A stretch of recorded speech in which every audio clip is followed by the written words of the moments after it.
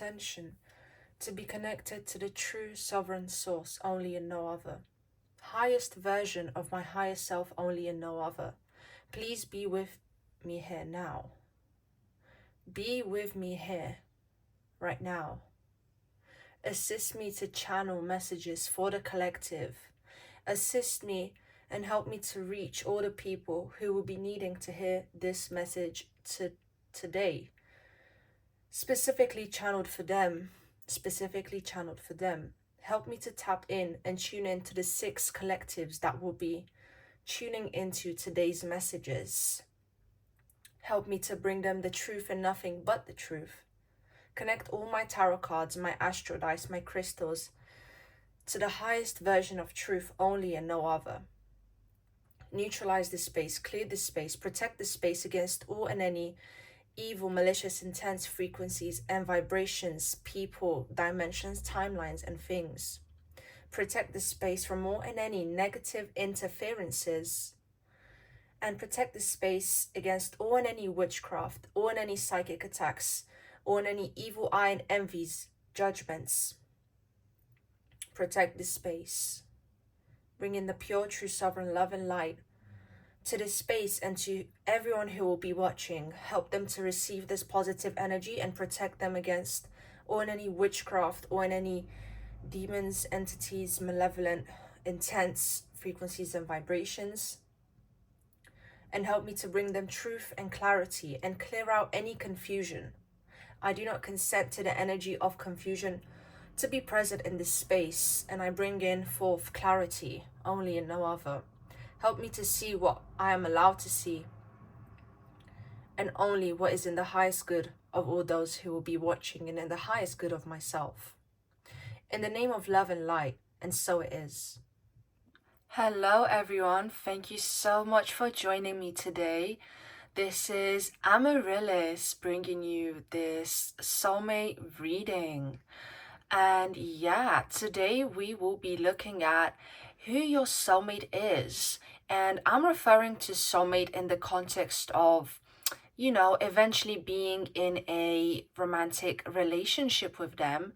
So regardless of your sexuality and even if you are asexual or aromantic, this reading will be referring to someone who you will eventually be in a relationship with. So again, take what resonates and keep in mind that this is a general reading.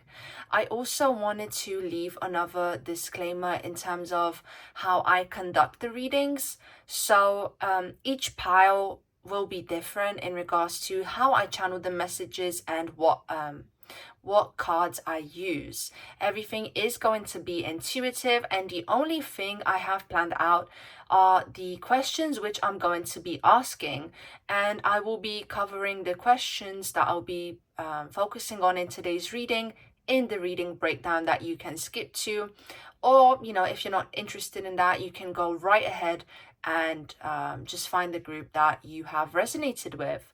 So without any further ado, I'm going to be introducing the 6 groups. So for group number 1, we have this gorgeous moonstone here. For group number 2, we have the gorgeous rhodonite. For group number 3, we have this aventurine. For group number 4, we have the opalite crystal. For group number 5, we have the citrine, and for group number 6, we have the obsidian. So you can set the intention to be connected to the truth and nothing but the truth. And yeah, see which pile calls your attention the most, okay? So yeah. I'm going to be leaving the timestamps in the description below as well as in the comments, and yeah, I'll be seeing you at your group. Okay, my love, this is going to be the reading breakdown for this reading, okay? Who is your soulmate? So the questions we will be asking to gather information about them will be, how will you recognize them? Okay, the first question, how will you recognize them? And overall first impressions, you know, we'll see what comes through. The second question is, who is this person and what are they passionate about? I know that's 2 questions, but I feel like when referring to someone's personality and interests. If it's something they enjoy, there's going to be a feeling of passion in relation to that. So, question number 3, when will you meet this person? Okay, possible timings as to when they could appear in your life. And the fourth question is perceived green flags and red flags. So this is what you would consider a green flag or a red flag, and that's subjective depending on who is speaking to. But hopefully that resonates with you when it does come up. So, for question number 5, what will you find attractive about each other? Okay, very exciting. And for number 6, messages from this person, okay, what they want to say to you. So, I hope you will enjoy, and I'll be seeing you at your group. Hello there, group number 1. Thank you so much for being here today. Whether you resonated with this moonstone or the planetary card Luna, welcome to your reading. Okay, so the first question is, how will you recognize this person? How will you recognize your soulmate? And with the Luna card being here, with the moon being here, I'm hearing something about this person seeming quite deep or just quite attentive. I'm seeing them listening in on conversations or just being very perceptive. I feel like you're going to be noticing this person in the sense that they're being helpful, or they're just being very considerate towards the people around them. I know we're not at the question as to how you're going to meet them, but there's definitely a like a social gathering context here, okay? Because I can see you observing them, okay? It's like you're just picking up on their actions, and they're very much standing out to you in the sense that I don't feel like, okay, I already feel like this person is not someone who's very revealing, but you can pick up clues about their personality in regards to how they are interacting and being with other people, okay? So even physically speaking, I have to say I'm picking up on a tall and skinny person here. This doesn't have to be the case, but this is what's coming through.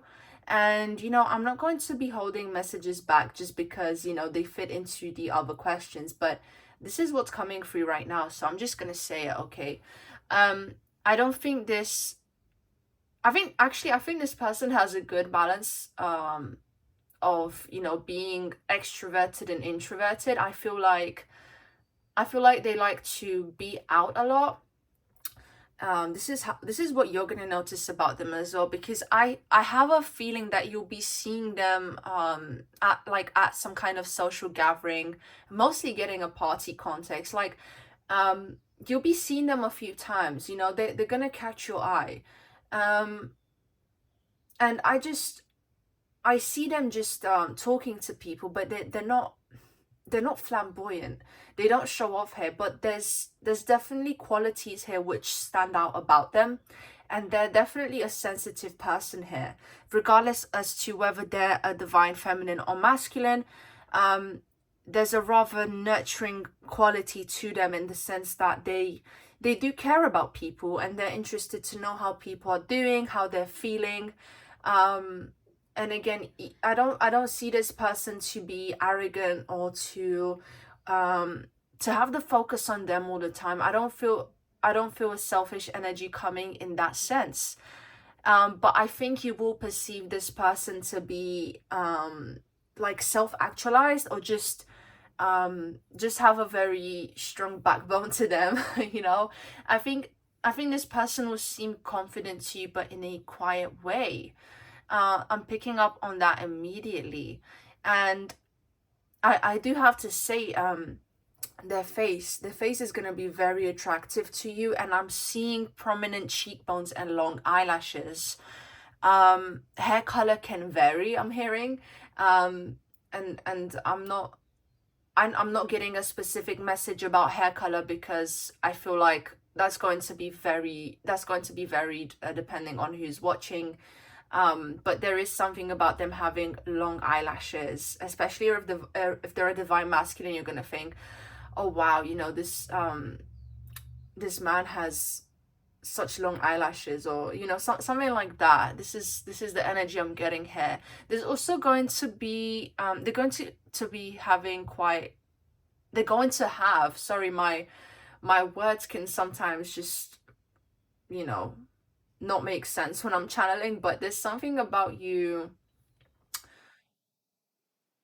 finding their face to be a bit more on the feminine side, just a bit more effeminate here. And I think you're gonna find that very intriguing and very alluring. um I'm seeing like a dandy archetype. Okay, if you've read The Art of Seduction by Robert Greene and you're into that kind of thing, I'm picking up on a dandy archetype here. And I'm hearing Mick Jagger and I'm hearing Prince. Okay, and these are dandy archetype divine masculine men. There's a masculinity to them, but there's also something feminine about them which stands out. So wow, that's just your first impression of them, guys. So that's really interesting. Um, I also feel like this person might stutter a lot because I keep tripping up on my words. And I think this person, although they're very sensitive, I think they have a hard time expressing their feelings. And you're gonna be picking up on that. But I do feel like they kind of express themselves with accessories, or just the way that they dress. There's something about them being very particular about that, and also using it as a form of maybe communicating their moods, just something like that. This is definitely a person of a creative streak, and again, this is something that you're going to be noticing about them, because this is about first impressions, but also just your how will you recognize them, essentially, how you will recognize them. This person could also be a foreigner. This person could be foreign to you. Maybe there's something about their accent, but there's something about the way they're speaking which is not necessarily clear. Okay, I think this person speaks multiple languages. This person might make a lot of grammar mistakes, as I have been doing in this pile. Like, there's definitely a message here about this person being well traveled. And there's also something about this person just being a bit more mature than you, a bit more settled, a bit more grounded. And this person being very emotionally intelligent. Okay, and you're gonna be picking up on that. You're just gonna think, okay, this person stands out from the crowd.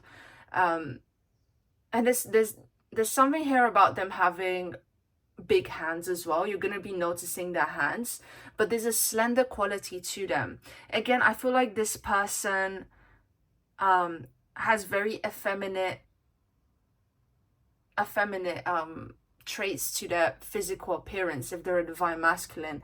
And if they're a divine feminine, if you're asking about a divine feminine here, I was mostly picking up on divine masculine, but I'm sure there will be people asking about a divine feminine. And I have to say, like, I'm seeing someone with long chestnut brown hair. Again, hair color can vary, but something about them having long hair. And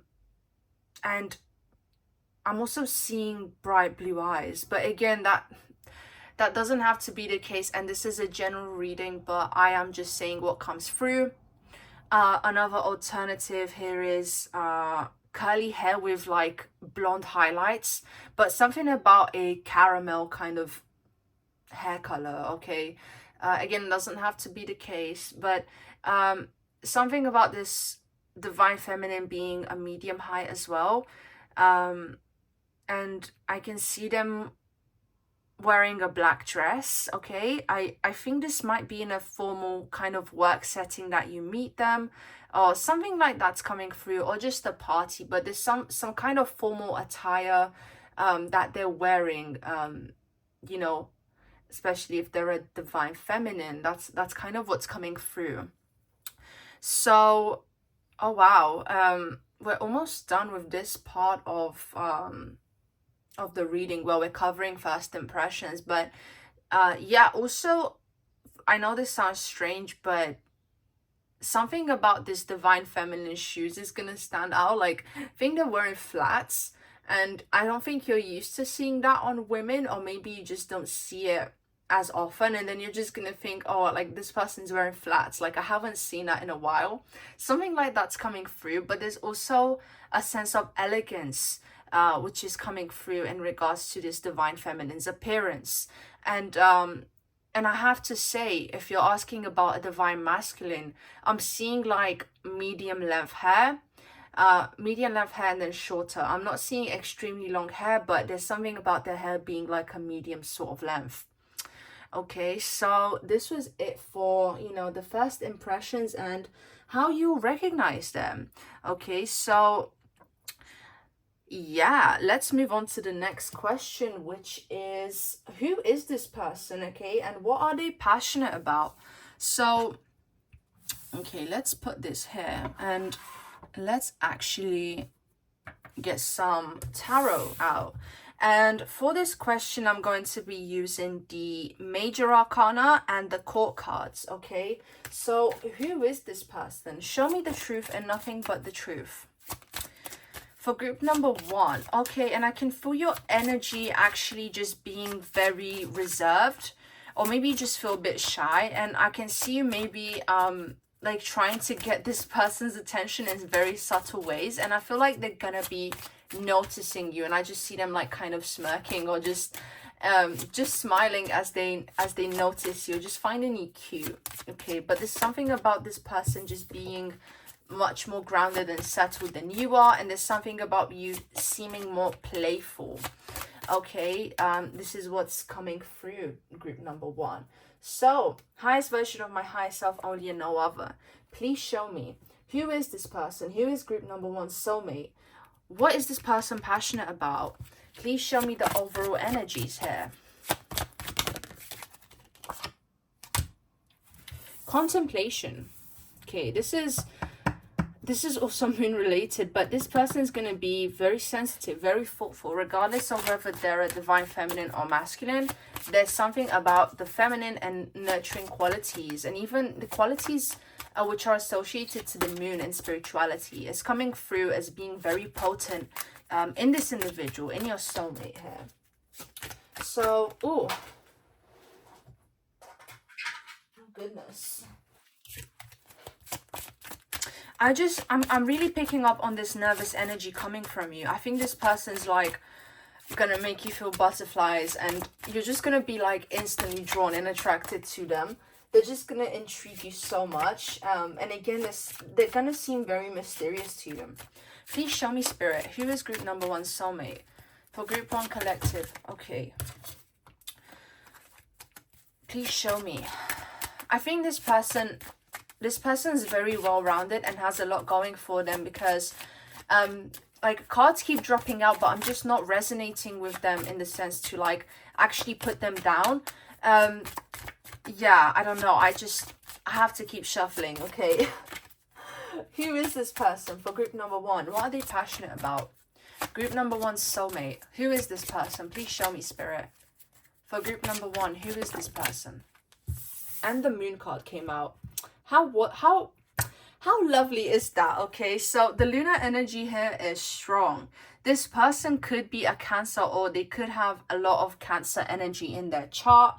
Okay, but wow, this person, if you were in the past, if you were with people who you felt like you had to give a lot of, a lot of your time and energy to without it being reciprocated, I don't think this is like the case with this person. Like, whatever attention to detail you put into your previous relationships and you feel like it wasn't reciprocated, like this person is going to be making up for that.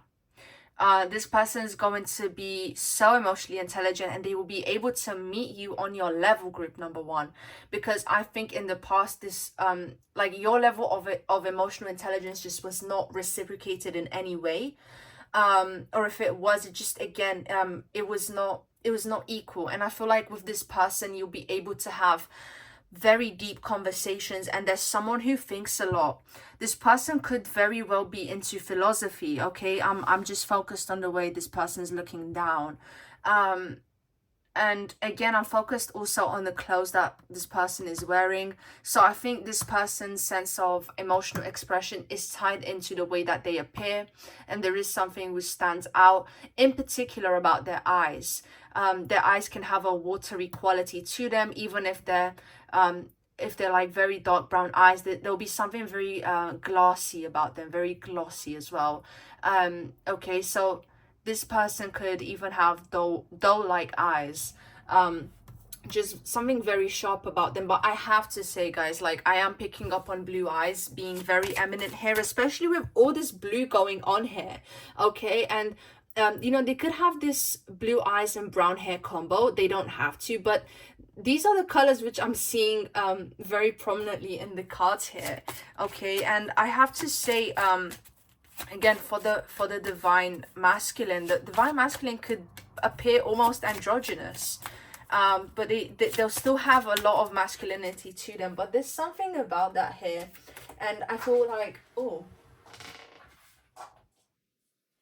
jeez. Okay, so I do apologize, the cards kept dropping. This person could even be clumsy, like maybe they happen to break things a lot, or maybe that's something that they joke about, is how they ruin everything. They might make jokes like that as to their self-sabotaging tendencies. Okay, I'm picking up on that. But anyway, this person could be an artist, or this person could work in because I have to say, I'm picking up on this company kind of context. And I know that I haven't put any tarot cards down, but I'm just getting so much information just from these two cards. It's kind of insane, actually. But yeah, I feel like this person could work at a company, or you could meet them at like some kind of company event. But I think they're a creative person, and they could be an artist. And if that's not their main kind of thing, it could very well be a hobby. But there's definitely some of that going on, and in particular, them having some sort of musical orientation, or like music being very important to them in their life. But there's also, I'm seeing this person journaling a lot. So yeah, who is this person? This person is compassionate, this person is thoughtful, this person is into philosophy. They like to think about life. They're very emotionally intelligent. This person's into psychology. But again, like, I'm seeing them also be very like aware of what's expected of them. So them fulfilling the expectations, I'm hearing, of society and of their parents. So this person may feel like they owe something to their family, or this person has a strong connection to their family, and it makes sense with the moon coming up. Okay, so this person is gonna really value family and be very family oriented. That's something strong that's coming through. And I feel like even if there's a creative side to them, they're definitely very dedicated, and I think they do value being financially stable. Okay, I don't see this person being very materialistic, but I'm hearing that they like high quality things, and they like to invest in good materials. Something about them liking leather shoes, or again, just enjoying high quality things, paying attention to details. This person could travel with their work a lot, I'm hearing, because this image of the moon phases came up in my head. So yeah, they could very well be into traveling for their work. Some of them, they could even work like in the art industry, but in a contract sense, like dealing with contracts in the art world or something like that. This person could even be a lawyer. But anyway, like, I'm just picking up on something regarding contracts, and I definitely think they have to socialize a lot for their work. Again, take what resonates, and there is something very strong about you, like possibly meeting them as a result of work, or just meeting them in a social context. I'm not picking up that you're going to be meeting this person online. This is, I feel like, very unexpected, and I'm also hearing that you could possibly meet them at an event you originally didn't want to attend. Okay, but I'm hearing expect the unexpected. Let's pull out one more one more tarot card. Please show me, person. Who is this? Please show me, spirit. Who is this person and what are they passionate about? Who is this person for group number 1 collective? Who is this person? What are they passionate about? Who is their soulmate? Who is this person? What are they passionate about? Queen of Swords. This person, this person's very in tune with their own personal truth. They live their integrity. And I haven't gotten out the astral dice yet, but I'm also picking up on Aquarius energy. With this Queen of Swords, that's the energy I'm picking up on. I feel like they value doing the right thing, and contributing to something bigger than themselves. I feel like even if they're art oriented, their art does relate to kind of helping out the underdog, or just helping people who are less privileged. I think this person cares about getting to higher positions or higher status so that they're able to kind of be philanthropic and kind of offer their services to the world. But yeah, I'm gonna get the astro dice now. Okay, so who is this person for group number 1, please, spirit? Who is this person? Who is this soulmate? Group number 1 collective. Who is this soulmate? Please show me. So we have the 6th house of work. Okay, this person could do something mundane for work. I think this person has a very stable routine. This person could work out and have a very nice physique, but there's something about them being very put together, very clean. Some of you guys, like, this person could even have OCD. Okay, 6th house ruled by Virgo. That's what I'm picking up on. With Saturn being here, the Saturnian energy is about discipline. It's all about doing what you have to do. So there's this feeling of like this person meeting societal expectations, this person even being very conventionally attractive. And there's also a message coming up about people making assumptions based on how this person looks. So maybe people think they're shallow because they look really good, or people think they have nothing else to offer in regards to their looks. And I have to say, it does make me sad. Like this sense of sadness, I just picked up on that. And look at that, guys. Cancer energy is very, very strong here. So again, with Cancer energy being present, okay, like this person may not be very upfront with how they feel, because again, I feel like they're so sensitive deep down, even if they seem quite intimate, because I have to say, like, they seem to be intimidating on the outside. They seem very hard to approach, and that's why I feel like you'll kind of be trying to gain their attention in more covert ways, or like talking loudly next to them, or just something like that where you try to get their attention. But I do feel like they'll be noticing you as well. Okay, so that's really interesting. And I'm also hearing like that you're not initially this person's type, or what they'll be going for. Maybe that there's some kind of stereotype they're associating to, but there's something like that going on. Or maybe if that's not the case, there's something about you seeming foreign to this person, like this is something they haven't encountered before. So there's really strong energy coming in regards to that. Okay, wow. But yeah, this person is very passionate about their work. Work is a very important aspect to this person.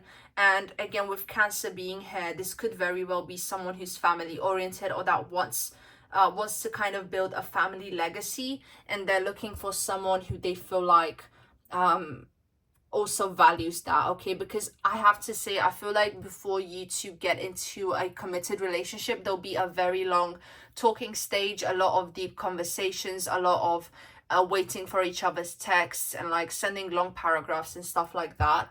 I'm picking up on that very strongly. This person again could also be a Capricorn or an Aquarius, with Saturn being here, or a Cancer as well. But I have to say, I'm also picking up on Piscean energy as well, because of the artistic flair that this person has, and the kind of sensibility this person has. Again, very sensitive individual. I think they will appreciate your sense of humor that's coming through. Okay, so let's get on to the next question, my love. Okay, when will you meet this person? When will you meet this person? Okay, so I'm gonna be using the minor arcana for that. Okay, and I'm also gonna be using this Earth Magic Oracle deck right here. So please show me, Spirit, for group number one, when will they meet their soulmate? When will group number one meet their soulmate? Please show me. When will group number one meet their soulmate? Show me the truth and nothing but the truth. When will group number one meet their soulmate? When will group number one meet their soulmate? Please show me. Yeah, there's something about you like also being with people who were not financially stable in the past, and I feel like this person's gonna be financially stable. This is not gonna be a burden. Like, this person's not gonna burden you, I feel, and they're actually gonna be very considerate towards you, and they will be putting in the effort which people lack to give you in the past. When will group number one meet their soulmate? Please show me, Spirit. When will group number one meet their soulmate? Show me the truth and nothing but the truth. Let's see. When will group number one meet their soulmate? There we go. So we had two cards come out. Let's see. So 9 of Pentacles and 10 of Cups. So this person's gonna, again, there's something spontaneous about this. And with the 10 of Cups being here, you're gonna meet them when you're having a good time, when you're happy. And with the 9 of Pentacles, yeah, this could be like at a social gathering or like a party. But it's also when you feel like you have yourself kind of put together, like you've achieved a lot of what you wanted to achieve, but then there's this like one thing that's kind of missing. But I feel like many of you are working on yourself in a psychological sense, and you're like in regards to relationships, how you deal with relationships, attachment issues. This could very well be something you're focusing on right now. And I am hearing from Spirit that if you want to be in alignment with your soulmate, you need to keep going down this path of working on that and being healthy in that sense, because there's something about you feeling very grounded with yourself, feeling very secure, and you know, not longing for someone necessarily, but just kind of being in the present moment and being in the flow and enjoying yourself and being happy. And with the cups here, I'm focused on drinking. So you could, again, very well be meeting this person while you're just having fun, being in the moment, having a drink. That's coming through very, very strongly here. So let's get one more tarot card. When will group number one meet this person, Spirit? Please show me. So we have Princess of Staves here. This is the equivalent to the Knight of Wands. So there's something, again, about you just being in that flow, enjoying life, enjoying what life has to offer, and you already being fulfilled with your life. And we have the Star energy as the back of the deck energy. So you're gonna be aligned with your purpose. You're gonna be doing what you have to do in order for you to feel like your needs and wants are met. Okay, so wow, that's really cool. That's really cool, you guys. But yeah, let's see what the oracle cards are saying. When will group number one meet their soulmate? Please show me, Spirit. When will group number one meet their soulmate? So we have blessings here, and we have harmony, and we also have something to do with music. Okay, you could even meet this person at a concert. You could meet this person, I'm hearing, jazz cafe, or like you're gonna meet this person where there's loud music, where there's some kind of drinking going on, and you're gonna be meeting this person when you're in the present moment, when you least expect it, and when you have, with this 9 of Pentacles, when you feel like you're stable and secure within yourself, within your finances especially, but also like just when you feel like you're able to enjoy things without relying on them to, you know, because I feel like in the past, or maybe even now, you're still like, your mood is dictated based on external circumstances. Your mood could fluctuate a lot, and I feel like that won't be the case when you meet this person, because of how much work you would have done on yourself already. I feel like you're just more in tune with yourself and actually fulfilling your own needs, rather than just expecting other people to do that for you. There's a high level of self-love which is coming through. So you're going to be meeting this person, you know, when when you have that figured out, basically, and when you feel like you're in that flow. But there's something about financial success and career success, if I'm being honest, that's coming through as to when you'll be meeting this person. I feel like you'll be in the heights of that for some reason. Okay, so when will group number 1 meet their soulmate? Please show me, Spirit. When will group number 1 meet their soulmate? Strength. Okay, with this mountain, I feel like you've built up this mountain for yourself, and you have all the strength you need to be independent and to kind of get you through life and through hard circumstances. So yeah, also with this 10 of cups, 10 is like a number of completion, and 9 as well is like close to being to that completion. So again, there's something about you being very self-actualized, very on your purpose, in your purpose when you're meeting this person. Things are just going really well for you. And again, there's something about you meeting them in a social sense. But I'm gonna roll the astral dice again for this question. So please show me, Spirit, when is group number 1 going to meet their soulmate? When is group number 1 going to meet their soulmate? Please show me.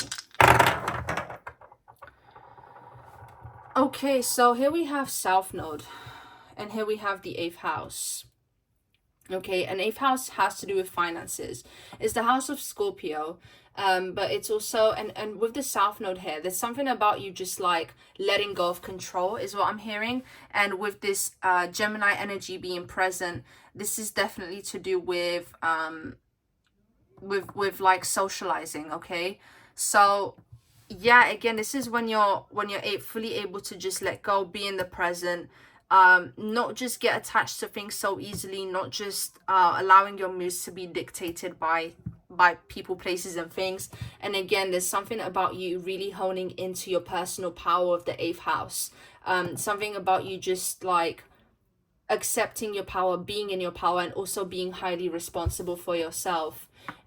Because I feel like this is what will bring you guys into balance, because there's something about this group being very very in tune, very intuitive, and yeah, I also feel the need to say like create a playlist in advance for when you meet this person, because I think you and this person will bond over music, or will bond over like you have some common interests. And also there's, again, I feel called to say like you guys are going to be having the deepest conversations with this person, and it will just be very fulfilling to the both of you.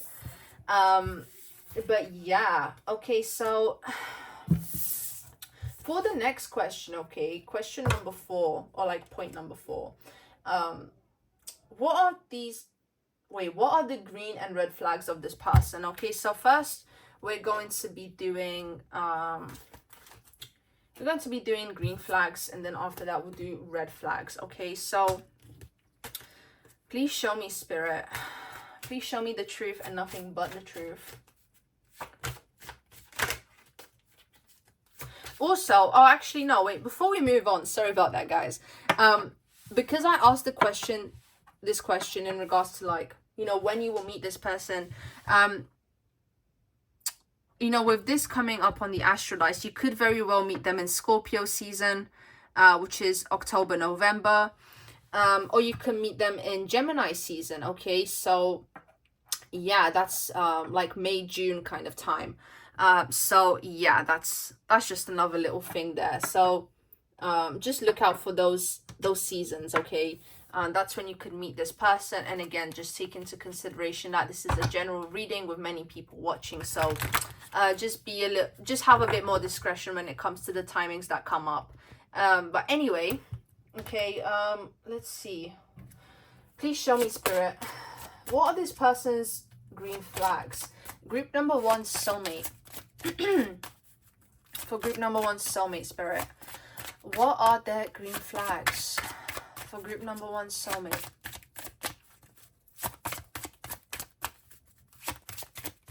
What are their green flags? Please show me the truth and nothing but the truth. Group 1 collective, for this soulmate, what are their green flags? So we have 5 of Swords in reverse. We have 8 of staves. And then we have, let's see, for group number 1 soulmate, please. 5 of Pentacles in reverse. So for this energy, oh, actually, no, I'm going to get this other oracle deck as well. Well, I've combined 2 oracle decks here. But I'm going to be asking again. For group number 1, please, Spirit. What are their soulmates' green flags? Please show me. What are the soulmates' green flags for group number 1? For this soulmate. So I'm gonna actually no. I'm gonna look at the oracle cards after. What are the soulmates' green flags?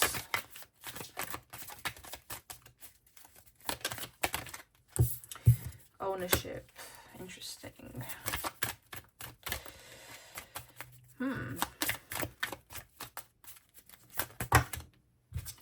Group number 1, please, Spirit. What are the soulmates' green flags? Okay, so with the 5 of Swords in reverse coming up here as the first card as to what this person's green flags are, there's something about them not being defensive, something about them like being curious, but like not in an intrusive sense. Like, how can I put it? This person's not gonna fight with you. This person is only gonna have friendly debates. This person's truly going to want to understand you. And yeah, that's a green flag. They're not gonna be like arguing with you. And also then they're gonna be very very secure within themselves. Okay, actually, I'm just going to bring out the oracle cards now. With the ownership being here, I feel like they own themselves very well. And look at what it says on this oracle card. You acknowledge your misdeeds and accomplishments alike and learn to love them all as lessons. So if this person gets like something wrong, or you tell them that they've messed up in some way or that they've hurt your feelings, they're going to take ownership of that, and they're not like they're not going to be dismissive about it, and they're not going to argue with you about it. Like, the sword is going to be put down. The defenses are going to be dropped if you bring up something wrong that they did, or like if they've crossed your boundaries in any way. This person is going to take ownership of that. But with ownership, I'm also thinking about it in a in like the context of themselves and owning themselves and being very stable and secure within themselves. So that's definitely a green flag. With the 8 of staves here, they're going to have a lot of clear communication with you. They're going to be able to communicate their needs, their wants in a way that's clear. And also, they're not going to play games with you. They're not going to be hot and cold. This person's going to be, again, very stable with you and very like upfront. Like, you know, I think this person's always going to be planning ahead as well. Like, they could plan dates and then just like let you know about it. Like, hey, 7 o'clock at this restaurant we're meeting. Something like that's coming up here. And I have to say, there's something about you and this person whining and dining a lot that I'm seeing, like enjoying good meals and good conversations with them. So yeah, okay. And again, peace. This person's gonna value peace here. Okay, this person's not going to want to argue with you. They're always going to try to understand you. And, you know, if they're a divine feminine, and you know, you're a divine masculine, kind of wanting to take the lead and, you know, initiate and do all the planning and stuff. I feel like this is going to be a divine feminine that communicates well, and they're not going to be vague. They're going to have a sense of mystery to them. But there's something about them, like once you get to know them, those defenses are going to be dropped. But I do feel like whoever you're dealing with here, whether you're divine feminine or masculine, like your soulmate, it's going to seem intimidating at first. But again, I feel like those defenses will be dropped, and everything they do is with the intention of peace. And again, I feel like whatever you need clarity on, they'll give you that clarity. But yeah, I feel like if they're a divine feminine, they will communicate very, very clearly and very directly, and that's just something you're not used to maybe as the divine masculine if you're watching this. So yeah, that's coming through very strongly. Okay, so with the 5 of Pentacles in reverse, and freedom being here. This person could be financially free. This person could be again just like very disciplined in regards to their finances. I don't feel like this person is stingy, but I also don't feel like this person spends on unnecessary things. I also feel like, again, they're a very secure person, not just within themselves, but like externally as well, like to do with their finances. So that's really good. But also there's something here about them feeling free within themselves, in the sense that they won't, like, if they want to explore something, they'll go for it, and they won't limit the exploration of their own consciousness. So this person, on top of being quite philosophical, they could be quite a spiritual person as well, and maybe they want to see certain places around the world that, you know, they value a lot because of their spiritual significance. But yeah, that's what's coming through for green flags. Now, let's have a look at their red flags. Okay, please show me, Spirit, for group number 1. Everyone who's tuning into group number 1, their soulmate. Please show me group number 1's soulmate, their red flags. What are the red flags of group number 1 soulmate? Please show me. I'm also seeing something about East European heritage, specifically Russian, coming through. Doesn't have to be, but there's something about that in regards to this person. Maybe they have a lot of interest in East European history or culture, or maybe they have some sort of East European background. Maybe they grew up in East Europe. There's just something like that coming through. Let's see. For group number 1 soulmate, please, what are their red flags?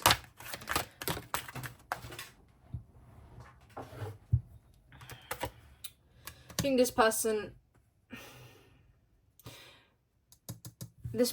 may, how can I put it?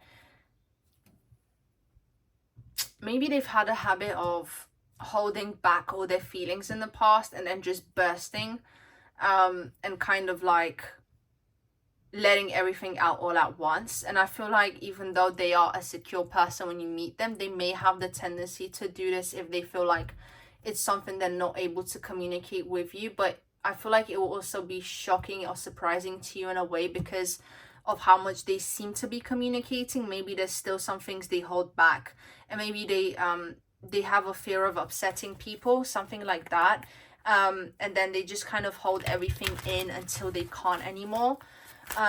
Please show me, Spirit, what are the red flags of group number 1 soulmate?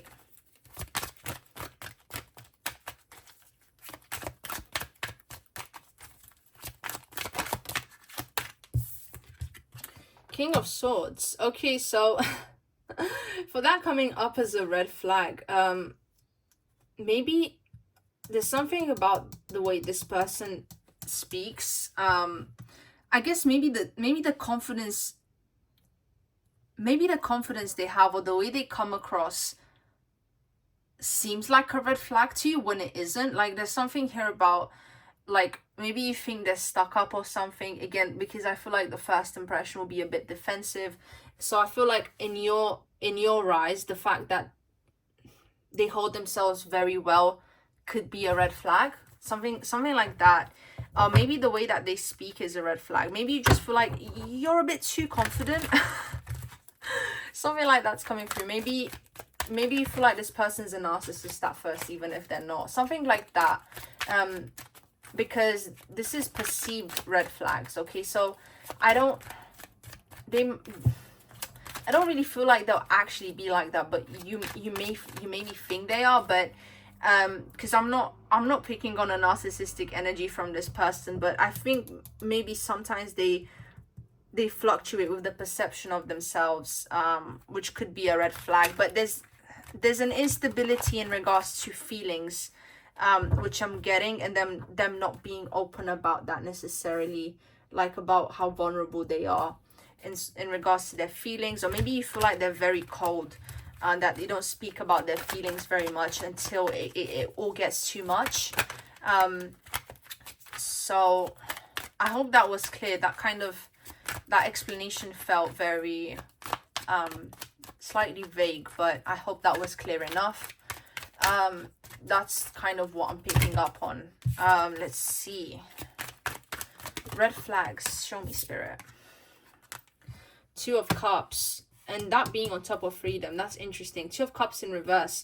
Maybe this person could seem avoidant of starting a relationship with you, or maybe they just don't make that particularly clear at first. Like maybe they just, again, like there's, because I did sense a long talking stage, so it might be a while until you guys get into a relationship, and maybe in the past they kind of avoided being in relationships because of a particular bad relationship that they had.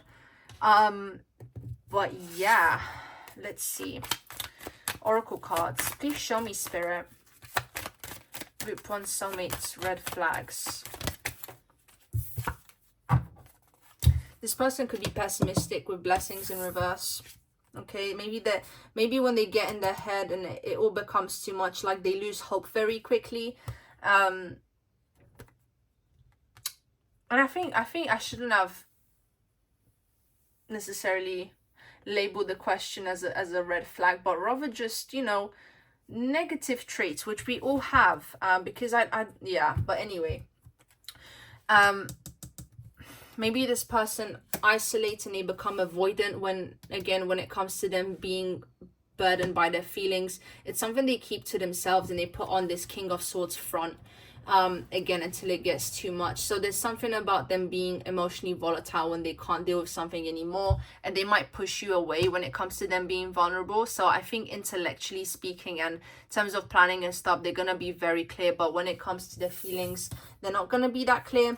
And again, something about them being very emotionally tied to their family, or just having strong connections to their family, and maybe their family could have a lot to say in regards to you, or their family could influence their opinions a lot. There's something like that. So again, family is going to be very involved with them in their life, and I feel like this is partly why they've become like this. I feel because they've had to be responsible. There was no one they could rely on emotionally, and yeah, and I also feel like they're kind of harsh with themselves, and they can be quite pessimistic, and want to call it quits very quickly. Like something about them giving up very quickly and just losing hope. Something like that's coming through. Okay, but yeah. Wow, okay, like that almost put me in a spiral. Like I could just see this image of someone again, yeah, like spiraling, being alone, overthinking, even if when like on the outside they seem like they're not, I feel like they are. Okay, wow, interesting. But now we're going to be moving on to question number 5. What will you find attractive about each other? So let's have a look. Okay, what will you guys find attractive about each other?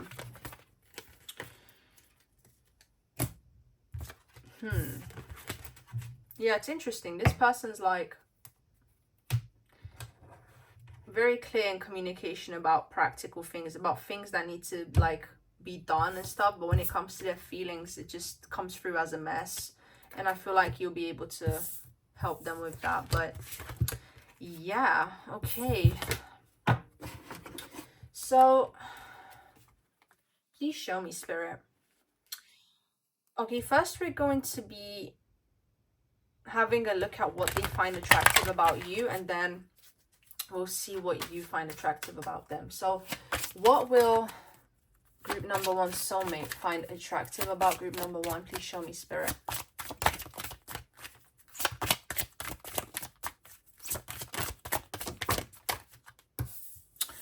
Oh, 2 of Cups, kind of sort of coming out like this, not upright, but not reverse either, but I feel the need to put it upright. So I think what this person will find attractive about you, or why they'll feel attracted towards you actually, is because they see you as like wifey or husband material. Like they see, I think for a long time maybe they avoided relationships, and then they find you and they think like, this is someone I actually see myself being with. I think they also see you as like a balanced person when you meet. Like again, there's something about you being, yeah, being quite balanced, being quite self-actualized when you meet them, because it's like I'm focusing on the feminine and masculine polarity here, and I think you have them balanced within yourself by the time you meet this person.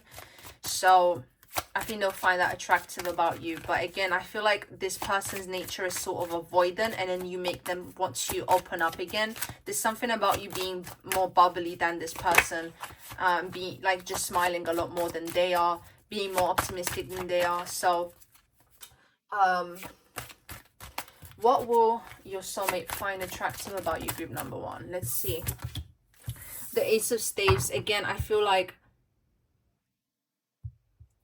this person sees you as an opportunity for them to unlock their passion. I think I'm just focused on this one stave here.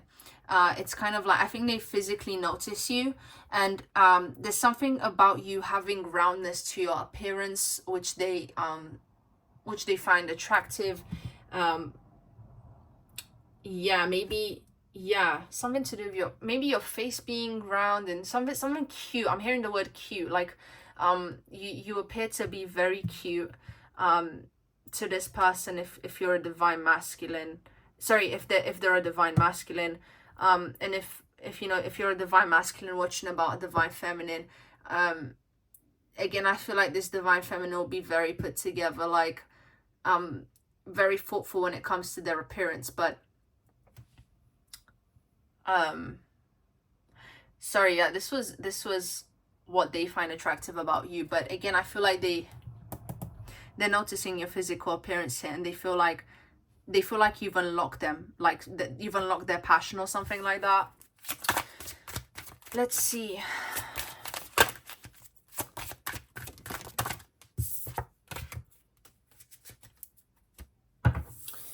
With the Four of Swords being here, I think this person finds you peaceful. I think that, yeah, there's something here about also them wanting to take care of you, something like that. And again, I do feel like this person's already nurturing, but I'm hearing like the word naive. So maybe this person could feel like you kind of have a naivety to you, and they need to protect you. They need to kind of step in and show up. And you know, if you're a divine masculine watching, you're gonna feel the need to do that for them. But I feel like, you know, if you're watching in regards to divine feminine, how can I put it? They're gonna be there for you, and they're gonna be very loyal to you regardless of your external circumstances. Like if you can't show up to work and stuff, they'll take care of you when you're sick and something like that. And I know I'm asking like what they find attractive about you, but yeah, this is what's coming through, and I'm not gonna force something to come through that's not coming through. But anyway, I'm gonna get the astro dice now. Let's see. Please show me, Spirit. What does group number one soulmate find attractive about group number one? Please show me. And I am also hearing like this person is not focused on your looks, if that's what you were hoping to hear. Like I think they will find you attractive, but I feel like you'll just stand out to them the way this ace is kind of standing out here. I don't think this person's a shallow person, which is why they're not necessarily focused on that. But I feel like they don't even know why they're attracted to you, because they're just not really attracted to people that often in general. So there's something about them, because I'm not picking up on like something very clear. It's just more like they see you, you know, they see your energy.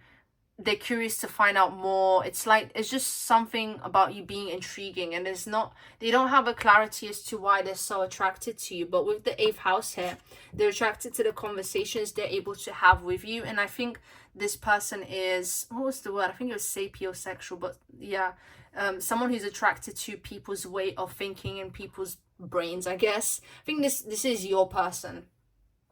Okay, so there's gonna be something about you which stands out. They don't know what it is, but with Jupiter being here, I think they see you as an optimistic person, someone with big energy, maybe someone who's loud, maybe someone who's extroverted in comparison to them. Okay, and they find that attractive about you. And with Taurus being here, also, kind of the similar to them, it's like you guys will mirror that to each other, like the stability you both have. They're attracted to the fact that you're a stable person, and you come across as reliable to them as well. Okay, that's what I'm picking up on. And yeah, with the 8th house of the Scorpio energy being here, I would say that there's a strong power couple energy which is coming through. And again, I feel like this person does see you as like someone who's a very good good match. Okay, that's what I'm hearing. But let's see, what do you find attractive about them? For group number 1, please, Spirit, show me the truth and nothing but the truth. What will they find attractive about their soulmate? What will group number 1 find attractive about their soulmate? What will group number 1 find attractive about their soulmate? And sorry about the change of lighting. My yeah, my light thingy ran out. It is what it is. But let's see, what will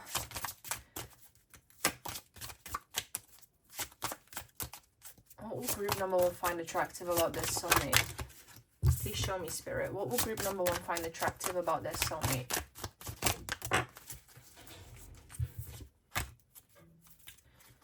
With the 5 of Pentacles being here, I actually think this person will have some sort of edgy energy in comparison to you. Or like, I'm just focused on how these women are covering themselves up. So, yeah, this person is going to come across as quite mysterious. I don't know why I got that from the 5 of Pentacles, but I did. And I think it's something about the way that they dress. It could lack color. I'm hearing it lacks color. Like it lacks there's a creativity to the way they dress, but I don't think it's very bright.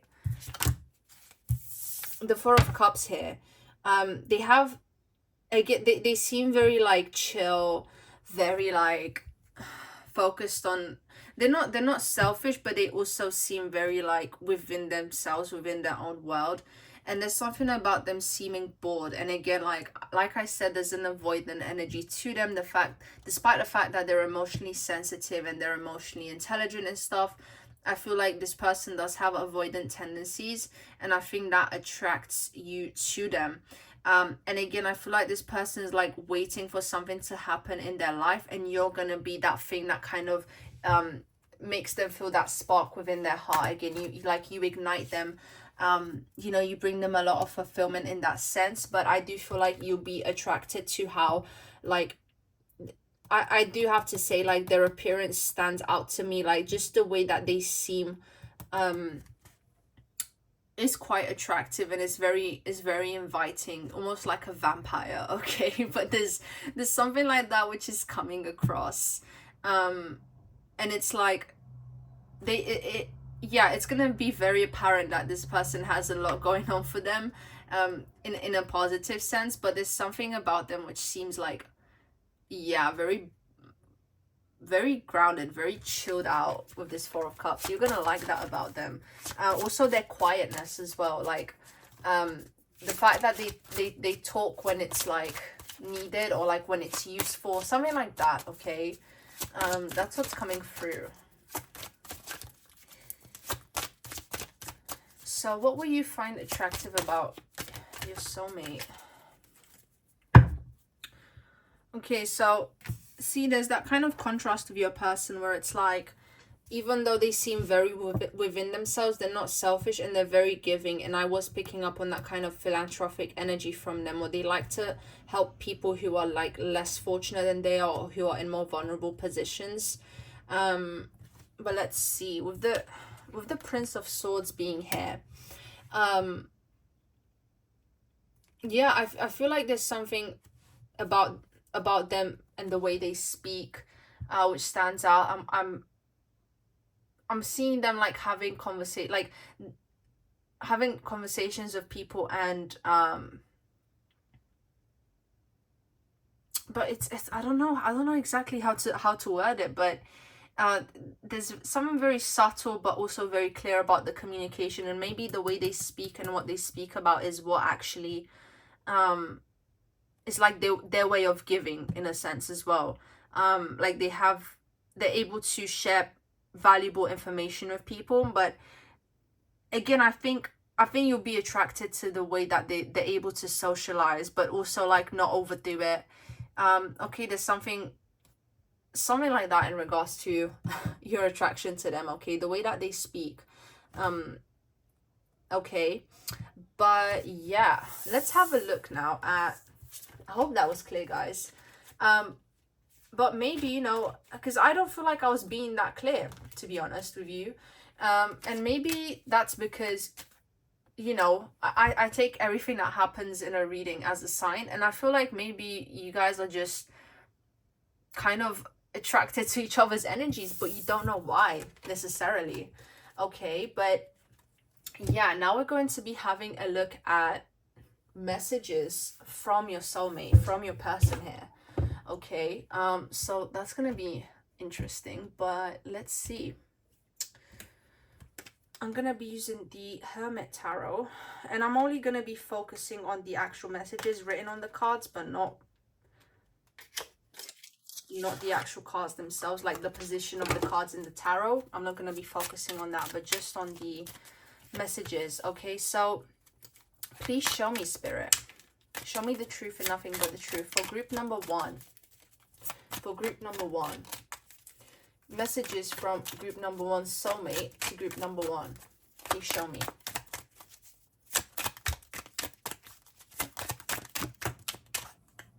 Reach out. Yeah, you might have to be the one that initiates the conversation with them. I'm not gonna lie, group number one. I still don't have all the answers. Okay, so I think this person again is someone who thinks a lot, and I feel like you'll be bringing a lot of new perspectives to them, and you have a lot to share with them, which is going to be giving them the answers they seek.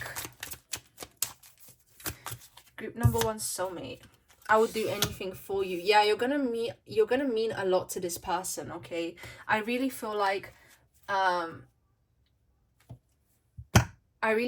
you're gonna touch this person's heart, and again, it's like because of the value you bring to them, they would do anything for you. I don't feel like a lot of people have. Yeah, I think you're the first one to unlock that within them, and they might even tell you, but yeah, it's gonna surprise them. I never imagined so much perfection. Okay, so this person likes you through and through. This person does like you physically as well, but I don't think that's their main focus. I don't think that's the main focus when it comes to people, to be honest. I think that's more you guys. I think you guys are fixated more on physical appearance and things that you enjoy, but I don't think they necessarily are. I don't think they value that as much. Messages from your person, from your soulmate. For group number one, please, Spirit. Group number one. Who is... No. Show me messages from group number one, soulmate. Show me messages from group number one, soulmate, to group number one. Show me, Spirit.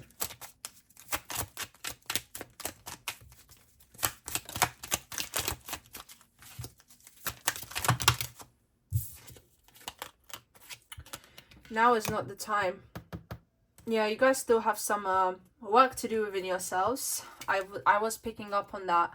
Okay, strength, ego. You have to even this person's telling you that if you want to meet them, because I feel like this is more of like their higher self coming through now. And they're telling you like you need to gain your own personal power and strength, And now is not the time, because you still have some work to do in regards to just gaining more confidence and just becoming a bit more self-actualized. Okay. Okay, let's see. Messages from group number 1, soulmate to group number 1. Please show me, spirit. Do you think about me too? Okay, so I think maybe you guys have a telepathic connection to your soulmate, or maybe you talk to them in your head a lot, or just something like that, where you visualize yourself with someone, or like you can feel their energy. And I think they do the same thing. So that's interesting. Okay, and I'm open to compromise. Okay, so maybe at first you and this person may have some things which might be able to clash, but I think they're gonna be willing to make the compromise. Okay, so right, again, that's very interesting. I hope today's message was able to give you some clarity, or maybe confirm some things for you in regards to who your soulmate could be. And yeah, if you enjoyed this reading and you did find it helpful and you enjoyed it, and yeah, feel free to subscribe, as it does support me and my channel, and it helps you to stay updated as to the videos I post. Do leave me a like if you want to, and let me know what you think in the comments, and you can always leave me a video suggestion. But yeah, this was your reading, my gorgeous group number 1, and I'm wishing you a lovely day or night wherever you are.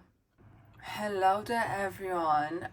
To all of you who have chosen group number 2, welcome to your reading, where we will be finding out who your soulmate is. Okay, so whether you resonated with this rhodonite crystal or this Neptune card, welcome to your reading. Okay, so the first question that we will be diving into, so that we can find out more information about your soulmate, is how will you recognize them, and first impressions. Okay, and with this Neptune card, actually, the first thing that came to my mind was like, I just saw two energies bump into each other, and just like this highly magnetic force, almost like a storm, right? And I feel like it's instant chemistry between you and your soulmate. I don't think this is a guessing game of, do they like me, do they not like me? I think there's a very mutual chemistry and attraction, especially a physical attraction, if I'm being honest. Like, you are both highly attracted to the way that the other looks. Okay, and how can I put it? I feel like if you're a divine feminine asking about a divine masculine, I think this divine masculine will be very blunt and will have a way with their words, that will cause trouble, I'm hearing. Okay, so this divine masculine has they're very tactless in regards to how they communicate. Let's put it that way. I think you'll notice them just being very confrontational. That was the precise word I was looking for. They're very confrontational, and they're not afraid to stand up to a good challenge. Okay, and I have to say, I think they even see you as a challenge, because if you're a divine feminine, I feel like your energy is much more introverted, like very, very introverted in comparison to this divine masculine. Okay, and if you're a divine masculine watching in regards to a divine feminine, I think the roles are flipped. Okay, so if you're a divine masculine watching, just if I'm describing a divine masculine traits, you can take that as a message about yourself, and if I'm describing the traits of the divine feminine, you can take that as your soulmate's energy. But anyway, I hope that was clear. But I will mostly be referring to the energies I'm picking up on in regards to femininity and masculinity. Okay, so I'm just going to be saying what comes through. But again, like, I think if you're a divine feminine watching, you have kind of like a black cat energy where you just pull things in, um like things just come to you in a way, and you're not the type to really initiate things. And I think this divine masculine energy, I think this soulmate energy that you're here to find out more about, they they are not afraid to stand out. They're not afraid to do like the hard things in life, and they're not afraid to get their hands dirty if it means that they will achieve what they need to achieve. And I think that will be very apparent to you when you meet them. I think you could possibly meet them through friends. I'm seeing like a bar or pub setting, something like that. You can meet this person at a birthday party, or also at some sort of event. But this person is very vocal about their opinions in comparison to you. I definitely feel that very strongly. I think this person acts before they think. They act before they think. They speak before they think. And I think you're much more thoughtful in regards to them if you're the divine feminine. And I can just feel you just finding this person's charm just very intriguing. Like, I think they're very popular, and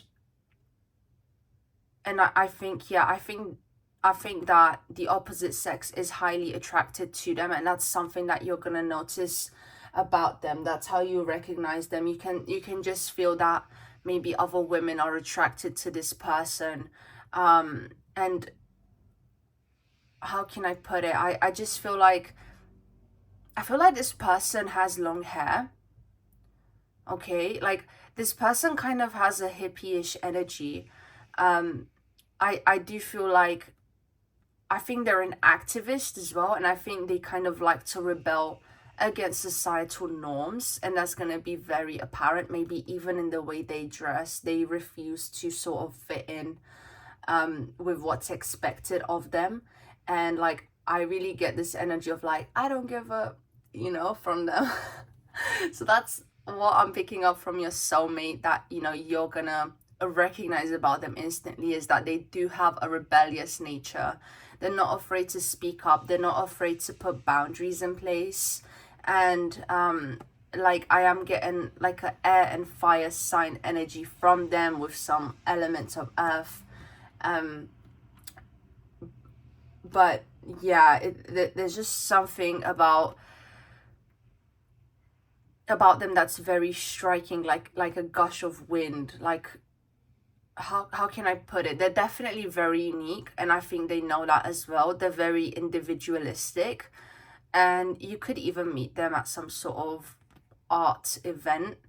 You could definitely meet them online as well, or maybe you guys, if you're speaking online, you're talking about going to some kind of artsy place as a first date or something like that. But I am seeing like this image of them maybe stepping in to help someone out, even if it's like a first date. If they see someone that needs help, they would just rush in and do that, and without even thinking about it twice. And I think that's gonna be very, like, it is just gonna tug at your heartstrings, that this person is able to be so compassionate and is able to just be there for people. Okay, that's something really strong which is coming through about this person already, is that they don't hesitate when it comes to helping others. And I think even on their social media, they could have I think they like graffiti work, and I don't know, stuff which like even poetry, and just yeah, it's something creative about the way they use their words. But also yeah, like they could use their social media as a form of activism. I think they're just a very passionate person who's not afraid to have a big personality. They're not afraid to stand out, and yeah, they're not afraid of confrontation, and they definitely have they feel like they have a bigger purpose and things that they strive towards in life. and they're kind of very on the go as well. Like, I don't think this is someone that just enjoys staying at home. I feel like you're more of the homebody. I definitely feel like they're gonna be bringing you out of that bringing you out of your shell. Okay, so you know, take it how it resonates.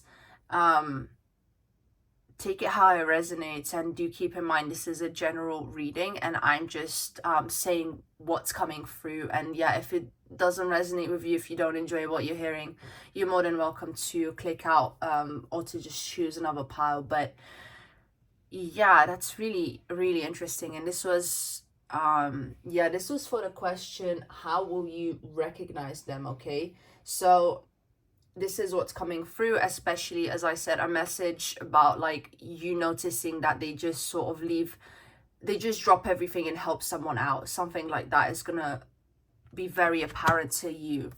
Okay, so that's interesting. But yeah, because you've chosen Neptune, you could be a Pisces, or this person could have Piscean energies and traits. Or you know, yeah, they could just be a Pisces, but there's something about them being passionate about helping out the collective, and there's something about them which sees the interconnectedness of us all. Okay, so yeah, this person's very much how can I put it, educated. Maybe this stuff I've mentioned is very important to you and you've wanted someone like that for a while. I think this person is gonna be on the same wave. Okay, so that's really interesting. Okay, but now we're going to be looking at the second question. So who is this person and what are they passionate about?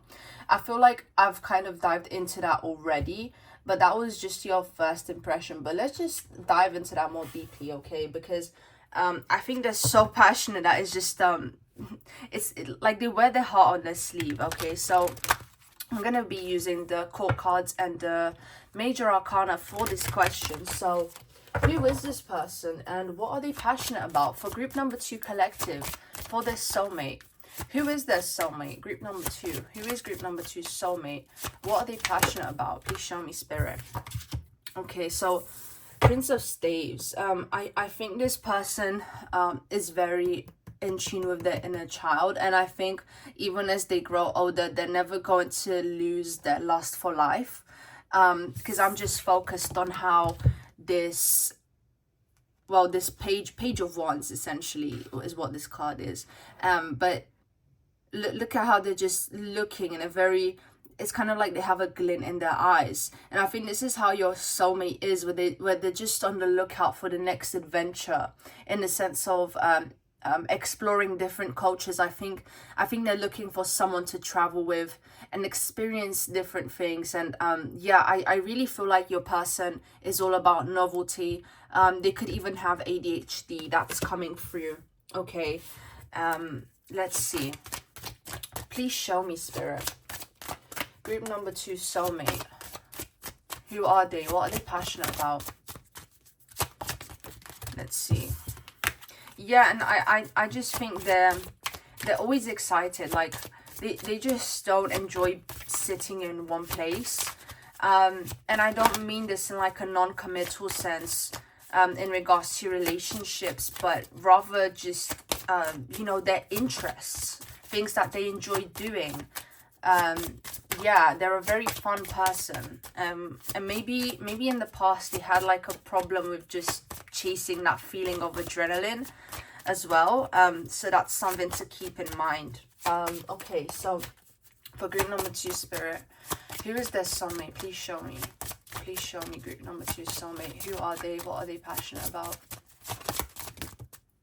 Okay, so here we have the Princess of Cups, which is essentially the Knight of Cups. Okay, so this person is highly connected to their heart. They act upon their heart's calling. Okay, and I just see it as like a snap. You know, if they feel it, they act on it. They don't like to question themselves very much. Okay, that's coming through very, very strongly. And again, they could be into stand-up poetry, or they could just go to yeah, like events where people are on stage with a mic. Okay, that's really coming through like that. I do feel like this person's into stand-up comedy though. I think if you're into that as well, that's something you could bond over with this person. I also feel like this person's sense of humor is a bit more on the taboo side, and that's something that you could have in common with them maybe. But I do feel like they joke around quite a lot. And yeah, I think they're very sarcastic as well. That's coming through. But there is a deeper, more sentimental side to them, which is where all their passion comes from. So I think that's why they can be very charming, because they kind of have that imbalance. Okay, so for group number 2, Spirit. Oh, okay, it came out already. So with the King of Cups in reverse, I think they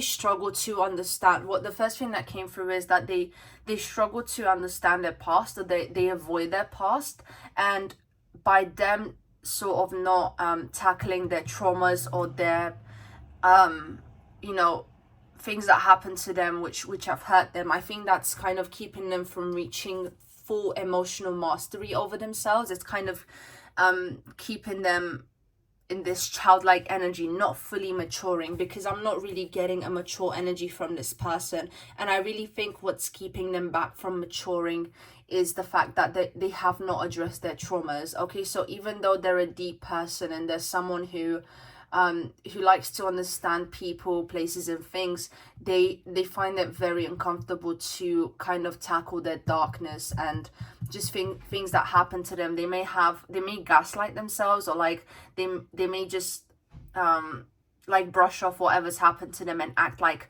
oh, this isn't a big deal, you know. And I really think that's keeping them back from reaching full maturity. And I feel like you have a role to play in helping them kind of do that, or like introduce them to shadow work or something like that. That's coming through. But I'm gonna get the astro dice now, and we're just going to see which planet, which number. I'm either going to interpret the number as in the sense of numerology, or as one of the houses in astrology, and of course, you know, one of the signs. So let's just see what comes through. For group number 2, please, Spirit, please show me, who is their soulmate? Who is this person? Please show me. So here we have the 8th house, okay? And also, I'm going to interpret this as both numerology and astrology. So this number 8 is all about being a go-getter and going after what you want. It's all about resilience. So I do feel like this person's just been able to like confront things and face things in their life. But they don't emotionally process it very much. And with the moon coming up here, like with Taurus as well, this is interesting combination. But with the moon coming up here, I feel like they're in tune with one side of themselves, and then the other is still kind of hidden to them. Like there's aspects of their own personality which they haven't unlocked because of this need to escape through the physical world by having new experiences and stuff like that. So that's interesting. But I do feel like you're gonna play a role in kind of connecting them to this 8th house, to this Scorpio energy, to this darkness which they're avoiding here. Okay, because yeah, with this Taurus energy sort of coming up as well, it's kind of like the physical senses, you know, they're very in tune with their 5 senses. They're very earthly. And I really think you balance them out in the sense that you show them things that they never even knew existed, I'm hearing, or just like sides to spirituality that they haven't dived into before. Because I feel like this person has like a spiritual nature in the sense that they really strive for equality and they strive for peace within humanity, but they don't necessarily look at their own shadows very much. Okay, and this is what's coming through. This person will definitely like to go out a lot, and as I said, I think you'll be putting them in touch with this with their feelings more and with what they've gone through. And I think this is where you're gonna really hit a soft spot for them. Okay, so that's really interesting.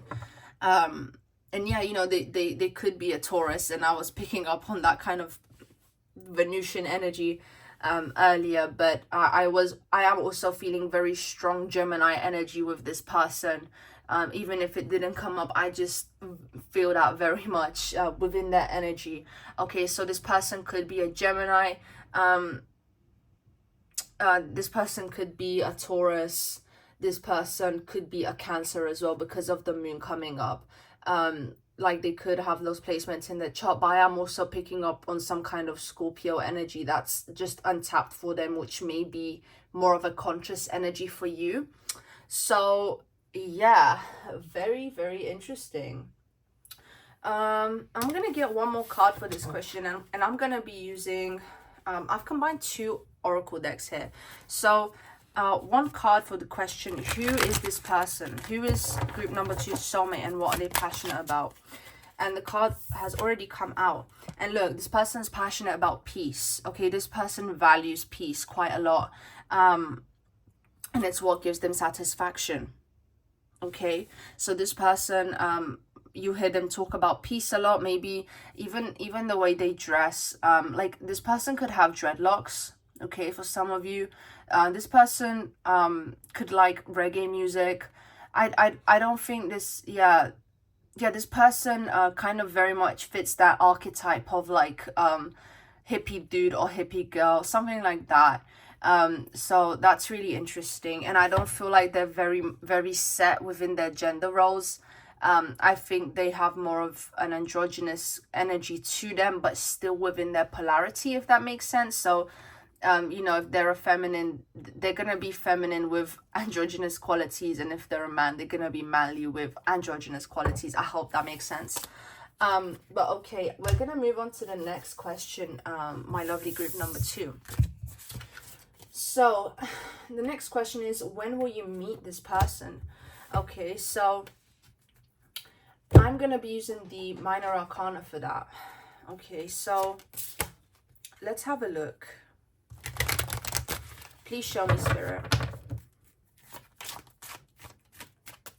Actually, you know what? For this question, I'm just gonna combine the cards. I'm gonna combine the whole tarot deck, because I just feel cool to do that. And I did say in the beginning of the reading, I mean like at the intro of this video, that, you know, all the piles are gonna be different. The way I conduct the reading is gonna be different for every group, because it's just a different flavor, different energy.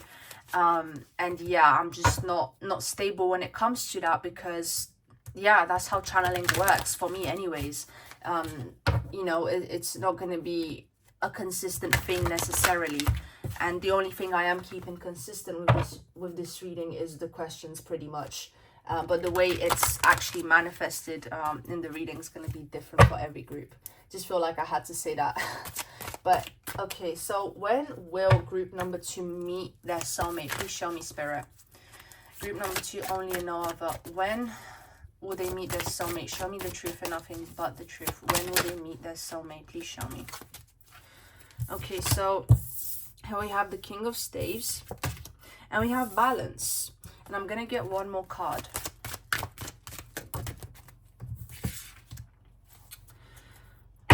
Okay, so the 2 cards that came out, okay, originally I was only gonna do 3, but 4 of them came out. So, you know, let's see. I'm also gonna get the Astro Dice as well for this question. When will group number 2 meet their soulmate? Please show me, Spirit. When will group number 2 meet their soulmate? Show me the truth and nothing but the truth.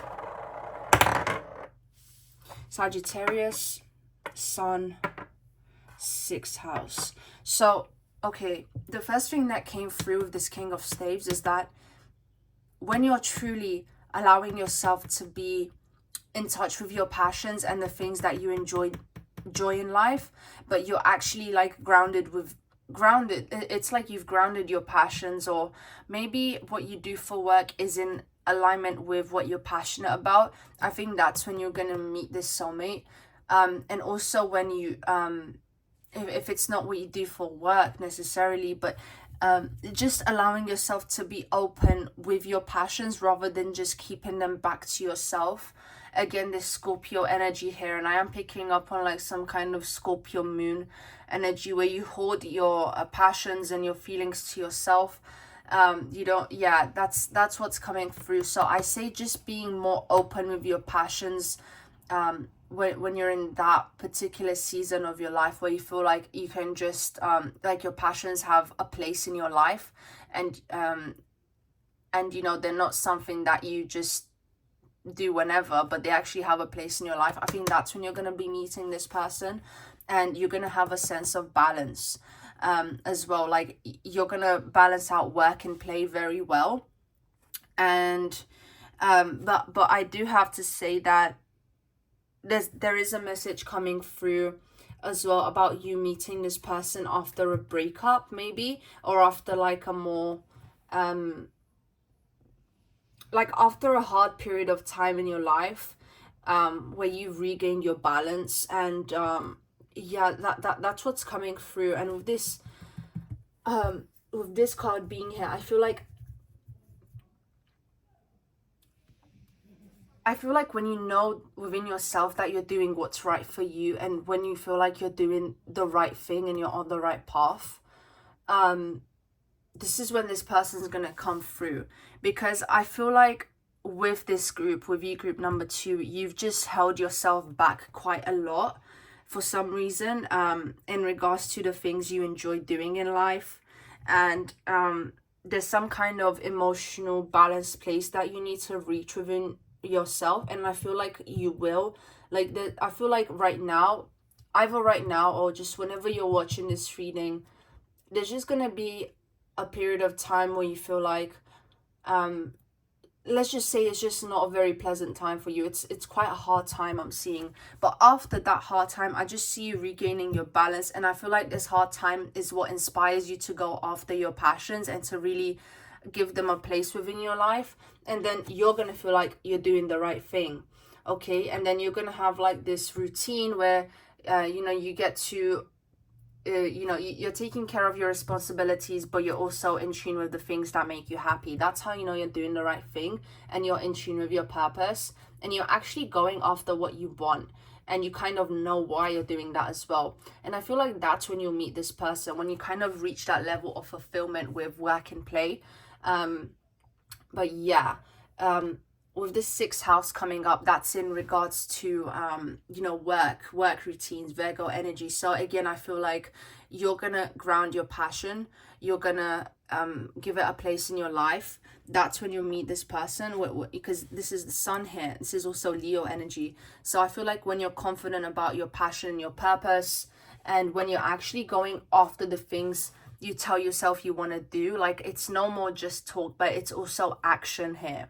Okay, and I think this is when this person will come through, when you're fully you know, starting to be in alignment with your purpose, something like that. Okay, when you know within yourself, like, okay, I'm satisfied, I'm doing the right thing. Okay, and I do feel called to get some oracle cards as well.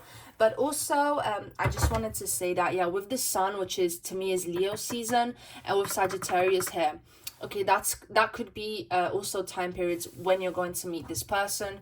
That's what's coming through. Okay, so Leo season is end of July and August, and Sagittarius season is November to December. Okay, so again, this is a general reading, take what resonates. And yeah, okay, let's get some oracle cards. When will you meet your soulmate? For group number 2, please, Spirit, when will they meet their soulmate? Show me the truth and nothing but the truth.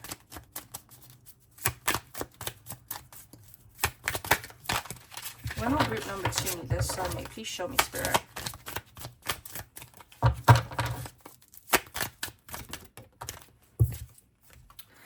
Relationships. Interesting. So I think you're also going to be open to relationships in the stage of your life that you will meet this person.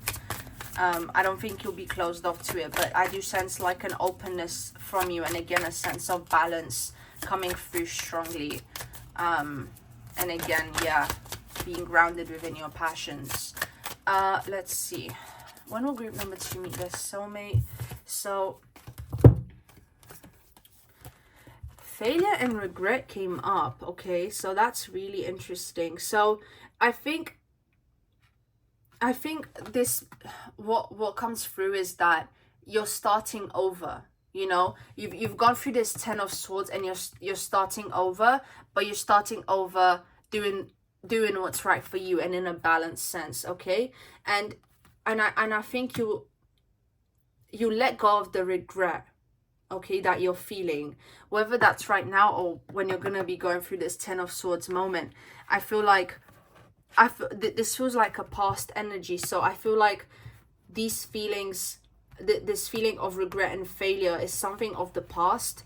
And yeah, after that kind of period of time, when you're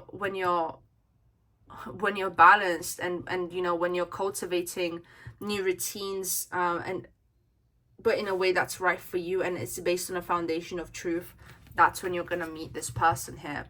Okay, so we're going to be moving on to the next question here. Okay, so let's have a look. I don't know why today I'm just like, I feel like I'm in the flow. For group 1 yesterday, I feel like I was still in the flow, but not as much as I am today, which is really interesting. Which kind of, I guess I'm picking up on the balanced energy that you're gonna be feeling when you will be meeting this person, because it does really feel that way. Okay, so the next question is green flags and red flags. Okay, so for green flags, let's have a look at your person's green flags, group number 2. Okay, please show me the truth and nothing but the truth, spirit. Group number 2, soulmate, what are their green flags? For group number 2, soulmate, spirit, what are their green flags? Please show me. Group number 2, soulmate, what are their green flags? 6 of Cups. Okay, this person has an open heart. This person believes in true love. This person's a romantic. I think you guys value that, and this person definitely does as well. Let's see. So we have the moon coming up as a green flag as well. Okay, so this person's very understanding. Okay, and I'm also hearing that this person is always seeking to expand their mind, and they're always seeking the truth. So 3 of Swords. I think if you're going to be meeting this person after getting over someone, or if you're in the process of getting over someone right now, and maybe you might not be completely over by the time you meet your soulmate, but you're going to still be in a place of balance. I think your soulmate is going to be very understanding of you speaking about your past experiences and enduring heartbreak. Or you know, if you do open up about your past, I think, yeah, like your soulmate is really going to be listening in a very, very compassionate way here. And I really see them being tuned into their heart, and really really feeling for you. I think this person is going to melt at the way you're going to be able to be vulnerable with them, and they're going to appreciate that, because I think you will see opening up to them as a risk. This is how it's coming across. Again, this is some kind of Scorpio energy coming from you that I'm picking up on. But yeah, like, I just see this person wanting to give you new experiences to kind of let go of the past. So I would say that one of their biggest strengths is their optimism, and a big green flag is that their understanding of the past, and they're very willing to help you move past the things you've gone through, and to just give you new experiences so that you can fully let go and integrate something new in your life. And I do feel like maybe you guys are gonna work together or collaborate on something as well, because there's a strong feeling of collaboration coming through, and they're again, like, I really feel like they will value your opinion and what you have to say. But I do feel like maybe they're more experienced in the field that you're working in, or that you want to get good at, and they'll be able to help you cultivate. Okay, they're gonna be able to help you cultivate your passions and your aspirations in a way that's in a way that will truly help you to prosper, and maybe even gain some kind of finances from your passion, something like that. Okay, but I'm gonna be getting the oracle cards now. Please show me, Spirit, for group number 2, soulmate. For group number 2, soulmate, what are their green flags? Satisfaction. I think this person is satisfied and is able to appreciate the small things in life. I don't think this person needs a lot of like material things to feel fulfillment or to feel like they've achieved success. I think this person is able to just feel satisfied if their heart is satisfied, you know. So let's see, despite their confrontational side, I think this person again has a big heart, and they do value the heart space more than the ego and the opinions of the ego, and also the opinions of others. I don't feel like they value the opinions of others in the sense of like like letting other people's opinions hold them back from doing what they want to do. So for group number 2, please, Spirit, what are this person's green flags? So we have doubt in reverse. So yeah, this person doesn't allow doubt to get to them. Okay, they don't. Doubt does not hold them back. And that's interesting. So we have failure in relationships coming up again, and I think they've had turbulent relationships in the past, but they just did not allow that to get to them whatsoever. And I feel like this is why they're going to be compassionate with you as well, because they're going to be understanding the things that you've gone through. And I feel like it's a bonding point for the two of you in terms of just having that mutual understanding. And again, it's a way for them to feel like they're able to connect to you from within their heart. Okay, so I think they're also just going to be very good at understanding relationships, and also just have a healthy relationship with making mistakes. Okay, because I don't think this is the kind of person that tries to be a perfectionist. I think this is someone who embraces the failures that happen in life, and they truly do see it as like learning mistakes, and an opportunity for growth. Okay, now let's have a look at your soulmate's green flags. Sorry, soulmate's red flags. For group number 2, please, Spirit. For group number 2, please show me the truth and nothing but the truth. What are the red flags for group number 2, soulmate? What are their red flags? Show me the truth and nothing but the truth.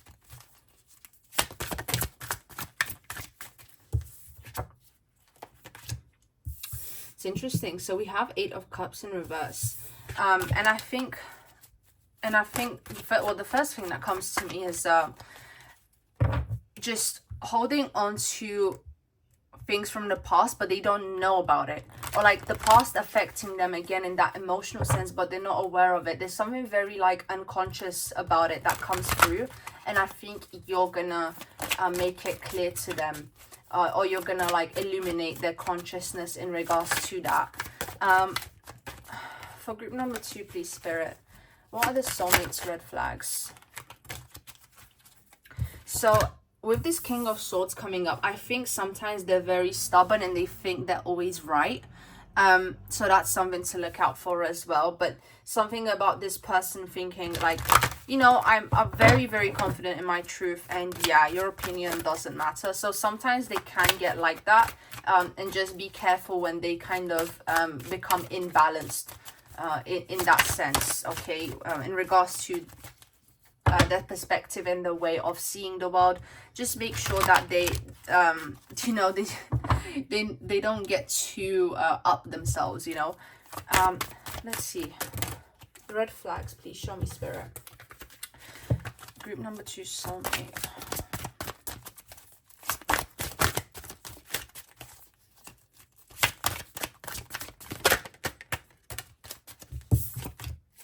So we have the 2 of Cups, and I think this is like them not ever being fully vulnerable with someone, because of like this Eight of Cups in reverse I'm picking up on, like not being able to let go of certain traumas and not being aware that they have them either, and that's actually held them back from fully connecting with people in the past. And I think again, like they will experience true intimacy with you, because yeah, like in the past I don't see them necessarily having very, very deep bonds with people. I think it was just very surface level things that they sort of experienced in their previous relationships. And with you, again, there's sort of that eighth house energy of diving deep. So you may even have eighth house synastry with your soulmate. That's coming through for some of you, but take what resonates here. And yeah, there is a sense of them not being able to bond that deeply with you know, previous partners, because of their lack of understanding to do with their traumas and things they've experienced. Again, there's something about their energy very on the go, like thinking that they have things figured out when they don't actually know the whole truth about themselves, and they're not fully aware of that here. So that was it for their red flags. That came through very clearly. Okay, so the next question is, what will you find attractive about each other? So I'm just gonna have a sip of water quickly, don't mind me.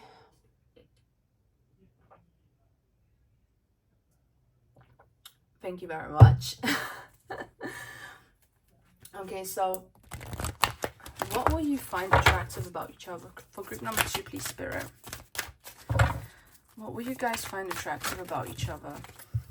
Okay, let's start off with what they will find attractive about you. So what will group number 2 soulmate find attractive about group number 2?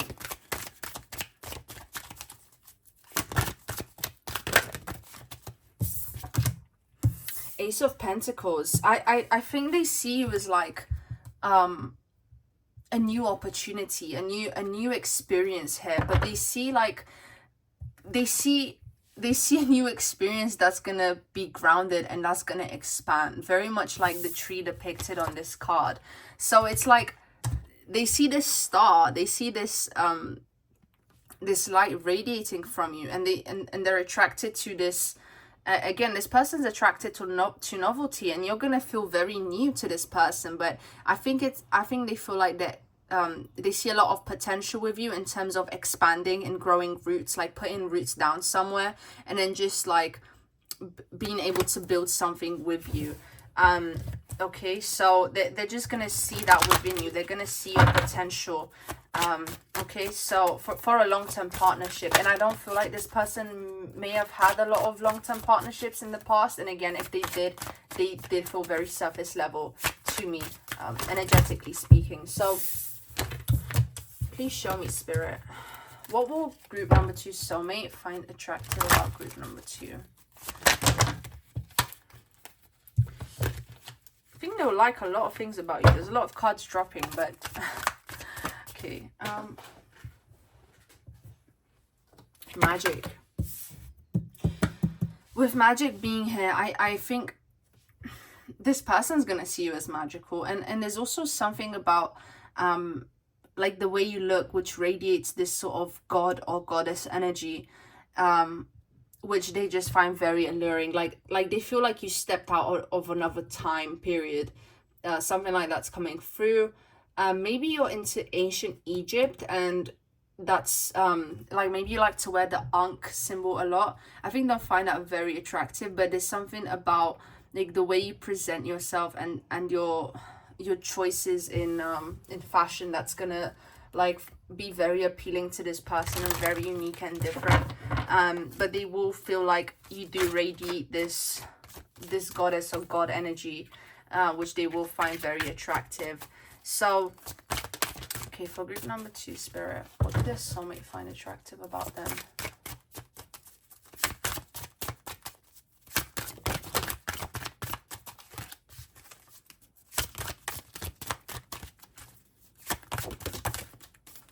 We have Prince of Pentacles, which is essentially the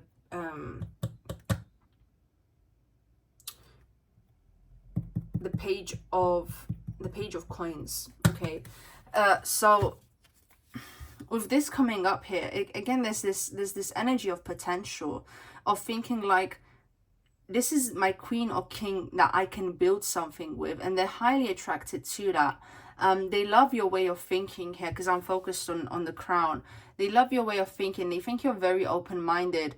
And again, I think that's something they really value, because they feel like they can't have something concrete without feeling like the other person has something intellectual to offer them, or just like new ideas, because I do think this person gets bored very quickly, but you do have a lot to offer, and there's something mysterious about you which they really resonate with and enjoy as well. Okay, so that's coming through very very strongly here.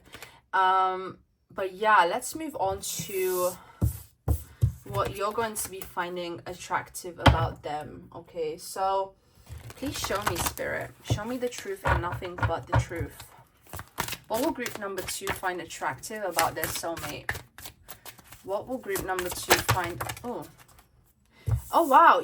Guys, literally the same 2 cards came out, so there could be a mirrored energy here. I'm just going to leave these 2 here, but yeah, that's interesting. There could be like this mirrored feeling here of seeing the potential of growing something with each other, and just like each other's energies feeling very fulfilling to one another.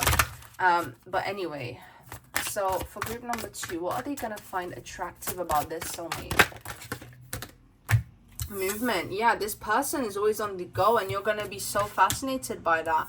And oppression, with this oppression card, again, I feel like it's to do with their confrontational nature, but it's also to do with them standing up for people who lack power, or who just lack a voice.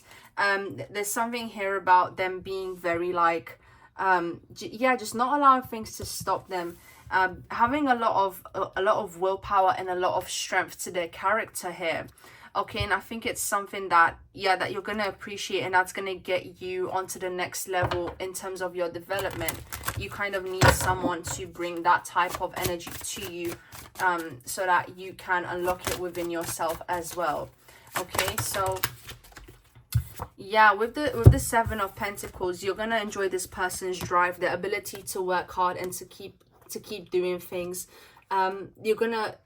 You're gonna feel like they have a lot to offer you, and yeah, there's not a feeling of lack I'm getting with this person, apart from maybe that kind of yeah, like not being fully emotionally mature due to the past. But other than that, I feel like they have so much to offer you, and they're gonna again, there's like a level of completion with one another, as in, you know, they help you to tap into to the physical realm, and you will help them tap into the more spiritual realm, and also the emotional realm in regards to their feelings. So you guys will be really helping each other out, and you will have a friendship on top of a romance with this person.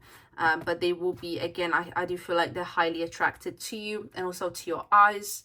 They find your eyes very mystical, but with them, I feel like you really like their hair, and also I think they might wear rings, and I think you'll find that very attractive about them. That's just coming through. But I'm gonna take some oracle cards. Okay, so what will you find attractive about your soulmate? Okay, so these two came through. Okay, so you're gonna love their sense of humor. Okay, but also forgiveness in reverse. I think to me this just represents them like not giving up, in a way, like not letting go of things. And I don't mean that in the sense of grudges, but again, just moving forward. I guess you're just gonna be like, wow, you know, this is proper action oriented energy, proper masculine energy, despite their more androgynous qualities. And look, here we have a friendliness. So you're going to be attracted to their ability to just socialize and interact with others. But let's have a look. I'm going to go back to what they find attractive about you. So for group number 2, please, Spirit, what do their soulmate find attractive about them? It's a lot. I'm gonna put these back. freedom. That's interesting. I think yeah, there's gonna be this sense of like you being grounded within yourself, that's just going to emanate this freedom, and this person is going to be attracted to that, like you allowing yourself to be yourself. It's going to just, yeah, emanate this freedom, and you're no longer going to be suppressed, and your person is going to be attracted to that. Let's have a look.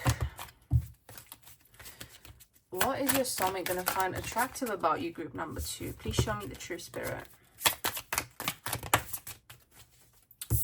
Evolution. Okay, so this person is going to really appreciate your journey of growth, your journey of self-development here. They're going to find that very attractive, and they're going to perceive you to be a very resilient and very strong person here. Okay.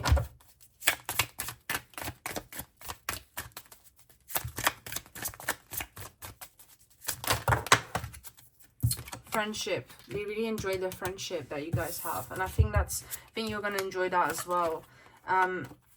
Harmony, purpose. You might even start off as friends, you know, that's always a possibility, but I feel like this person is like just way too attracted to you. Purpose and harmony. Yeah, you're going to be following your purpose, you're going to be at ease, you're going to be balanced, and your person is going to be finding that highly attractive about you. Okay, but let's have a look now at messages from them. Okay, what do they want to say to you? You know, whether that's from their 3D self or their higher self, we'll just have to see what comes through. Okay, I'm gonna be using another tarot deck for that. So please show me, spirit, show me the truth and nothing but the truth for group number 2. Messages from their person. What are some messages from their soulmate? From their soulmate. From group number 2 soulmate to group number 2 messages.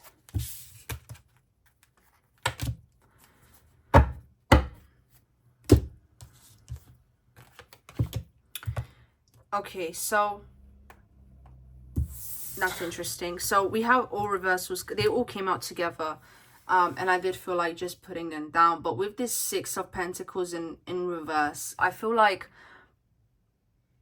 they're telling you to not give up, and to keep your energy to yourself.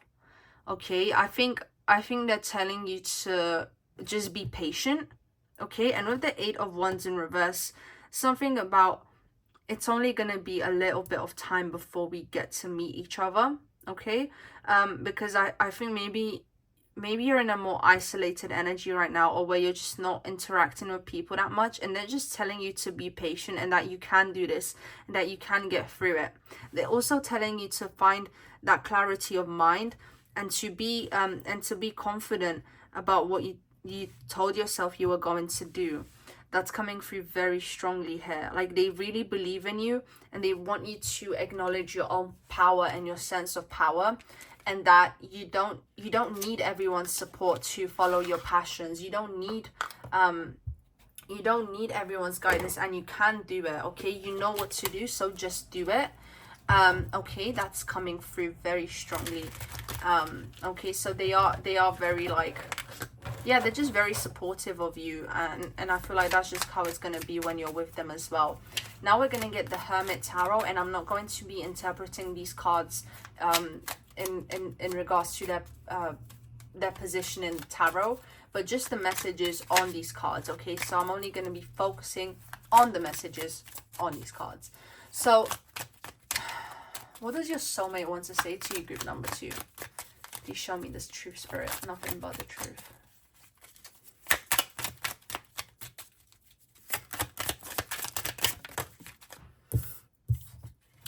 I want to start a family with you.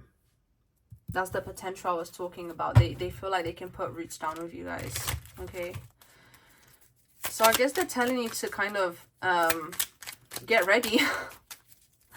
If that's something you want for yourself. Again, this is a general reading, take what resonates, but if starting a family is something you want, you know, that's coming through, that they want to do that with you. But if it's not like children you want to create, maybe just building a community together, it's coming through that they would love to do that, just to kind of create a safe space and people that you have in common, that you bond with. Okay, messages from your soulmate, group number 2. Messages from your soulmate. Show me the truth, Spirit.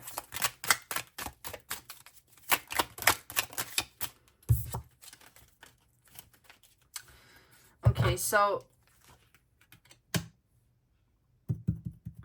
the Ace of Wands came up, and I did say that I wasn't going to interpret it as the position in the tarot, but this doesn't have a message on it. And the way I interpret is that you're going to ignite passion within this person here. You're just going to be highly inspirational to this person here.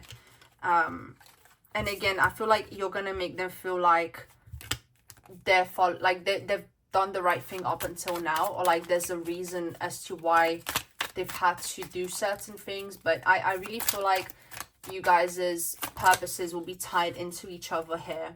Okay, I just dream and wish for everything. Okay, so this person's a dreamer, and they want you to know that like life with them is not going to be boring. It's going to be an adventure, and you two will have so many things to see together and so many things to explore in the world. This person could even be like a travel blogger, something I'm picking up on.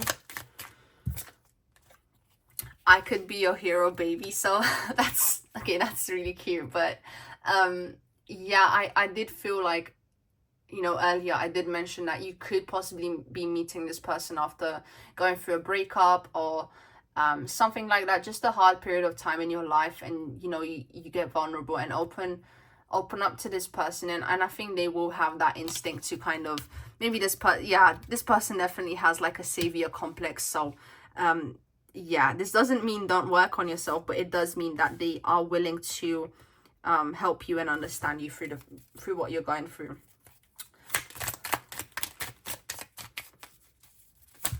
Let's see. Wait. Yeah, be patient, guys. Be patient and keep working on yourselves, is what this person wants to say to you. I'm too afraid to talk.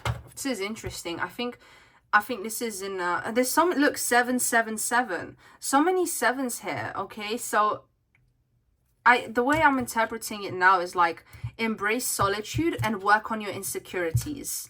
And tune in, because 7 is the most spiritual number. So connect to your spirituality, connect to your truth, and that's going to lead you into the right direction.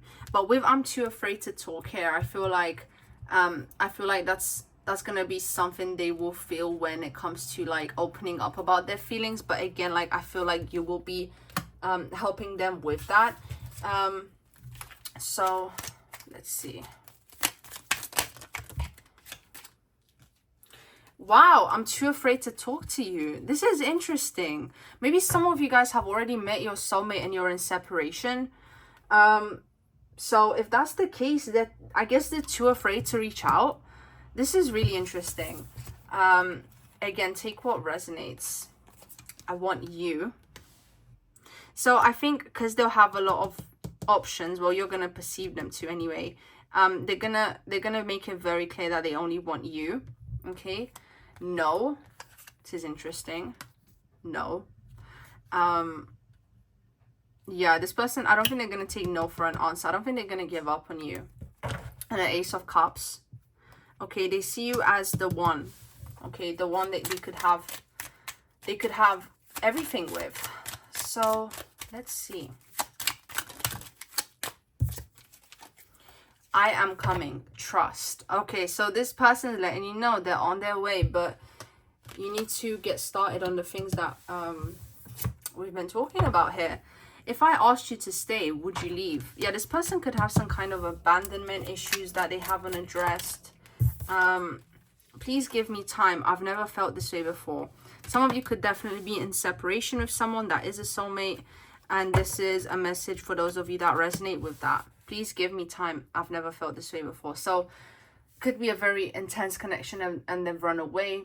And I did, okay, I'm not gonna lie, I did feel the need to say that I know this is a soulmate reading, but I was picking up on twin flame energy as well. Only take that if it resonates, if that's something that, you know, yeah, something that you believe in, but that is something I've picked up for this group. So, you know, there could be a period of time where you and this person separate, okay, if they are a twin flame, and that if that's something you resonate with. And the twin flame separation is part of the journey, but again, that's only gonna be for like 20% of you. For most of you watching, this is a soulmate connection, and things just feel like a fresh start, and they do feel peaceful rather than volatile. So yeah. um and I am obsessed with your body, okay, let's put that here.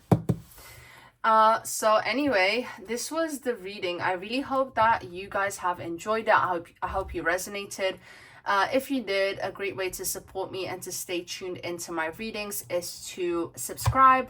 You know, you can leave me a like. You can comment. Let me know what you think. Let me know if you've already met this person. I'm really curious to hear your story. But also you can feel free to leave me a video suggestion in terms of what you want to see next. And if you do want to book a personal reading, the details will be in the description below. Thank you so much again for tuning in, and I hope you have a lovely day or night wherever you are. Much love. Hello there, group number 3, and welcome to your reading, okay? So, as you know, in today's reading, we will be exploring who your potential soulmate could be, okay? And, okay, so you've resonated with this Green Aventurine and the Planetary card. Ooh, let's see. So, okay, the Sun. And for this first question, okay, we're going to be asking, how will you recognize your soulmate? You know, what's your first impression? And immediately I feel just a very benevolent energy from your person. There's something about your person being very, just being very gentle, very ethereal, very otherworldly, and that's strongly coming through in regards to your soulmate here, okay, group number 3. I I feel like they've carried the weight of the world on their shoulders. That's coming through. I think this is a person who's very responsible, okay, and I think this is someone who really enjoys working out, and I think that's something you're gonna notice about them.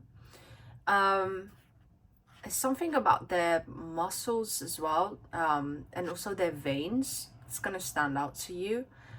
I think this person is, despite their ethereal nature, they're very practical, and I think they really enjoy reading books. I also feel like I can just see this person on a train, like at a train station, and they have a kind of canvas bag with them. Um, okay, that's something I'm seeing. This person could be into photography. This person could maybe enjoy writing their thoughts in a journal.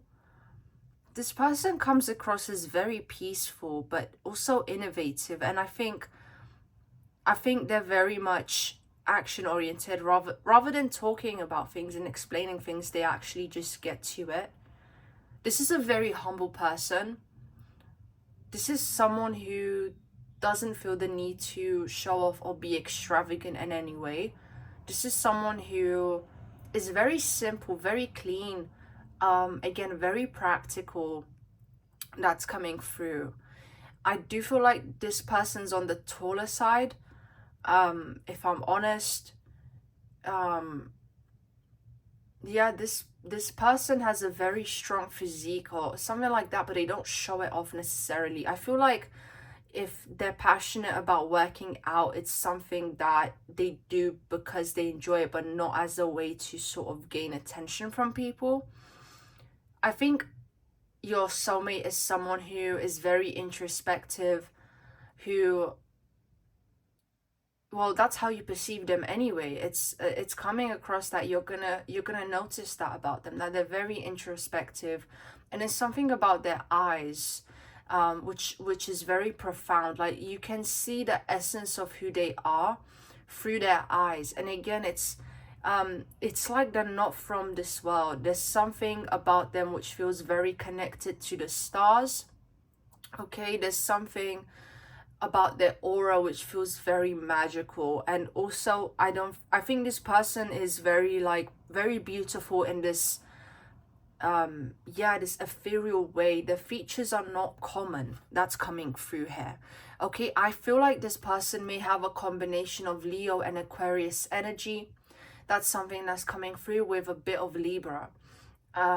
Okay, so I feel like this person, like I see them nodding, like you're speaking to them and they're nodding, you know, like they're just nodding their head, they're taking in what you have to say. I think this person may not be very obvious with their opinion of you, or like they're not want to verbalize things very much, but they do like to, again, like their love language is acts of service, quality time, doing things for you, buying you presents or writing you letters, something like that. Okay, so they initiate things in an action way, but I think you're gonna be talking a whole lot more than they are. They tend to enjoy being an observer. I also pick up on the fact that this person could enjoy playing the guitar. Something, again, very private about them though. And it's like the Leo energy I'm picking up from them is more like they're just naturally in the spotlight, but they don't, it's not something they fixate on or something they find very important here. Okay, and there's someone who likes to live life in a slow way. Okay, slow mornings, taking the time to appreciate nature. I really think this person could live in a colder environment, or somewhere where it rains a lot, or just somewhere, rather than, because I'm not getting like a city energy from this person, I'm getting more of like a countryside energy. And I feel like this connection may be long distance for a while, that's coming through. But yeah, your first impressions of them, you're just gonna feel like, who is this person? You're just gonna keep wanting to know more and more about them, because it's like you're seeing this magical creature, but this magical creature is almost like so comfortable and so human at the same time, that it's like this paradox that really intrigues you. And again, it's like you can't believe that they're not, I'm hearing a model or something like that. Like you can't believe that this person's not showing off. I know that sounds weird, but you just want this person to reveal more of themselves, because they do feel like, in a way, maybe you feel like they're holding back, but they're actually just a very humble person who enjoys the simple things in life. Okay, group number 3. I think your person is your soulmate, is gonna be very supportive of you. And again, more so than words, there's a very physical energy to them here. Okay, love language being expressed in a physical way, spending time together, writing together. Like I just see this energy of like you could picture yourself with them, working together in the same room, being with each other, but not necessarily talking. Okay, there's a very telepathic connection here, and there could even be a 12th house synastry here. Okay, and I think you're gonna intuitively know that. And I feel like even upon first meeting them, like I feel like you're gonna see them several times, and it's like you're not able to forget them, and your mind keeps going back to them, and you think, who was that? Who was that stranger? And I feel like you will eventually get to talking to them. This almost feels like you might even meet them at a train station, or you just might meet them while you're traveling. That's coming through here. I know we're not on that, but this is, first impressions. And you know, this is what I am picking up on, that yeah, like I think this person does like traveling a lot, and going by train. I do feel like they live in Europe, or yeah, that's coming through. Okay, this is really really interesting. But I feel like your person may be into documentaries as well. Um, okay, that's coming through, and that may be a bonding point between the two of you, talking about interesting documentaries. Um, I don't think this person is into very volatile music.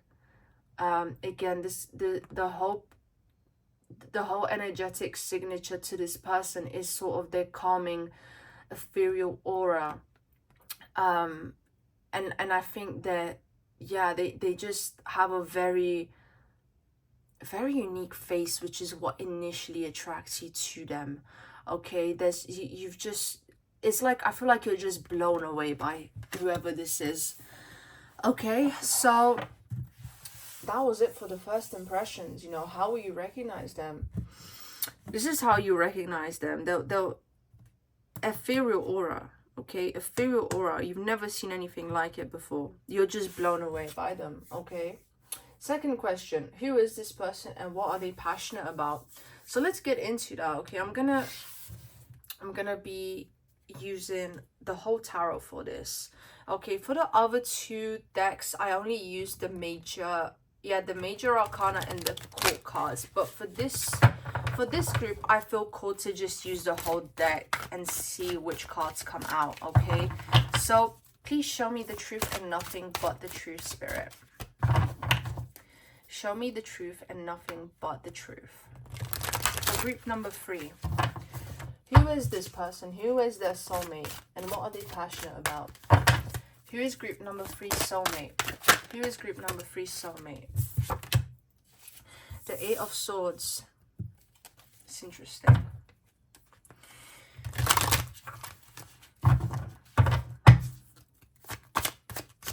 Something about this person being into like war documentaries, yeah, very specifically, and animal documentaries.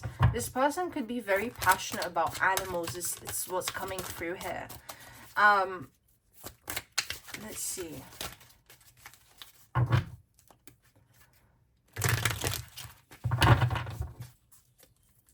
think that, yeah, this is definitely someone who keeps a lot to themselves.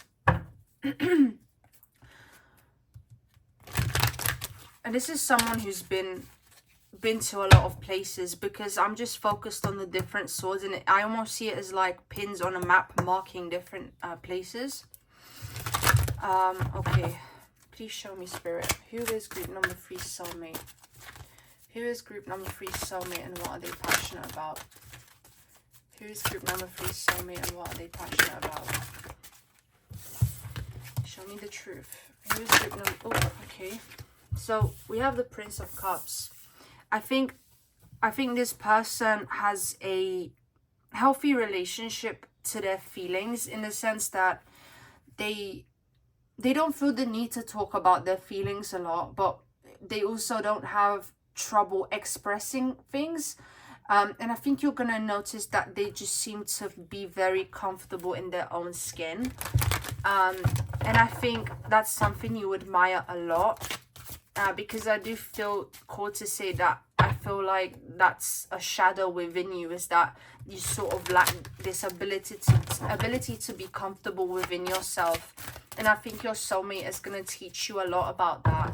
Okay, so for group number 3, please, Spirit, who is their soulmate? Please show me the truth.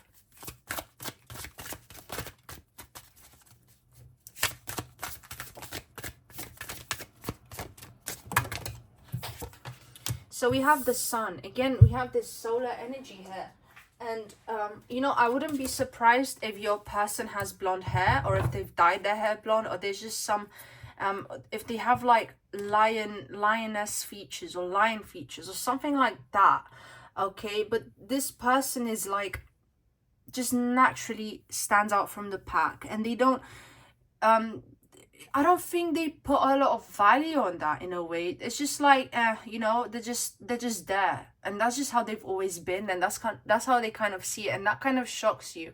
You're kind of shocked that this person doesn't have as much attitude as you think they should, or as much pride as you think they should.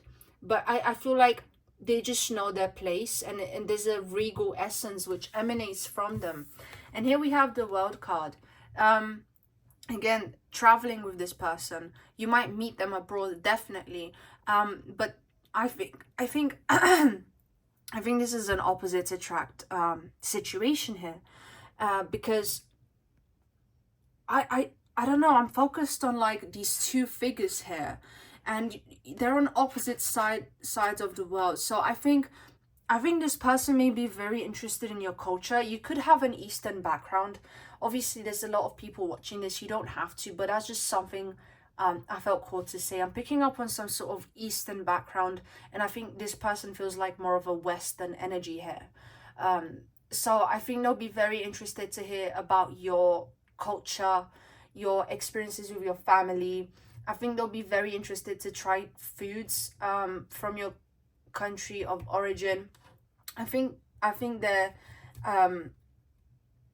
yeah, like they're just interested in how different your culture is to them, and they feel like they have a lot to learn from you and experience with you because of that.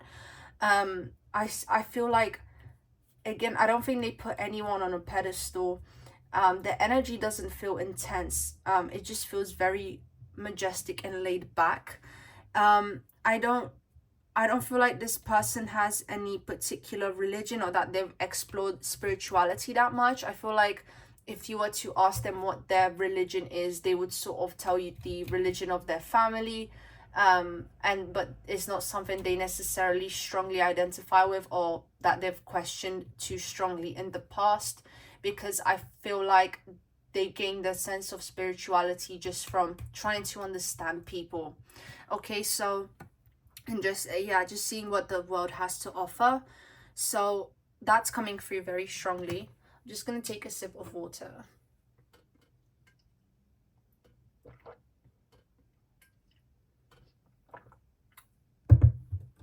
Okay, sorry about that. Okay, I'm gonna get to the astro dice now. So who is this person, Spirit? Show me group number 3, soulmate. Who is this person? Show me the truth and nothing but the truth. Okay, so here we have Mars. Okay, so I think, again, this person's physique is very strong. Definitely very beautiful, very physically attractive. King and queen of the jungle energy here. Yeah, there's something about Germanic countries that I'm picking up on as well. Like I'm also picking up they could live in the Netherlands, something like that. Something about Amsterdam here. But anyway, so this is Capricorn energy here, and it's very stable, it's very mundane, it's very serious. Okay, and here we have number 7, which is about the seventh house in astrology is all about relationships, it's all about commitments, and it's also I see it as the house of contracts. Okay, so I think this person comes across as someone who is very solid in their point of view. I don't think this person is close-minded, but they don't feel like someone who's always exploring different ideas. The energy just seems very solid on one life path.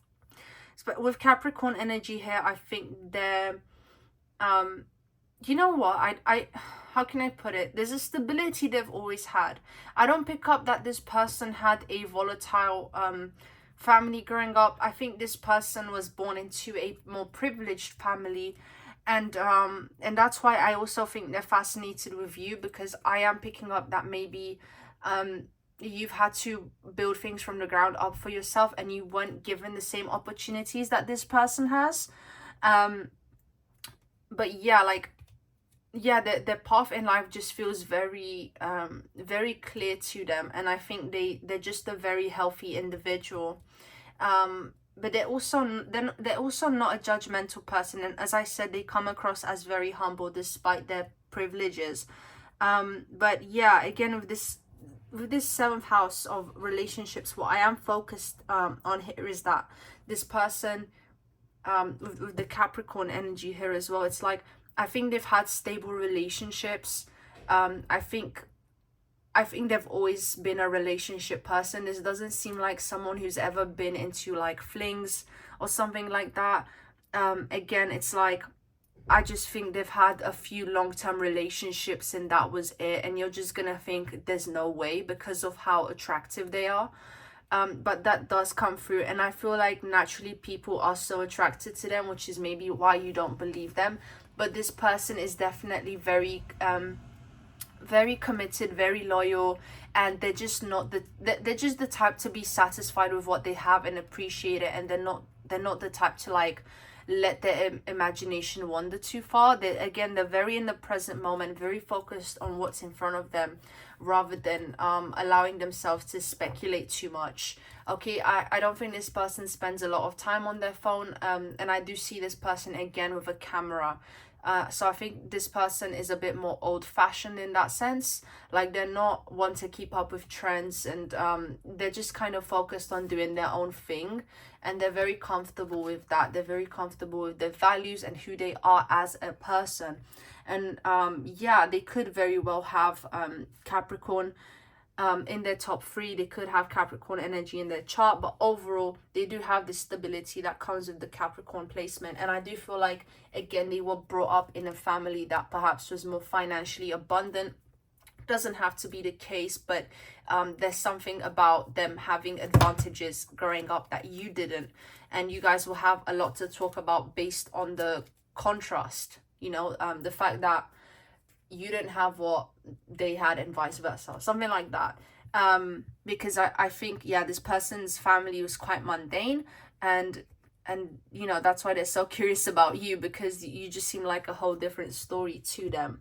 Okay, and with this Mars energy, this person's energy feels like a strong mountain. It's just great, and it's just there. It's not flexing. It's just a great mountain, and that's just how it is. This is who they are. So okay, let's move on to the next question. Okay, so when will you meet this person? So let's have a look at that. Okay, so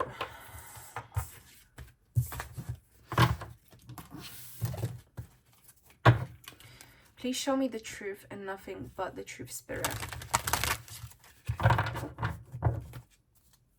When will group number 3 meet their soulmate? When will group number 3 meet their soulmate? Okay, let's see. Fertility. Oh, okay. So with this card, immediately it's like, I think when you're starting to really have confidence in yourself, and when I'm hearing like when you're truly in your feminine energy, like when you're ready to receive, the care coming from, I really am picking up on a strong divine masculine energy here. When you're ready for this man to take care of you. Okay, when you feel like you're able to receive care from men, when you feel like you're able to receive what men have to offer. And I do feel like there's some wounds in regards to receiving and trusting people, okay? But when you feel like you can trust and you are open to receiving, this is when you're gonna meet this person, okay? And when you're just kind of yeah, something about you traveling and doing your own thing, and it's like a very spontaneous meeting, or like you and this person just start talking, and then you decide to keep in touch or something like that. When will group number 3 meet their soulmate? Please show me, Spirit. With this 2 of Swords energy, I feel like you're gonna be at a crossroads between making 2 significant decisions. I think, and then I do strongly feel as regards to moving to a different country, and I think this person's gonna help you make a solid decision based on what they have to say, and also based on their experience living in other countries. So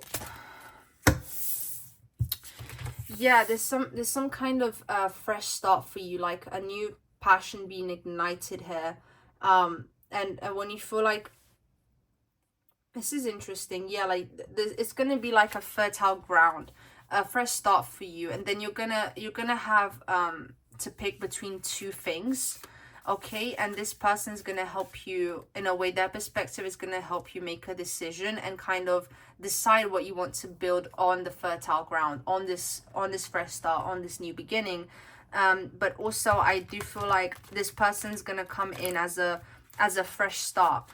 Okay, if you're wondering if it's someone from the past, I don't really think it is. This person's energy feels completely brand new, and they're opening up a new chapter in your life with you. And I do feel like you'll be with them for a long time. This does feel like a forever person, like growing old together kind of thing, just because I think this is the kind of model of relationships and family this person was given growing up. And they're gonna be able to regulate your nervous system if you've gone through a lot of trauma. They're definitely going to be able to be there for you. That's coming through. Anyway, so when will group number 3 meet their soulmate? Please show me, Spirit.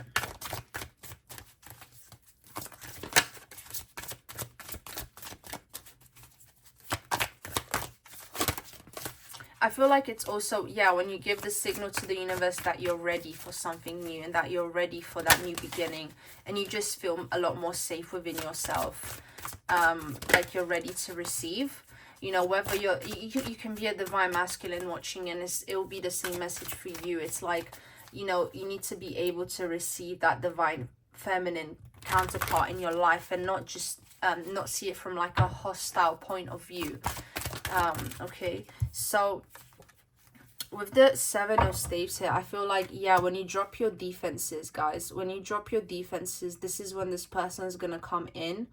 I do feel like it's definitely gonna be a fated encounter, and there's an element here of like predetermined or predestined encounters, but part of your journey and part of your spiritual growth and all the things that have happened until now, that you are maybe wondering, like, why has this happened?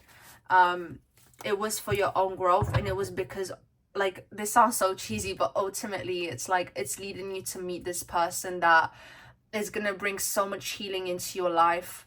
And there's just a lot of, I don't know, this is my personal belief system, but I do believe in past lives, past life karma. And I think maybe a lot of the things you've experienced until now was kind of completing karmic cycles and letting go of karmic baggage. And I think this person is kind of like your new beginning, your new fresh start. You just your the stability you've been craving. Okay, so yeah, it's like just work on healing and get into a place where you feel like you can lower your defenses. And energetically, when you feel like, oh yeah, like I've done the work and I feel ready, this is probably when this person's gonna show up for you. And again, it's like, it just feels like a conversation that's gonna just lead to wanting you guys both deciding to keep contact. But now I'm gonna get the astro dice here, and I'm going to ask again, when will group number 3 meet their soulmate? When will group number 3 meet their soulmate? When will group number 3 meet their soulmate? Okay, so we have Jupiter energy here. And Jupiterian energy is kind of like, you know, you've learned the lessons you've had to learn, you've acquired the wisdom, you've implemented the things you've had to implement. And Jupiter's abundance. So, you know, when you're ready to receive that abundance, interesting, we have the 6th house, and this has come up for every group. So there's a level of organization that you need to achieve, but it's, I think for you guys, is to do with like emotional stability, feeling like your feelings are organized and you know how you feel about different things in your life. So it's like, okay, you know what kind of boundaries you need to have. Okay, so it's organization in the form of boundaries, because that is what's going to keep you organized. I feel like you just need to become very clear about what you like and dislike, which people are safe to have around you and which people are not. Okay, so Gemini energy coming here.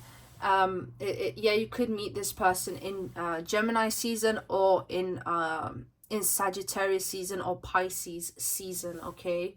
So Gemini season is from May to June.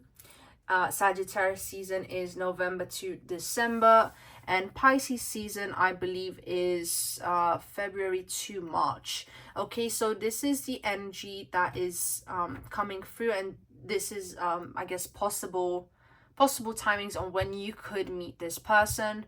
But again, this is a general reading. Take what resonates and just have a look out for these dates. See if anything significant comes up for you in regards to plans and whatnot. So, okay, this was all for the question.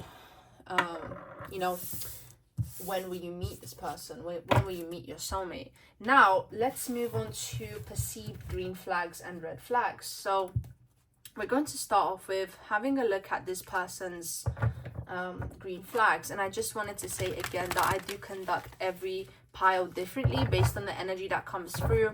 So yeah, your reading is gonna look different to pile 2 and pile 1's reading. And yeah, that's how channeling works for me personally. I feel like different people need different things, and they need the message to be conveyed in different ways.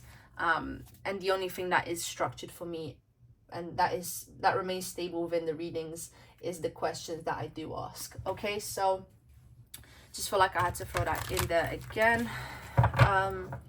But yeah, green flags. Please show me, Spirit, the truth and nothing but the truth. Group number 3, soulmate. Please show me their green flags. For group number 3, soulmate, please show me their green flags. 4 of Cups. This person is very patient, and I think you need that patience, guys. You need that patience to regulate your nervous system. Okay, I do strongly feel like this person is going to help you with that. This person is not someone who feels the need to chase or be chased. This person is very content with things as they are, and it's like they have all these prizes, but they don't feel the need to show them off. They have all these trophies, accomplishments, successes which they've accumulated. A lot they have to offer, but they don't really show off about it. And again, they are patient and they're willing to give. Okay, but their cup is definitely very full, and it's because they know how to maintain that stability in their life. Green flags for group number 3, soulmate. Please show me, Spirit. Tradition. Yeah, so I feel like this person is they don't stray too far from the norm. They're just very comfortable. They're not closed-minded, but they're not someone who's too adventurous either. But you will just get a very stable feeling with them. Okay, very, very stable, extremely stable, and I don't think you're used to that. And they will have a lot of patience and understanding with you. Let's see, Ace of Swords. They have a clear mind. Okay, and I think when they set their mind to something, they accomplish it. And it's kind of like, I'm focused on the way the sword just kind of firmly sits in the ground. And I do feel like that really represents who they are. And a big part of who they are is just having this clear mind and just seeing things very clearly. I feel like you're more of a creative and imaginative person, and this person is able to bring you back down to earth. So a green flag about them is that there's extreme clarity when it comes to them. Okay, you're not going to be confused with this person. And I feel like their silence might sometimes confuse you, but all you have to do is ask them what they mean and how they feel, and like whatever's on your mind, this person is going to clarify it for you. And I think they will actually appreciate you asking them questions, because I don't think they've met people who have been this inquisitive about them before. And they're just gonna find it fascinating that you have so much to say and so much to ask them, which is, yeah, I think they find it very cute. But yeah, okay, let's get some oracle cards. So I've combined 2 oracle decks here. But yeah, so please show me, Spirit, for group number 3, soulmate. Please show me this person's green flags. And here we have commitment. You dedicate yourself to your beliefs wholeheartedly, knowing that love is the essence of your very being. I think this is the best way I could describe this person in general. They're just committed to everything that they set their mind to, and everything they think is worth committing to. And yeah, this person definitely quality over quantity, not want to indulge in trends. just someone who feels very timeless in a way. But yeah, green flags for group number 3's person, for their soulmate. Please show me. Yeah, worry is in reverse. They don't overthink. I don't think they're the type to do that. They know what they have to do. They're very in alignment with their purpose, and I don't think purpose is necessarily something they've questioned a lot, but it's something that's very relevant to them, and they do wake up with a sense of purpose naturally. Okay, and here we have abundance. Okay, abundance. So the green flag about this person is that they see the abundance in life, they see the abundance in everything, and yeah, it's just the essence of who they are. Again, this doesn't feel like a forced energy at all whatsoever. But yeah, let's get into the red flags now. So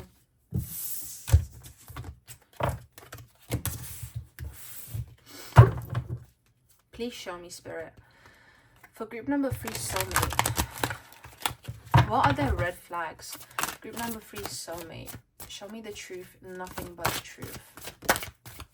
Group number 3 soulmate, the red flags. So the 5 of Pentacles, I think this person can sometimes just feel down, or like they seem disinterested, but they're not disinterested, they're just quiet. And there is this person can maybe come across as avoidant, but they're just actually very secure, and they're not a needy person at all. But I do feel like sometimes they like there's something about them which it makes them seem like they're disinterested, but they're not. Okay, that's something I'm picking up on, that which you might perceive as a red flag. Let's have a look.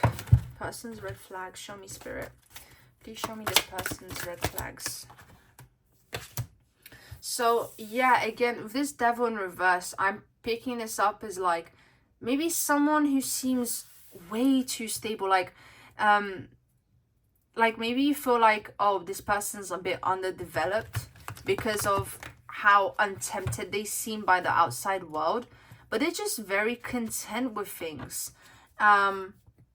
And yeah, I do feel like, yeah, there's something about you not liking how disengaging they can be, or just how disinterested they could be. Like, I can see you just getting excited about, I don't know, maybe like a new trend, or just like something new, or just something that this person isn't like familiar with, and they're just kind of like, just another thing, but to you it means a lot.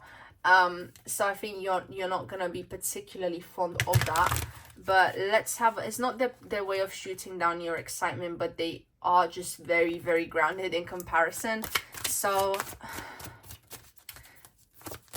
let's see.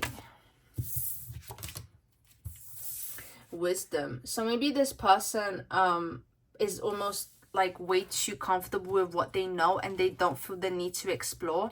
So I guess this does come across as a bit closed off in comparison to you. This person probably doesn't see it that way, but you see it that way. Okay, and you're just kind of like I can just hear you saying like, maybe thinking that this person's like an old person, like I don't know, I got the thought of that. So maybe that's something that you would think about them when you're irritated with them, like just finding them a bit boring, a bit too stuck in their ways. I think that's something you would definitely perceive as a red flag. And you're definitely the more adventurous one here.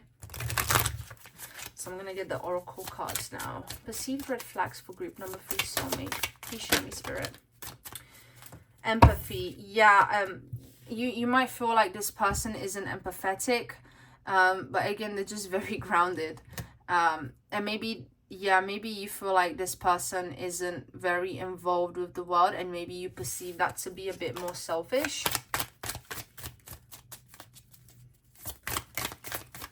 Again, it's not something they do on purpose, but it's just not like a priority for them to just prove themselves and be out there and doing things. And maybe to you that seems a bit irritating, because I do feel like you're a lot more involved in trying to make the world a better place, and I don't feel like they necessarily are. Honesty. Yeah, there's I feel like you might feel like this person is holding a lot of truth back, but I don't think they just have a lot to say. Like, you expect them to have gone through a lot more duality, but because of their stability, they just haven't gone through as many volatile experiences as you, and maybe you find that weird. And blame. I accept responsibility for my well-being. Maybe this person is not able to see sometimes what they've done wrong.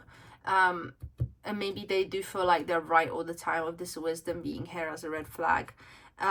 So I think that may be a point of growth for your relationship with your soulmate, is just like helping them to understand from your perspective how their actions are making you feel. And I feel like this person values and cares about you a lot, but there may be a clash of perspective, again, due to very different circumstances growing up. So yeah, let's move on to the next question now. So for question number 5, what will you find attractive about each other?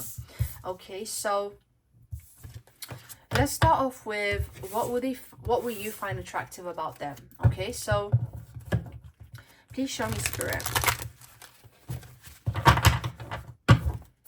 Show me the truth and nothing but the truth. What will group number 3 find attractive about their soulmate? Group number 3, collective. What will they find attractive about their soulmate? Show me the truth. So we have Prince of Pentacles in reverse, which is essentially the Page of Coins, okay? And we have this in reverse. So let's see. It's funny because what you perceive as a red flag about them, I actually think you find attractive, like their lack of interest and their because see, like, it's like this person's looking away, like they're just not interested, they're just very focused. And there's a lack of openness to them, like they're not closed off, but they're just a bit more on that like avoidant side. Okay, let's see.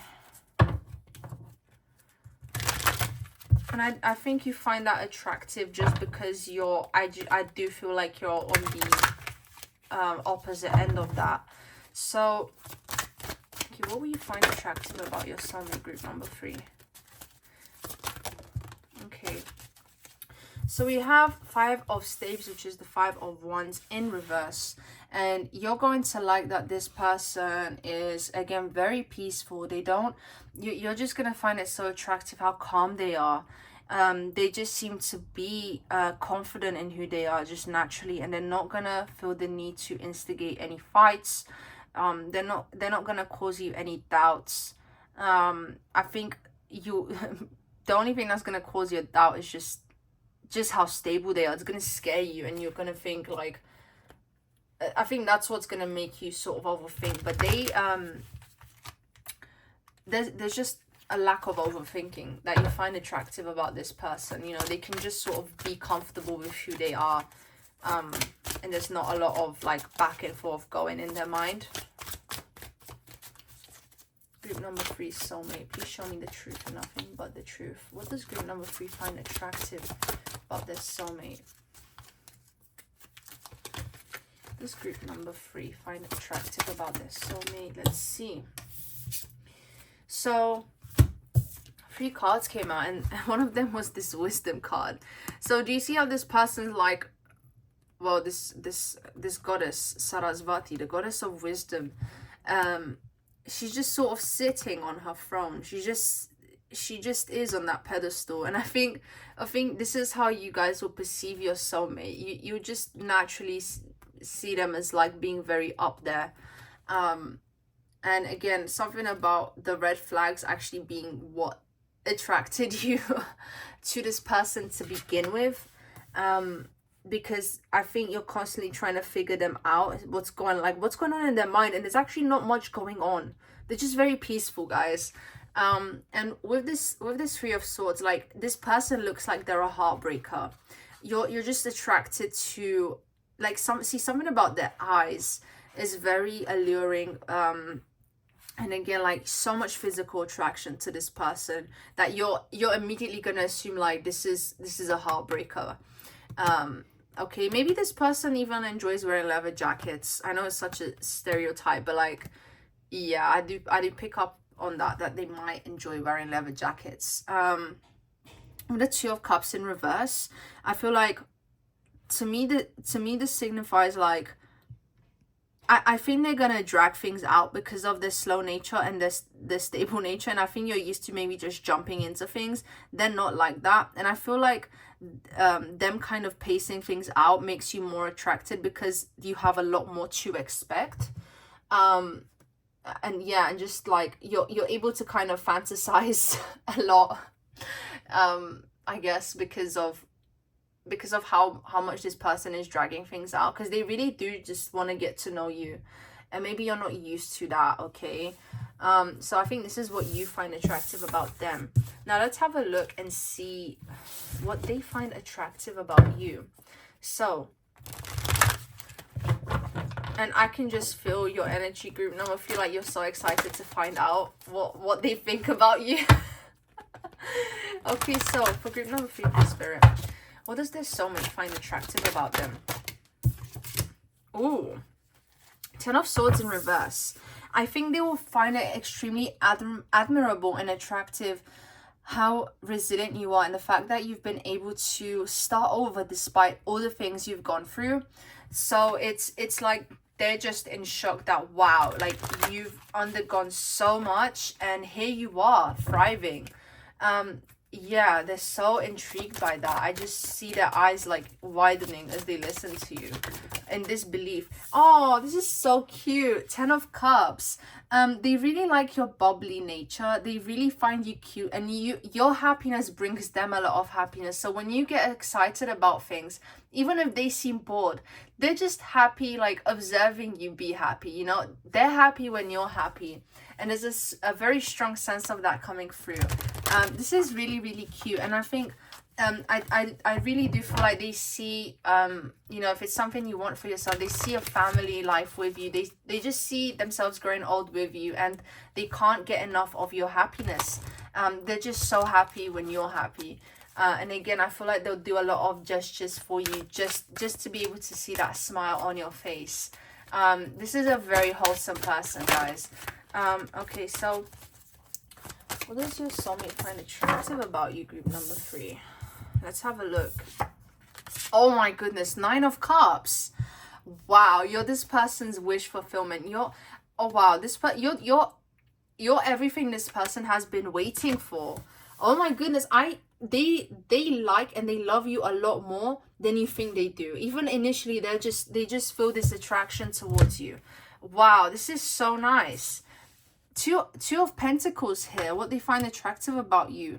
I think your ability to juggle so many things at once, and you might have ADHD, to be honest, but this person finds it really cute.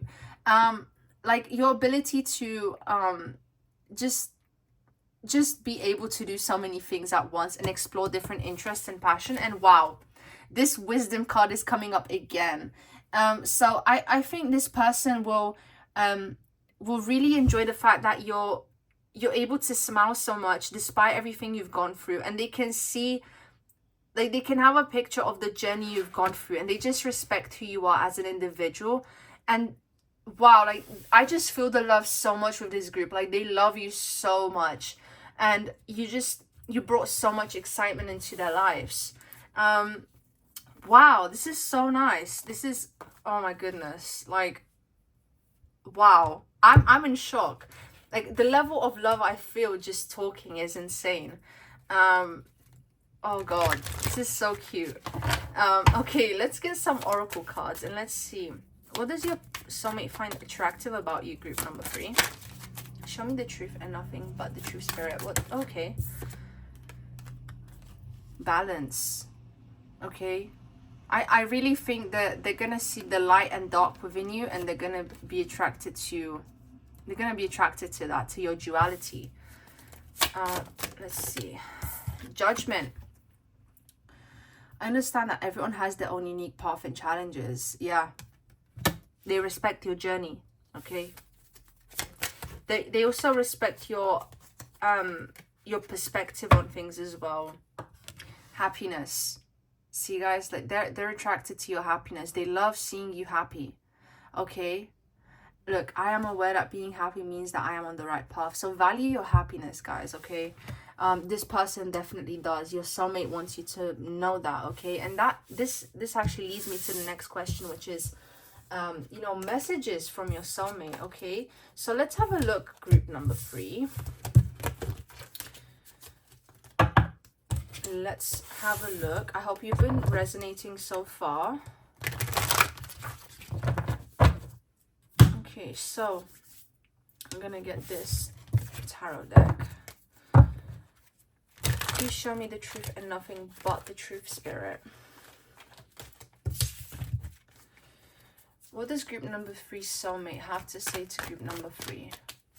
Oh, this is the higher self coming through.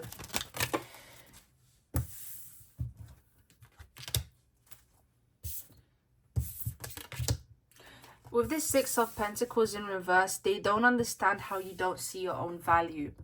And they want you to know that you have a lot to offer, even if you feel like you don't. And that you should share your gifts and talents with the world without holding back and not letting your past hold you back. With the Ace of Swords, they want you to know, this is so interesting because I do believe similar cards came up for group number 2 for this part of the reading.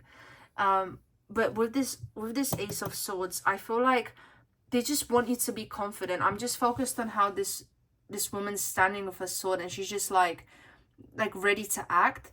I think this person just wants you to be more proud of who you are. They just want you to embrace more of your own light and to embrace your own journey more. They definitely will. Okay, and there's a strong message of like unconditional love coming through, and maybe you feel very unlovable, but this person wants you to know that you are very loved, and they can't wait to meet you. Okay, and this is very specifically from their higher self. Okay, so for some groups I was getting more of like a mixture of their 3D self and their higher self. For this group I'm purely getting messages from their higher self, and they're very like they just want you to be more courageous, and they're definitely they want you to stick to the path you know is right for you. Okay, so one more card, Spirit. Messages from group number 3 soulmate to group number 3. So with this 6 of Swords in reverse, it's kind of like, I think you're scared to move on from something, and they're kind of telling you like, it's okay to move on from this thing. It's okay to leave and begin a new phase. Okay, and with the 4 in reverse, there's something about you holding yourself back from a new beginning, and they just want you to be courageous and act on this new beginning that you want to form for yourself, because it will lead you on your path to meeting them. Okay, so I'm gonna get the hold on. I'm gonna get the Hermit Tarot now, and I'm not gonna be focusing on the position of the cards in the tarot, but just on the messages which are written on this deck, unless of course we draw out a card which doesn't have any messages on them. So let's see. So messages from group number 3 soulmate to group number 3. Show me the truth and nothing but the truth.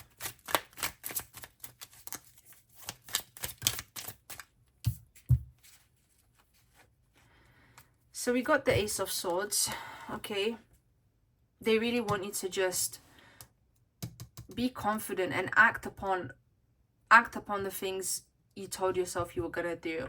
Something a bit similar in regards to this message part to group number 2. Just some things. Let's see. There might be messages for you in group number 2 as well, but only if you felt drawn to group number 2 initially. There may be something for you in that group as well. I worry about us a lot. Oh, wow. Maybe this, that's interesting. This person could be worried when it comes to finding someone who's right for them or someone that will stick by them. It's interesting. You are so very special. See, they just want you to know that. And look at the yellow on this card. It definitely reminds me of the solar plexus chakra. You know, it's all about finding confidence, and it does correlate with this sun card. You know, all about shining your light. So your person really wants you to be confident, guys. Your soulmate, okay? Let's see.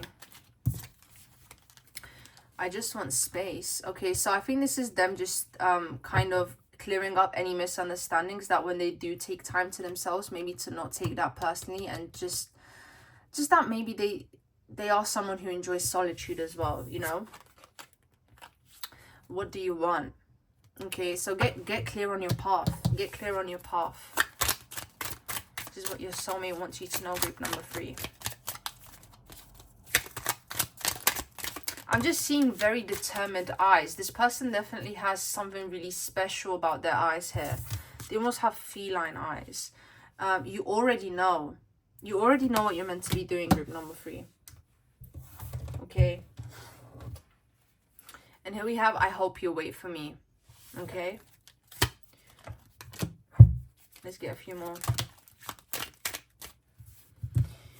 I need time for me. So again, this person just wants you to be more understanding if they need time to themselves. Here we have, I dream about you a lot. So maybe this person is like psychically tuned in, but they don't realize it. Maybe they get a lot of deja vu and they have a very active dream realm, but they're not aware that it has any significance. And I think you're gonna like laugh about it when they tell you, I am addicted to you. So this person's definitely very passionate about you, even if on the surface they may seem a bit more stoic. They will definitely prove their love more with their actions than their words. Okay, so another one was, I need more time. I want a fresh start with you. Light. Okay, so they're very sure about you. I think so, yes. Okay, so this is really nice. I think you're both gonna be fresh starts for each other in a way.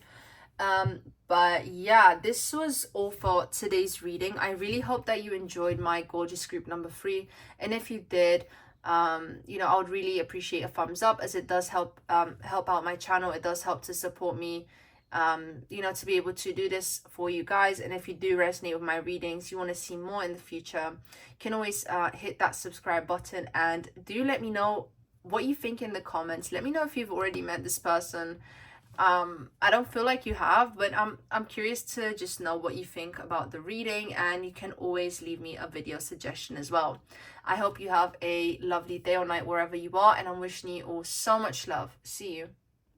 Hello there to my gorgeous group number 4, and welcome to your reading. Okay, this is the ultimate soulmate reading. So if you came from another pile, welcome. I have a feeling for some reason that people watching group number 4 are also coming from another pile, so I just felt the need to say that. But anyway, let's get into your reading. Okay, so the first question that we are going to be exploring is, how will you recognize your soulmate? You know, what is your first impression of them?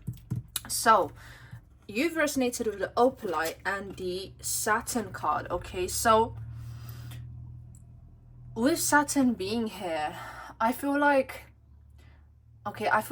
the first thing I'm hearing is that you're gonna meet your soulmate in a time of crisis. Like, this person is unexpectedly going to be coming in and helping you out with something. Okay, because I can just feel this person observing you, and I can just see you sort of rushing around. Okay, and I really feel like they're gonna come in when you least expect it and when you need help. And I'm hearing running out of time, and you know, Saturn has to do with time. So you're gonna feel like, I don't know, I feel like maybe you'll be rushing to work, or maybe, yeah, like there's a feeling of you just rushing and feeling like you're running out of time. Okay, and I feel like this person is just gonna come in. I almost feel like you'll bump into them outside, but there is a high possibility that you'll also be meeting them online, just because Saturn rules Aquarius and it also rules Capricorn, but Aquarius has to do with the internet, okay, and meeting people online. And you know, Capricorn, when I think of Capricorn energy, I just think of work, career, rules, you know, so somewhere where you need to sort of follow rules or have a dress code. So yeah, I know we haven't gotten into like when or where you meet this person, but this is just sort of coming up that your first impression of them just seems to be like, you just seem to notice them like out of the blue, and they just seem to stand out, I guess. I think this person is really charming and really attractive. I think I can see like, I can see you noticing that this person has a tan. So maybe if you live in like a colder area, this person's complexion is gonna stand out as sort of being very glowy. Okay, that's something I see. And I really feel like this person has a sort of grunge or 90s look to them. I know that's quite random, but I just feel like this person has a timeless 90s look, if you know what I mean. Very cool toned kind of clothing, and I think you're gonna be picking up on that. I'm hearing skating. This person could maybe like skating. But I also feel like for many of you, this person is, they're gonna seem very mysterious. But I also feel like there's like a brightness to them as well. And for some reason, I feel like they have a bright hair color. They might have dyed hair, or they could just be blonde, okay? They could have dyed their hair blonde, or they could be a natural blonde. But for some reason, that's something I'm picking up on. This person also may have like hollows under their eyes, or just something prominent like to do with the eye area, like a sort of tiredness. But it's really weird, but this person looks young and old at the same time, so that's something I'm getting, especially, you know, Saturn being here, it rules time, and it does represent usually an older male figure. But you know, if you're asking about a divine feminine, you could just like, I'm seeing an image of a woman wearing like red lipstick and sort of like office attire. That doesn't have to be the case, but that's something coming through. I really feel like you'll notice this person's physical appearance, and also you may think that they have a very intimidating aura. Okay, so for your first impression, you know, how will you recognize them? Well, they're just gonna intimidate you for some reason, but they're also gonna be helpful. And I think that's partly why you are intimidated. I don't think you're used to people sort of stepping in like that, and you're just gonna be very, I feel like you're gonna have trust issues as to you know, this person's energy. And I have to say, from your side, group number 4, I'm picking up on this like Taurus, Scorpio, and Piscean energy.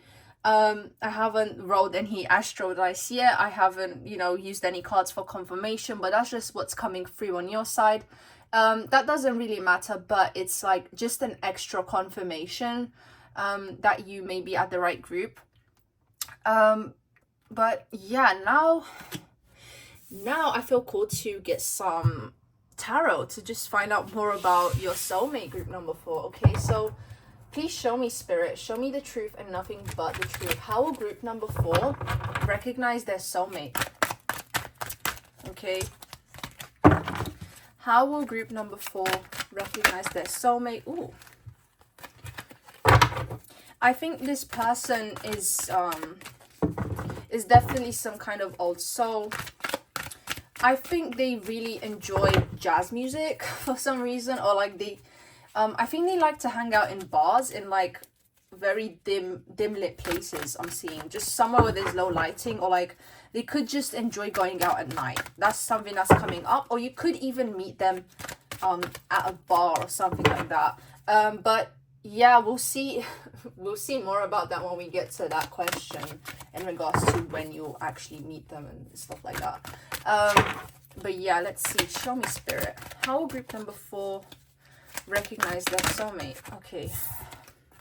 So the first card is the 2 of Pentacles in reverse. So yeah, I feel like you're just gonna be, I don't know, this is coming through about you, but you're just gonna be having like a clumsy moment when you meet them, or this just like, I don't know, there's just a confused energy coming through from your side, and I feel like they'll just be very stable in comparison to that, and that's why I just feel like they'll be a helping hand. Let's see. Yeah, like you could just drop something and they'll help you pick it up, or this just, yeah. Anyway, show me, Spirit, how will group number 4? Ooh, okay. How will you recognize your soulmate? So with the Chariot coming up, I'm actually focused on the way this card looks. Again, there's something about this person like catching your eye in a physical sense, and I feel like they'll have very contrasting features.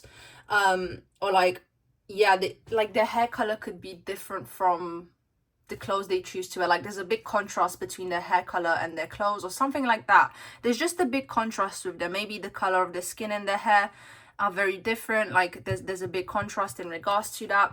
That's kind of coming through. But with the 6 of Wands, this is a victory card, and I feel like I'm focused on, you know, the way this person's like holding up the prize, you know, and I really feel like this person's gonna shine. Like they're gonna have a moment to come in and sort of be the hero, or just do something helpful, something that makes them stand out and that makes them shine.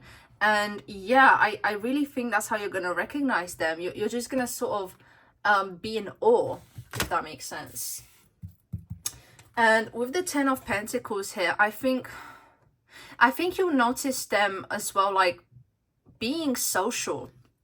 I know, yeah, I think they're gonna be social, but also they could, yeah, again, there's something about, I keep hearing help, help, help. Like this person's gonna be helping you out, or you're gonna notice them helping someone else out.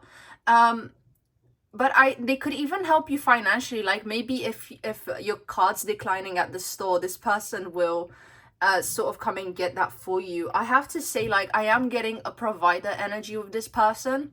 I don't think this person is selfish whatsoever, but maybe they give that impression because of how like laid back they are. I definitely feel like a very cool laid back energy from this person. I also heard that this person could like the band Red Hot Chili Peppers.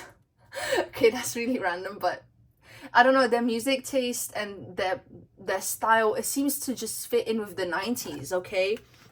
This is what's coming through. So maybe you could meet them like at a setting where music is playing, or just something like that, because this is about, you know, how you recognize them and first impressions. So something along those lines, something of what I've mentioned, you're gonna be able to sort of resonate with that when you do see them for the first time, okay?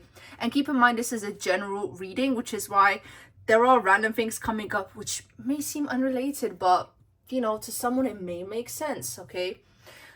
Okay, so let me just get a sip of my vitamin C drink. Okay, look, it's pink. It's pink, so it kind of matches my nose, but anyway. Anyways, I'm gonna get an oracle card. Okay, please show me, Spirit, how will group number 4 recognize their soulmate? So the relationships card came up. So yeah, I think you just notice that this person is helpful and community oriented, and just someone who's like good at having solid relationships with people, or you just maybe notice them when they're with their friends. But there's something about them being very solid with their network, or just being very solid with like the way they interact with people. And I think that they value humanity, and they value being a good person and just being there for people, okay? So that's something that's gonna like stand out. You're gonna think, wow, this person's hot and they're also helpful. Like this person is just coming across as someone who like knows they're the shit. Oh, I don't want to swear on YouTube. they know that they're like it, okay? But they're also not like shoving that in people's faces, and they're always willing to be a helping hand. Okay, so that's really what's coming through, and you're gonna notice that right away about them, that they're not stuck up or anything. They're quite humble despite everything that they have going on for themselves. I'm also hearing that this person could be quite abundant in a monetary sense, okay? We're talking money here, but I think this person's gonna be very subtle about it, and I don't think you'll notice it unless you look at the little details, like maybe the watch they're wearing, or like, you know, just something like, just little details about them, because I don't think they're the type to give away that they're wealthy, you know. But I do feel like this person seems very, the energy seems very solid and stable, like they know what they're doing. And I think that's gonna come across to you, especially when you first meet them. Like you're just gonna feel like this person's safe and I can trust them. Okay, right, on to the next question. So we're gonna ask spirit, who is this person? Okay, what are they passionate about? Okay, so I'm gonna get the astro dice first of all, and I just wanted to say again, little disclaimer, that every pile I do, every group, I'm gonna conduct the reading differently just because of the way the energy is coming through, and the only thing that is gonna remain the same, pretty much just the questions I'm asking. Okay, but yeah, I just wanted to throw that out there again. I'm gonna be saying this for every group, but yeah, let me just roll the astro dice. Show me, spirit, who is this person? What are they passionate about? Who is this person? Who is this person? Show me the truth and nothing but the truth. Okay, so that was the moon. There we go. Moon number 2 and Sagittarius. Okay, so with number 2 being here, number 2 actually rules the moon as well. So that's an interesting fact. Okay, this person could, again, like, this person could have some Cancer placements, or Pisces placements. Okay, like I'm picking up on that energy. But to be honest with you, with this moon coming up on the astro dice, I feel like this person is very, very sentimental. Okay, but it's like there's just this softness to them that you'll be able to see. Like I'm hearing je ne sais quoi. Okay, so that's like the French term for like the it person. Like they just have a quality to them that yeah, I'm hearing the song Insatiable by Darren Hayes, and yeah, I'm gonna link that for you. I'm gonna link that for you down below. This is the first group I'm getting where a song reference is coming up. So this person could be into music, or they could just have very elevated music taste, like out of the norm. This person is not your quote-unquote regular person or average person, and I feel like I'm channeling this from your perspective, so I think this is what you're gonna be thinking about them when you see them. Like there's a very unique quality to this person, and also that they're just very, like, they just seem very in tune with themselves and with their body. With the moon being here, I feel like this is a sensitive, sentimental person, but also quite intuitive. And I'm not getting sensitive in the sense that like they get triggered easily or something like that. No, I just feel like they're very in tune with the world. Okay, but with Sagittarius coming up here, you know, they could very well be a Sagittarius, but I'm not really getting that from them, to be honest. With the Sagittarius energy, I think this is a goal-oriented individual. This is someone who goes after what they want. This is someone who has like a long-term vision and a plan for their life. I do feel like this person is family oriented, or that's something they would like in the future. But there is like a sort of bachelor energy which I'm picking up on. Okay, so this person could be older, but they could have like a young energy to them, and maybe they've been non-committal up until now. But I think that when you're gonna be meeting your soulmate, it's gonna be at a time where they feel like they're sort of ready to settle down, and I think that you're gonna be exactly what they're looking for. And this number also, you know, is the second house in astrology, and that's to do with your own money. Okay, so I really think like this person has, for some, like saved up, or like just has a lot of money for a particular purpose, and I do feel like a big part of that purpose is to have a family. But this person, I feel like they're either, okay, I'm getting two possibilities here. They're either like they're in a really good position at their company, or they have like their own business going on. Okay, I'm also hearing oil and gas and engineering, so that's another possibility, but that's not gonna be for all of you. But that's just another thing. Okay, I really feel like this person could be scientifically oriented as well. Like I just feel like this person knows a lot about science and just practical facts and things like that. That's something that's coming through. This person could also be really good at maths. But yeah, okay, let Let me get the tarot now. Show me the truth and nothing but the truth, Spirit. Who is this person? Who is group number 4, soulmate? Also, with number 2 coming up on the astro dice, again, like in astrology, it's about your own finances and also what you value. And I feel like this person has a very good like sense of what they value, a very strong sense of what's important to them, and what they want to accomplish. Yeah, okay. Who is this person? Who is group number 4, soulmate?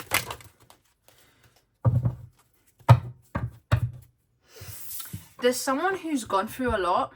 There's someone who, I feel like they went through a lot of internal and external battles, but it's something that they've always kept to themselves, and that's kind of made them humble. Like they've just gone through things silently, but for some reason, instead of them being stuck up, it just sort of made them understand the way the world works and how people work, and it's just sort of really humbled them. I feel like they may have gone through a rebellious phase as a teenager, which really took a toll on them. And then after that, they sort of changed forever, and they just became this like really humble person. With the Queen of Wands in reverse, again, like I feel like during their teenage years or like their early 20s, they may have been very, very rebellious, very like against the norm, or maybe they struggled to understand their family as well. But yeah, like I think this person is really grounded now because of having gone through those experiences, and they believe that they'll make a very good parent because of that, and they know what they should do to sort of keep their child on the right path, or children, because I do feel like this person wants multiple children. If that's not something that you want, I mean, this could be the right path for you, but this person, like this soulmate's energy, it's like I really think that's something they want for themselves, if I'm being honest. Like for this group number 4, I think this is a really solid individual who just has so much to offer, and I do think they want to leave a legacy behind, okay, because they have gone through a lot. And again, they're like really good looking, and I'm hearing good looking for their age, so I think you're gonna be thinking that about them for sure. Okay. Yeah, with Justice in reverse, it's like they know what it's like to be the outcast. They know what it's like to be the quote-unquote bad guy or bad girl. Like, they just know what that's like. They know what it's like to go down the wrong path. And I feel like they had to save themselves. But there was one special person who was able to sort of guide them onto the right path as well. But yeah, this person's had a lot of character development. And again, like, I do feel like they're able to understand different people from different backgrounds, and that's one of their strengths for sure. And I feel like they're gonna really make you feel safe and secure because of that, to sort of open up about your past and your experiences as well. So yeah, I just feel like this person's very passionate about helping people in some way. This person could read a lot of psychology books or self-development books in their own time. That's something that's coming through as well. Okay. Whew. Okay, so for the next question number 3, when will you meet this person? Okay, let me just have a sip of my vitamin C drink again.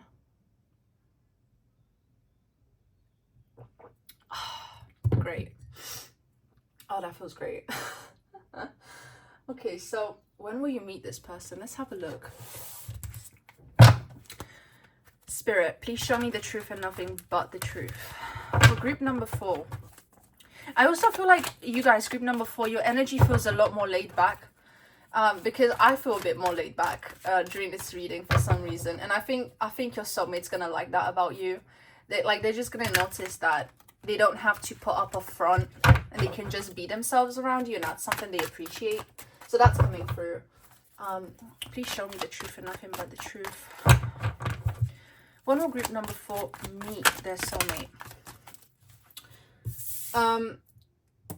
When?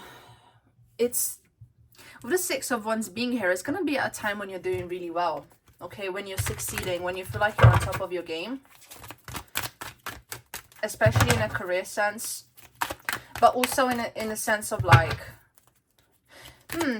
with self-esteem, I feel like your soulmate's gonna actually help you realize a lot more of your own value. But I think you'll be like in a pretty good place with your self-esteem. But it's still something that I feel like your soulmate could help you out with a bit more. But you are, I would say, you're gonna be in a pretty good place, and like your physical reality is gonna look very stable when you meet this person, and you're gonna like have enough money to go out and do your own thing and that kind of thing. So when will you meet this person? Please show me, Spirit. Show me the truth and nothing but the truth. And we'll group number 4. Meet their soulmate. Okay. The Ace of Swords in reverse. I feel like you're just gonna meet them at a time when it's like you have everything going for you, but there's gonna, like, subconsciously you're gonna know that something is missing, okay? Because the Ace of Swords, it represents a clear mind, it represents new ideas, new ways of thinking, and this is in reverse. And the way I'm interpreting this right now, it's like I feel like subconsciously you're just gonna feel like, okay, like it's time for something new. And I think that's when this person is gonna come in, when you just sort of have that feeling like you're satisfied, but there could be something more. And I think because of the way the law of attraction is, it's like you're gonna have enough level of detachment from it for it to come in. That's what I'm hearing. So yeah, I do feel a level of detachment from you, but it's also gonna happen like when you're just sort of in the flow and least expecting it. So that's interesting. Let's see. When will group number 4 meet their soulmate? Show me, Spirit. Temperance. When you're at peace with how life is going, and it's like this person is gonna come in at the right time with Temperance being here. It's gonna be like total divine timing. And again, it's like they're gonna come in after you've managed to build something for yourself and get something like off the ground. But it's again, I feel like they're gonna take you to that next level, okay? And it's gonna come in after you've been patient for a while, because I for some reason I feel like this group struggles with patience and taking things easily. And I feel like when you learn the lesson of patience and sort of taking your time to create things of value in your life, this is when this person is going to come in, because this person is not going to want to rush the process with you at all. Like, they're going to be someone who's going to be very inquisitive, and they're going to be asking you all the right questions to make sure that they're not wasting their time and that they're not wasting your time as well, okay? Because for some reason, yeah, like with Saturn being here as well, and with Temperance coming up, I do feel like your soulmate values quality time a lot and really diving deep and not rushing things, okay? So that's something that's coming in. It's like when you've learned the lesson of valuing your own time and valuing other people's time, but also being able to have enough patience to cultivate something in your life that is stable. When you feel like you're on your way to doing that, or that you are doing that, you can take that as a sign that you know, you're ready to meet your soulmate, okay? So let me just get 2 more cards here.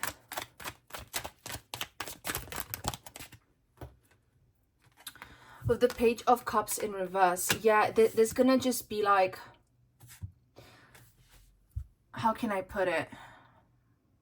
I don't necessarily feel like you'll be socializing a lot, and there is something that's it's gonna be like after a time of introspection and self-reflection. For some reason that's coming through, but it's like, yeah, this person's gonna be coming to you, but again, it's like when you're doing your own thing, I don't see you approaching them or anything like that. And yeah, with Page of Cups in reverse, I feel like it's a lack of like, just a very small lack of like emotional satisfaction. It's not gonna be huge. Again, it's just like an underlying current of feeling that, okay, like you did what you had to do, but like you just need a bit more, you know? And this is when this person's gonna be coming in. Let's see. Please show me, Spirit. When will group number 4 meet their soulmate?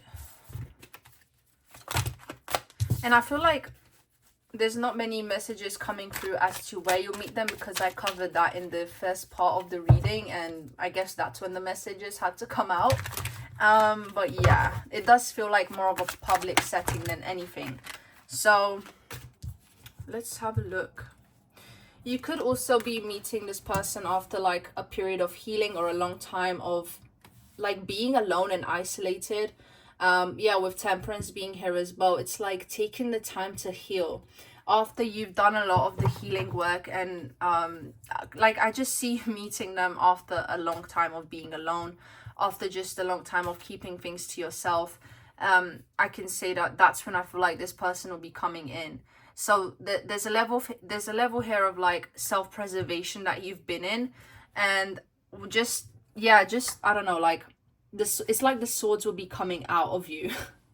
You know, like when all the swords are out of your heart, and now it's like your heart is ready to receive even more of that healing. I feel like that's when this person will be coming in. I hope that makes sense.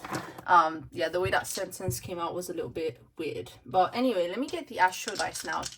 Please show me, Spirit, show me the truth and nothing but the truth. When will group number 4 meet their soulmate? So we have Libra. Okay, so you could meet them in Libra season, which is you know, late September, October. Okay, 11 being here, you could meet them around November. Okay, and this is South Node, so this is after, like, again, like a period of letting go, after you've dealt with your heartbreak, after you've dealt with, like, after you've done a lot of healing. I feel like this person's gonna be able to help heal you further, if that makes sense, but you sort of have to take that initiative first. But this person will be coming in after the universe sees your willingness and sees your action and sees you really putting in that work. This is what's coming through. Okay, so yeah, after a period of healing, guys, when you just sort of feel like more calm and relaxed. Okay, look at this. Look at the gentle facial expression on this Temperance, on this female on the Temperance card. She looks very like she knows there's still a lot more to do, but she's like at ease with the fact that things take time and that things are a process. Okay, when you actually value your process rather than just the end results. Okay, and that's what feminine energy is about, to be real with you guys. Okay, so anyways, next question. So no, actually, before we move on to the next question, I just wanted to clarify again, like, even though you might meet this person in a public setting, I feel like it will be after a while of being, like, after spending time alone, and you're now ready to open back up to the world. So it's kind of like now when you're just starting to sort of integrate into society again, in like a social sense, because I feel like you'll be mostly focusing on your healing and your work, and then when you just feel like, okay, like I'm ready to sort of open up to more interactions on a personal level, I feel like that's when this person will be coming in. But yeah, okay, next question. So what are this person's green flags and red flags? Okay, so we're gonna start off with green flags. So please show me, Spirit, show me the truth and nothing but the truth. For group number 4, soulmate, what are their green flags?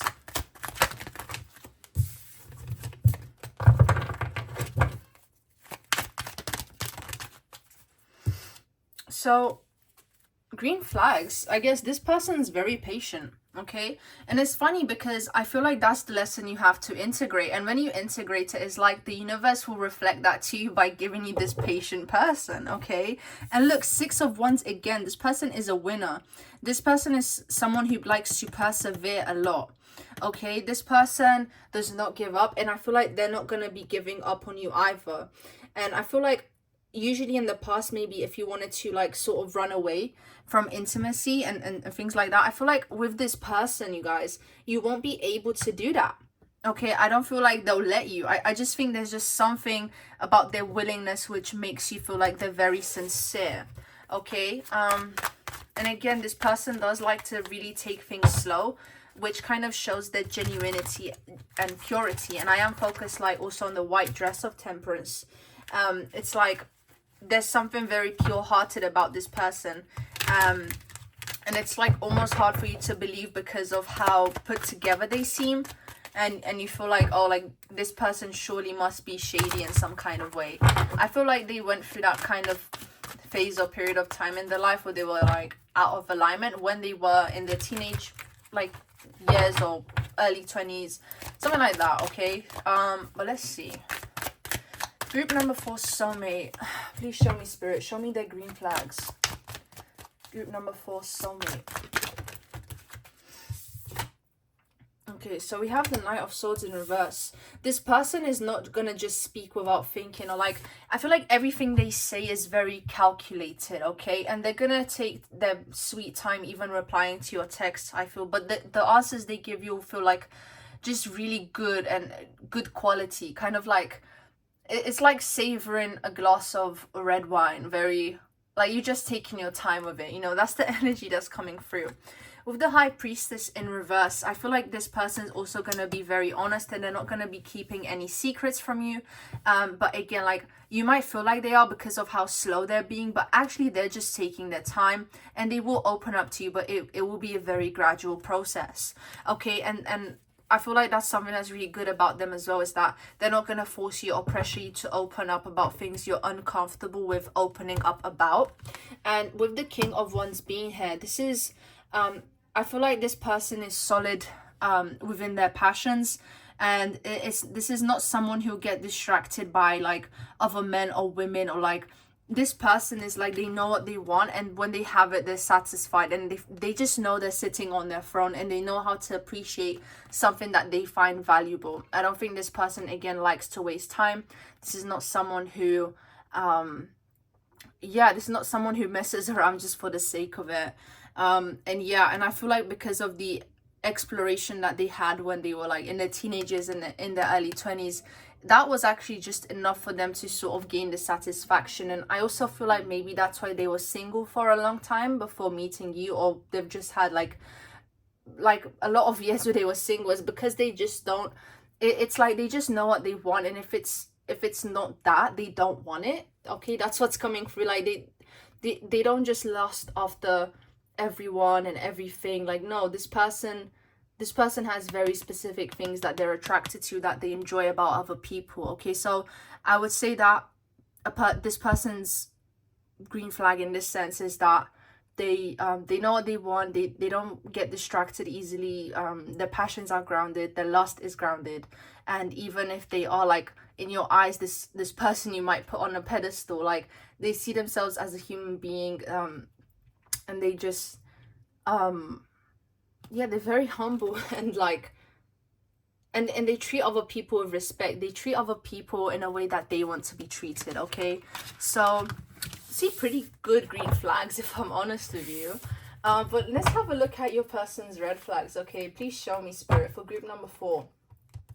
What are their soulmates' red flags?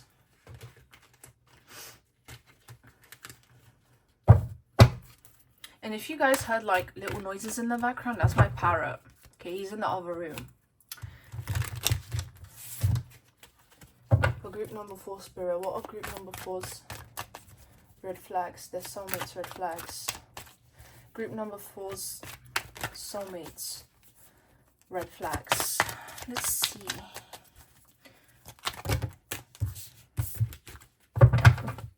Group number 4, soulmate, show me their red flags.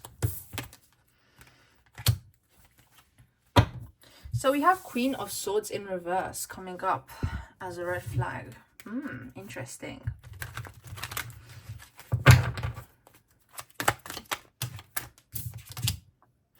Wow, Temperance coming up as a red flag. This is interesting. I swear Temperance has come up like 4 times now. I feel like this is coming across as how you perceive them being patient. Like, maybe you think they're playing games, but I don't think they are. I think this is something you perceive as a red flag, but it isn't. They just really like to take their time. Let's see. I'm gonna clarify this Queen of Swords in reverse because I'm not sure what this is about. Please show me, spirit. Group number 4, soulmates, red flags. Group number 4, soulmate, red flags. So we have the Emperor. So this person, oh, okay, I get why this Temperance is here now. I get why this Queen of Swords in reverse is here now. I don't need to clarify it anymore. So again, I feel like this person is gonna be holding back to some degree. Um, they're just gonna be very careful. I do feel like they have trust issues, and sometimes they allow that to get in the way. Okay, like they allow that to get in the way of like opening up their heart, and you might get a little impatient with them because of how much their guard is up. So I feel like this person needs some reassurance when it comes to opening up. And again, they do ask a lot of questions, but I think you need to be asking them a lot of questions in return as well, so that they can speak more freely. Because I think that's something about them. I think they're very inquisitive about people also as like a protection mechanism. Like they just do all the talking, all the talking in terms of asking questions, but then it's like people don't really ask them things back. So I think they're kind of used to that. So I think they would really appreciate some kind of reciprocation, so that they can open up to you more. And yeah, and yeah, I think this is why this Queen of Swords is in reverse. They just need someone to also explore their subconscious mind as much as they explore other people's. So yeah, I would say like becoming good at conversational skills is a must in order to get along with your soulmate. And I feel like it's gonna be good for you as well to realize more about yourself when you do meet your soulmate, in the sense that like you realize more of how good you are when you start asking this person questions. I know that sounds weird, but I think the kind of questions you choose to ask your soulmate is gonna reveal a lot about yourself as well. So that's what's coming through. Okay, so this person's red flag is that, I guess, something that works for them, in terms of them being patient and taking their time, it can work against them as well because of the things they've gone through. Okay, so that is what's coming through. Okay, I just got a little bit of an interference, guys, but essentially these cards are for the question, what will you find attractive about each other? And this is specifically what you will find attractive about your soulmate. Okay, so with the Sun card being here, okay, like this is telling me that they will be a shining light in the darkness, not just for you, but just in general. You will just notice how much they stand out from everyone else. Just how hopeful as well. They have a very hopeful energy, and they see a bright future ahead of them. It's like they have this optimism to them, and you find that extremely attractive about them. Okay, group number 4. Again, there's also something about this person's physique. Maybe they like to go out for running, or they like going to the gym, but there's something very godly about this person's physique, okay, that it's just gonna stand out. And yeah, like this is, how can I put it? They just, again, in a crowd full of darkness, they're the shining light. Okay, they're like the light that moths run to, fly to, whatever. Okay, and with the 6 of Pentacles being here, you're gonna find your soulmate's generosity to be a very attractive quality. They have a lot to give, they have a lot to offer. And again, that just makes them so attractive to you, but also just their willingness to share their abundance with other people. And again, to help others. You're just going to be so impressed by that, group number 4. You're just going to like that they take everyone into consideration, that they're not selfish, that they use their gifts for good, that they're just able to be a very good, kind, compassionate person, okay? And with the 9 of Cups being here, group number 4, you're gonna really find this person's ability to manifest very attractive. Like, here's all these cups, but I'm seeing them as trophies right now. And you're just gonna be like, wow, this humble, confident person, look at how much they have, but it's not really like, they're not flexing it to you. You just see it, it's just who they are. They are a flex, and that's how you see them. And I feel like this person is like your wish fulfillment, and you consider them to be your wish fulfillment here, with the 9 of Cups. Again, it's like I also feel like they get the attention of the opposite sex quite a lot, and I think that's something that you're actually just gonna feel like is making them even more attractive, the fact that they're desirable to other people as well. Okay, but again, like I feel like this person's ability to shine, this person's ability to be optimistic, to be a good person, on top of like being very good looking, is really just like, it's gonna blow you away. Again, this person is your wish fulfillment.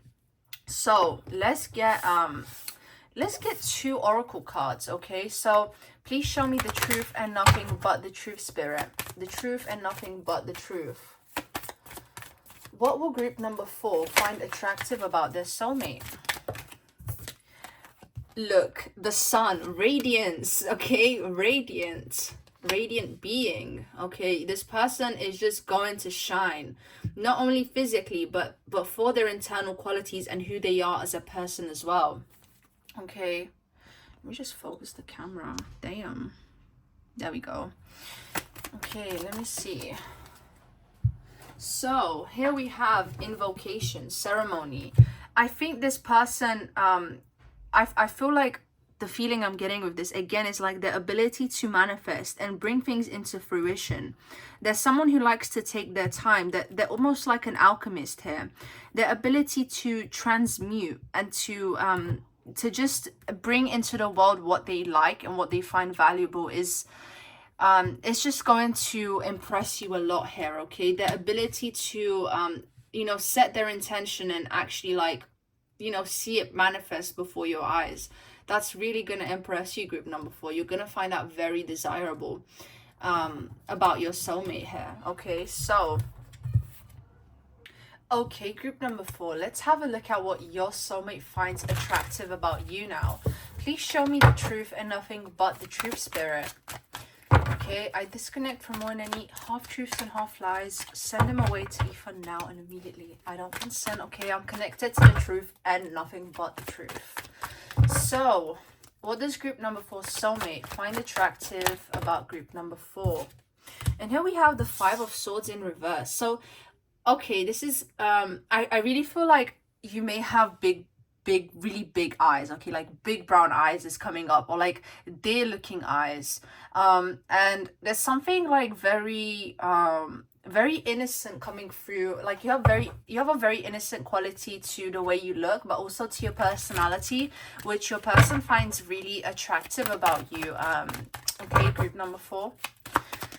Oh, okay, Queen of Wands in reverse. That's interesting. So I'm pretty sure this came up as like your soulmate's red flag, group number 4, but with the Queen of Swords coming up in reverse here, I feel like your soulmate finds your how can I put it? It's like you don't allow yourself to completely be out there, you know. It's like they have to take their time to find out what you're interested about, you know. Like it's not obvious what you're interested about. It's like they have to kind of dig deeper into to actually find out what your passions are, and yeah, there's like a sense of mystery coming through that your soulmate finds attractive about you. Okay, please show me, spirit, for group number 4. What does this soulmate find attractive about them? Yeah, you're very mysterious. You keep your passions to yourself. You keep what you enjoy to yourself, and this person enjoys that. You know, the Hierophant. The Hierophant coming up is like, how can I put it? They can see that you're always trying your best to do the right thing. Okay, this is how I'm interpreting this. They can just see your willingness to keep going, to do the right thing for yourself.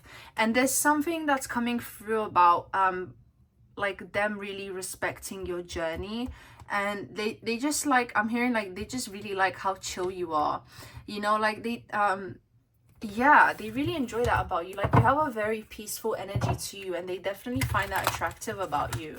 So I'm gonna get some oracle cards now to see what your soulmate finds attractive about you, group number 4. What does your soulmate find attractive about you? Please show me the truth and nothing but the truth, spirit. Okay, so here we have a wake-up call. So, okay, what I'm getting with this is that you're going to be able to make this person aware of some things that they weren't aware of before, and they find that attractive about you. I don't feel like a lot of people can do that, and the fact that you're able to bring out certain qualities from within themselves and like make it obvious to them, they find that really attractive about you. Okay, and with invocation here, I feel like you kind of have like a hobby, maybe like knitting or just crafting something with your hands, doing something with your hands as a hobby, and this person really admires that and finds it attractive. Like whatever you do as a hobby or in your free time, like this person seems to be really interested in that, and they I'm hearing that they really respect your craft, and it's something that they look up to as well. But I really do get the sense that they find you very cute. Okay, group number 4. And like I am sensing an age difference here, legal of course. But you get the gist, and I do feel like they're the older one. So, oh, okay, focus. Okay, yeah, like I with this focus card coming up, it's like I think they like that you don't get distracted by things that most people get distracted by. Like I'm hearing, oh, like you don't do you know, you just don't do things which are not good for you, that you know are like yeah, there's something in particular coming up about like not sorry, could you guys hear that motorbike outside? Jeez. But there's something about you again being like very innocent, very focused, and this person appreciates that. Like you're not the type to go out to the clubs a lot and like partying a lot. Like there's something very like wifey or husband material coming through here. This person likes that you're focused on what I'm hearing, what you should be focused on, which is like creating a good life for yourself rather than just giving away your life force energy to people, places, and things which don't serve you. And even if you had a history of doing that in the past, I feel like by the time you're meeting this person, you're very aware of what your boundaries are. And yeah, that's what's coming through. It's like you don't just follow the crowd. You're able to kind of have your own direction and pave your own way, craft your own way. And yeah, like not doing things just to fit in, but actually just focusing on what you know you should focus on and what you have to do from your own perspective, whatever that is. Okay, so that's what's coming through. So this person definitely has a lot of respect for you, and they see you as like a long-term partner material. Okay, they're definitely someone, they definitely see you as someone that they can build a life with. Okay, now let's move on to the last question. Okay, messages from your person. So okay, let's have a look. Please show me the truth and nothing but the truth, spirit. Show me the truth and nothing but the truth. Please help me to channel messages from group number 4, Soulmate, to group number 4. Messages from group number 4, Soulmate. Oh, wow. 8 of Wands. There's something about you becoming good at holding conversations that's coming through again.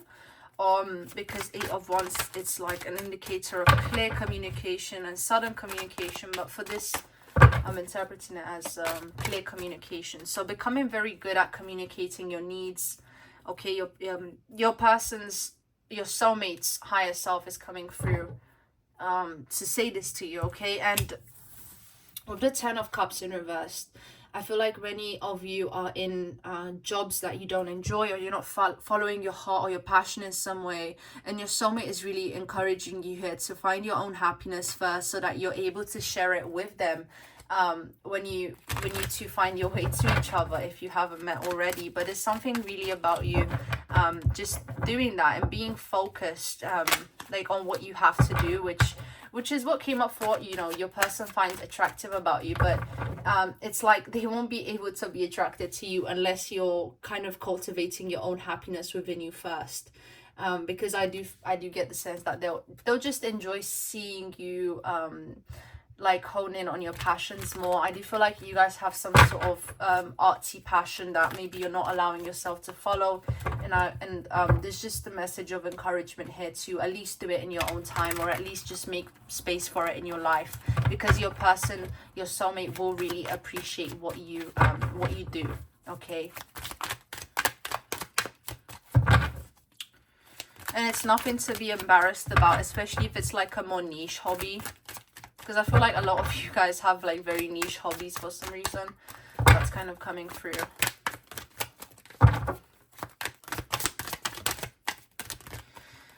What does your soulmate want to say to you? Four of Swords in reverse.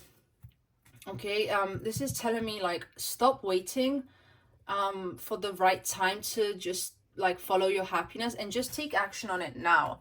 Like you're the only one holding yourself back.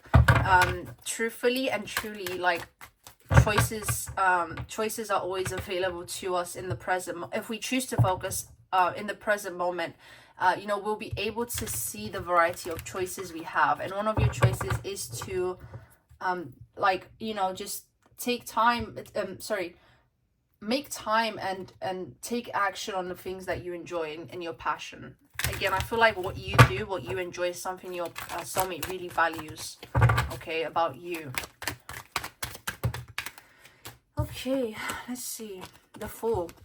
Yeah, the message to you, messages from your soulmate. Just get started with your journey to happiness, to your joy.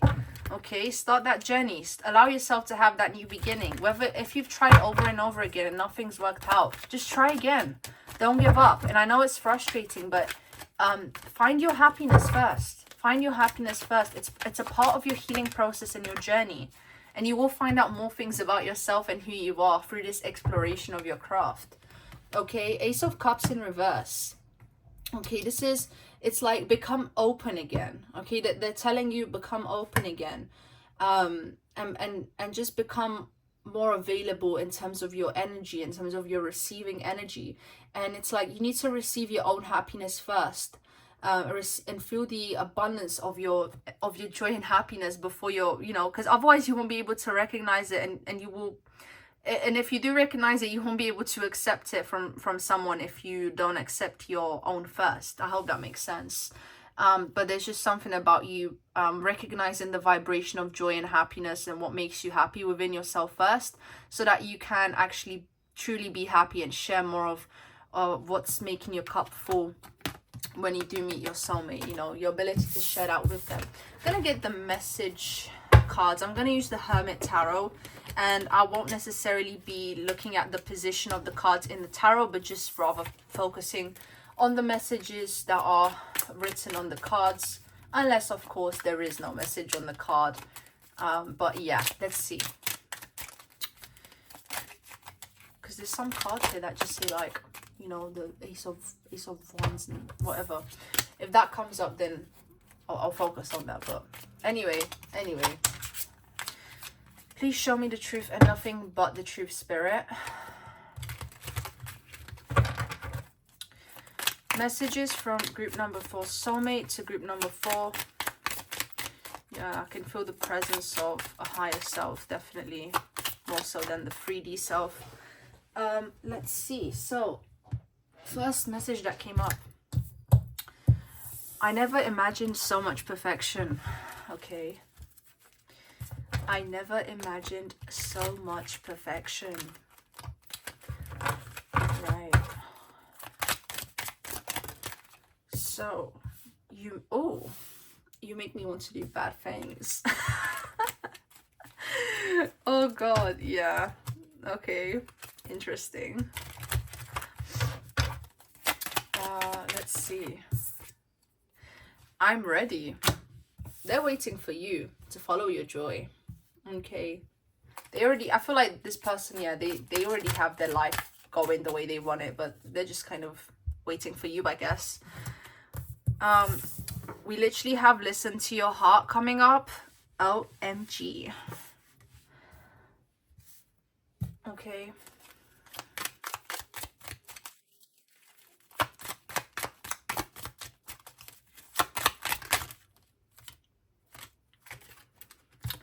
Think before you act. Interesting. This is for the impulsive people watching this. But I do feel like this is referring to the message of patience, and just being patient with your process rather than just like impulsively giving up.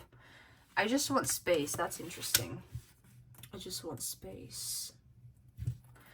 Yeah, so this person, you know, I feel like, again, like them just taking your time, taking their time and like honoring their space and their boundaries. Like, don't take it the wrong way, you know. Um, this love scares me. Ooh, interesting. Interesting. And again, I feel called to say that this, like, the reason this love scares them is partly because of the age gap. Reach out. Maybe some of you guys are in no contact with someone. Anyway, let's get some more. So different messages apply to different people, and don't try to make things fit, but just feel what resonates within yourself. Okay, let's see. Wait. So yeah, again, your soulmate is encouraging you to have patience, group number 4. Please give me time. I've never felt this way before. Oh my god, so many messages about time and waiting. Some people watching could be in a separation phase with their soulmate, and maybe this is why so many messages like this are coming up. Yeah, there's something about indecision here. So this is for any of you watching that are in no contact with someone. Okay, you are my everything. Yeah, wow, this is just absolutely gorgeous, you guys. So there's definitely a very deep and profound love here. Okay, but yeah, I think this was all that I'm resonating with. I don't feel called to get any more cards. So thank you so much for watching, especially if you stayed you know, all the way till the end of this reading. And if you enjoy my readings, you want to see more, definitely hit that subscribe button, as it does help me out as well, and it helps you to stay in you know, to keep up with what I'm doing. Therefore, leave a like if you resonate. Let me know what you think in the comments, and do let me know if you've already met this person. I am curious to hear that. Okay, so yeah, thank you so much again for watching, and I hope you have a lovely day or night wherever you are. Hello there to my gorgeous group number 5, and welcome to the ultimate soulmate reading. Okay, so we are going to be finding out more about your soulmate, who this person is, what they're about, you know, how you're gonna meet them, all the good stuff. So without any further ado, let's just get into it. All right, so how will you recognize your soulmate? Okay, this is the first question. How will you recognize them? What's your first impression?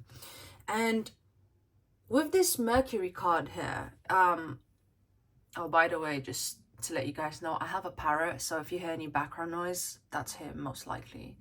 Anyway, so with the Mercury card being here, I have to say I am getting strong Gemini energy with slight Virgo, okay, but there's a really strong Gemini energy coming through. This is definitely a talkative person. This might even be someone who works in the media or someone who's in the public eye. I really feel like this person will be easy to recognize. And you know, Mercury does rule Gemini, so it makes sense I'm picking up on that energy. But there's such an extroverted energy I'm getting with your person, group number 5. I think this person, like, they could have studied journalism. They could have yeah, like something to do with communication, like just something like that is coming through so strongly, that this person really takes in a lot of information and also shares a lot of information. They could even be like they could be an influencer, but I'm getting like a self-help kind of influencer. This could even be like a life coach, or this, to be honest, I'm even picking up on like a personal trainer vibe. I think this is someone who enjoys to be active, and you can see that. I really feel like fitness is a big part of their life. But I really feel like this person has had a lot of transformation to do with their physical appearance, and that's something that they inspire people with. And if this sounds like you, if you feel like this is something you're doing, then maybe pick another group, because I really feel like this is your person's energy. But if you feel like maybe you're both like this, or you know, your soulmate is someone who's similar to you, then, you know, by all means, please keep watching. To be honest, I'm getting more of like an earth sign slash fire sign energy from the audience watching this group. I could be wrong. You don't have to be. That's just the kind of energy that's coming through right now. And there's also something about this person's energy where I really feel like they don't pay much attention to detail. You know, your soulmate could even have ADHD, if I'm being honest.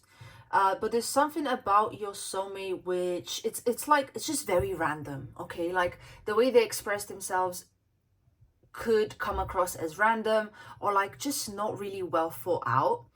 And I think if you're the more like kind of serious person, I think this will really help to bring you out of your shell.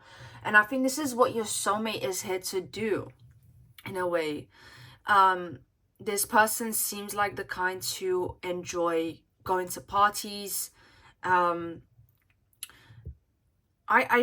really do feel like there's something here about even maybe working in travel and tourism, or like maybe they're a foreign exchange student, but there is some kind of vibe like that going on here. This person could even write articles. This person could have a blog.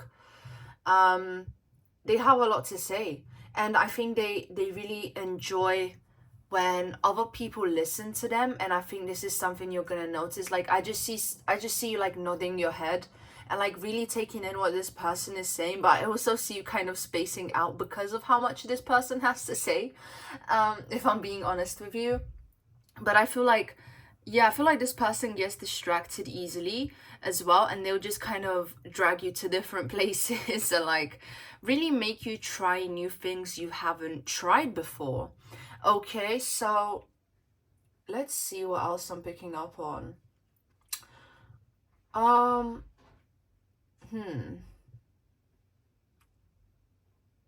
am getting like a beach vibe setting, to be fair with you guys. Like I keep seeing scenes at the beach. Maybe you meet this person on a vacation. But I feel like some of you can meet this person through friends, maybe even through family, but I'm mostly getting the vibe that it's through friends. Or this could be like a friend that you know, you end up developing something with, okay? Because for some of you guys, I am getting the vibe that you already know this person, that you've been around their energy for a long time, and then sometimes you question whether you have feelings for them or not. And I feel like as you keep getting to know this person, you realize just how compatible you are, and that like you guys can't be without each other, even if you seem like opposites, because this does seem like, yeah, I do feel like you're opposites with your soulmate for like most of you watching. And I feel like you have more of that grounded practical energy, and also more planning oriented, whereas this person's energy feels much more spontaneous and go with the flow and just very happy. Okay, like this person reminds me of the summertime. And yeah, like I really do get that kind of happiness emanating from them. They're very in tune with their inner child, and I really feel like you'll be getting that from them as well. Like that's the vibe that they'll be giving you. Okay, so I'm gonna get the tarot cards now. So please show me, Spirit. How will group number 5 recognize their soulmate? Okay, how will group number 5 recognize their soulmate? Please show me the truth and nothing but the truth. How will group number 5 recognize their soulmate? Show me the truth and nothing but the truth. Okay, and oh, splitting the deck, we have love, we have Venus. So let's just have a look here. Show me the truth and nothing but the truth. How will group number 5 recognize their soulmate? Okay, so oh, okay, wow. I feel like this person's gonna take a load off your shoulders. Like, I think it's like you'll be meeting them when you're having like a tough day, and then they just kind of take the load off you. Like, they just put you in touch with the present moment. Like, I just see you overthinking, and then this person like snaps you out of it, which is really cute. But yeah, I can just see them being worried about you, and they're like, hey, come on, like, have some fun, you know, like, don't be so serious, like, enjoy the present moment. Oh wow, so many tens. 10 of Pentacles, and then 10 of Staves. So oh wow, I do get like a vacation vibe here, because with number 10, it's kind of like you've reached a completion and now you're ready for a new start, you know, and there's two tens being here, so that's quite indicative that, you know, maybe you're on a break, and you know, it's like you've done what you needed to do, and now you're meeting this person, so that's interesting. But I do see you, I see your energy being very put together and accomplished. I do feel like the viewers tuning into this pile may be older, or maybe they're more mature for their age, or maybe have just achieved a lot even at a younger age. But there's a very put together, structured energy coming through, even with the 10 of Pentacles. But of course, with great responsibility comes a lot of stresses, to be honest. So I can definitely see that in your energy. And I just, again, I feel like this person is just gonna want to help you relax, okay? So your first impression of them, like, I'm seeing like a golden retriever energy kind of person, to be honest. You just see them like a little puppy. Okay, with the Princess of Swords being here, this is indicative of the Page of Swords. So again, this person likes to talk. This person likes to make small talk. I don't feel like you're that kind of person, but this person is like,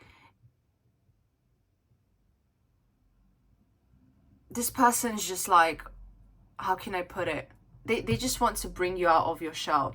And sorry, my bad. This is actually the sorry, because this particular deck is a bit different. So the Princess of Swords is actually the Knight of Swords.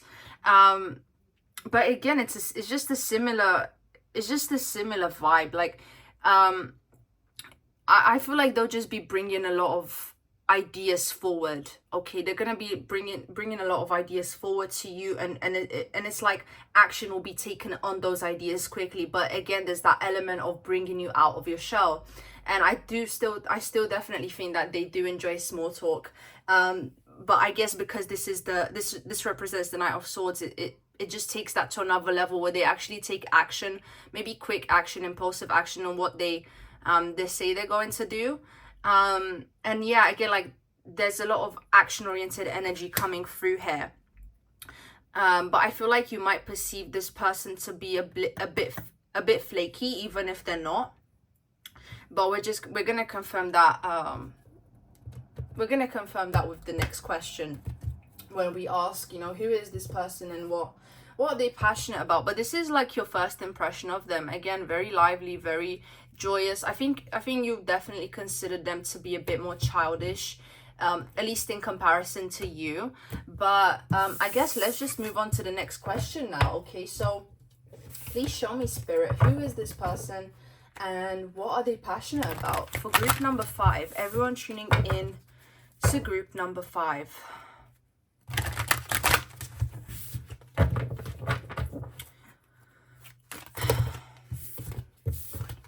Group number 5, Soulmate. Who are they? Group number 5, Soulmate. Who are they? Okay, first card we have 7 of Swords. Ooh, interesting. Okay. I think this person is really good at manipulating words very well. Even if they seem innocent on the outside, they come across as quite the charmer. And I also feel like they're trustworthy. Funny enough, with the 7 of Swords coming up, I feel like they carry a lot of people's secrets and there's a sense of loyalty to them. Yeah, I feel like the swords are secrets that they're carrying, but it seems to be secrets of the people around them. Like, I think their friends really value them because of that. But there is a slight sneaky energy that I'm picking up on as well, but I don't think it's anything malicious. It's just coming through as like, yeah, it's just a bit cheeky, you know, like maybe they like to pull pranks. And again, there's such lightheartedness I'm getting here. There's just such Gemini energy. Okay, please show me, Spirit. Who is this person? Okay, for group number 5. Who's group number 5? Soulmate. What are they passionate about? Let's see. 9 of Swords in reverse. Yeah, this person does not like to overthink. This person just, yeah, I really feel like they certainly know how to live in the moment with the 9 of Swords in reverse. They don't like to dwell on things, okay? I do feel like if there's something wrong, they'll just kind of say it, you know? They don't like to hold on to things too tightly when it comes to how they feel. Like they'll just say it pretty much without thinking. Okay, so again, there's something very quick with this person's energy, and you'll notice that very, very early on. 9 of Pentacles coming up. So I really feel like this person likes to take on a lot of projects at the same time.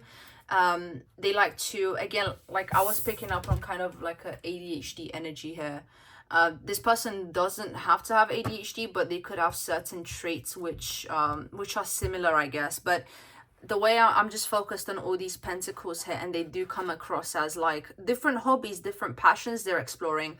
They're like a jack of all trades, and they kind of remind me of like a fox in a way. They have this foxy energy to them, and I think they know a little about a lot. Okay, I feel like maybe you're the person who has more of a expertise in one particular thing, or in 2 things, but this person seems to kind of be all over the place in that sense, where they just know a lot of information, and they like to explore different things, and they there's also like a, yeah, like they get bored easily just exploring one thing when it comes to their hobbies here. Okay, so that's what's coming through. Okay, I think I'm gonna get some oracle cards now for this question. So please show me, Spirit, show me the truth and nothing but the truth. Who is group number 5? Soulmate. What are they passionate about? Group number 5, Soulmate. Okay, so here we have forgiveness. Yeah, I don't think they hold on to grudges. I really don't think they do that. I think they're a very nice, kind, forgiving person. With cause and effect being here, I actually feel like they can be a bit clumsy or just a bit naive, and they sometimes don't realize how their actions have an effect on people or something like that. Again, I do feel like they're very in the moment, but with the best intentions. I do feel like you might get annoyed at them sometimes because of how much they like to joke around and have fun, and you kind of just have to remind them to just be a bit more still, like just relax a little bit. Like I can hear you saying that to this person, but I do think overall their energy is really helpful to you. Yeah, patience came up in reverse, so yeah, I don't really think this person has a lot of patience. And look, this is on top of the 9 of Pentacles, so I feel like, you know, they invest in a lot of hobbies, don't actually have any patience to follow through too deeply with any of them.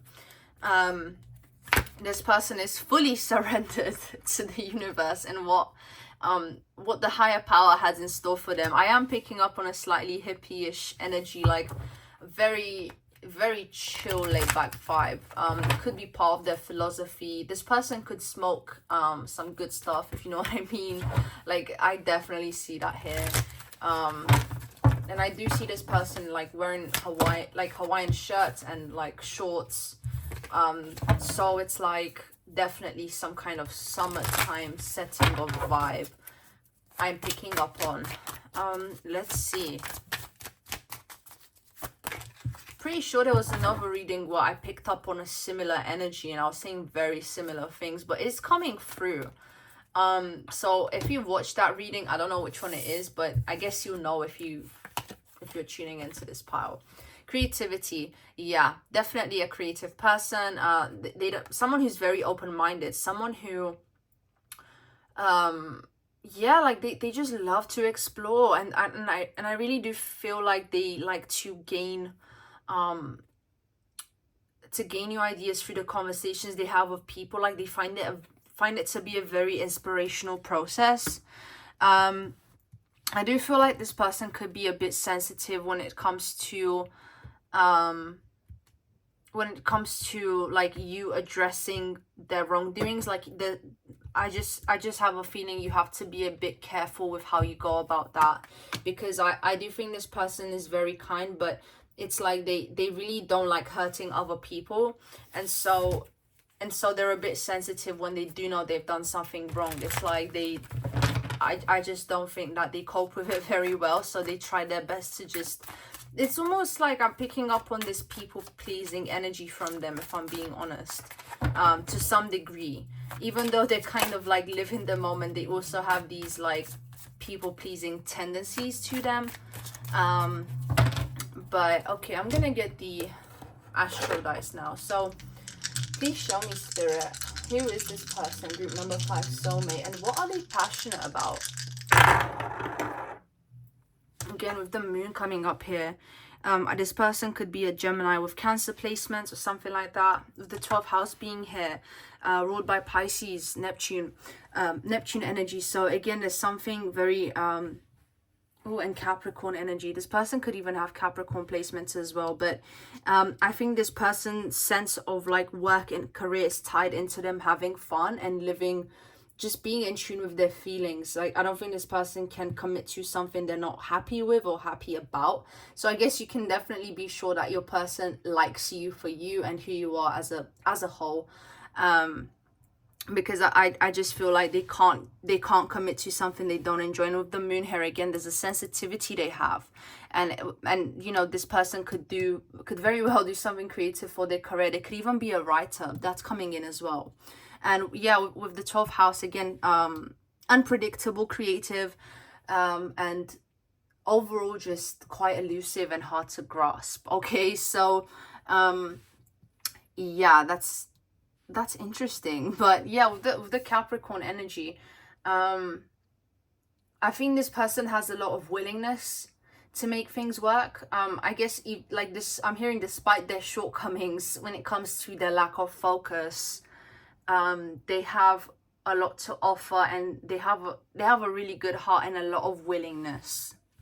Okay, I just think they need help to ground this Capricorn energy, which actually really reminds me of like Capricorn rising energy, which is like, you know, it's developing discipline is something you're working towards, but it's not who you are yet. And I feel like this is something you could be helping your soulmate with, is just developing more of that groundedness, and maybe even helping them to ground their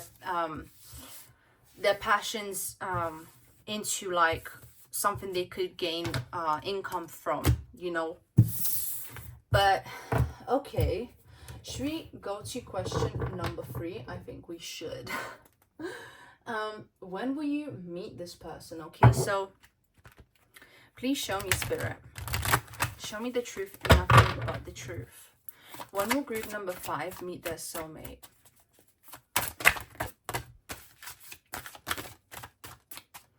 The 10 of Swords sort of coming up in this position.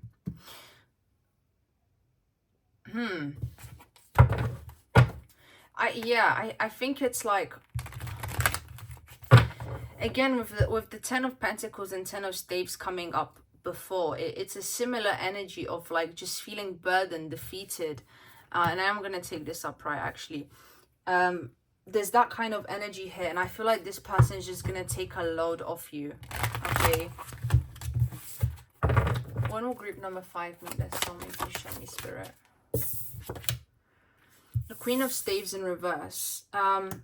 Yeah, a lack of passion. I just think you'll just sort of be there. Like, I feel like if you go out, it's just I feel like maybe a friend would drag you out, and then you meet this person, and it's like you don't even want to be there. You're not necessarily excited. I don't think you put too much effort into your look when you went out that day.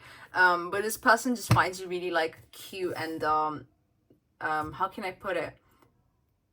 Grumpy. That's the word. Like a grumpy cat. Okay, that's what I'm hearing. The 5 of Cups. It could be after you've gone through like a breakup or just some kind of emotional disappointment in your life. But I definitely don't see you like, yeah, this person will definitely come in after quite quickly after you've endured some kind of negative emotions, like really just frustrated, annoyed. It's just that kind of feeling. It might even have to do with work, and I do feel like you have a support system if you don't have one by now. Like you have friends by then, and I feel like your friends will be encouraging you to go out with them.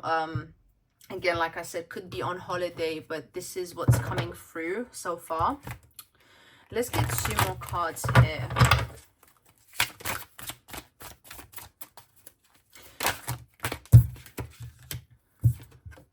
Four of Cups in reverse. Yeah, it's I feel like originally you were in this like Four of Cups, like, oh, like, oh, just whatever, you know, just so bored, so tired, so, you know, and it's in reverse, and it's like someone's just dragging out, like, nope, I don't think so, not anymore. Like, there's just such encouraging, supportive, loving energy around you during this time.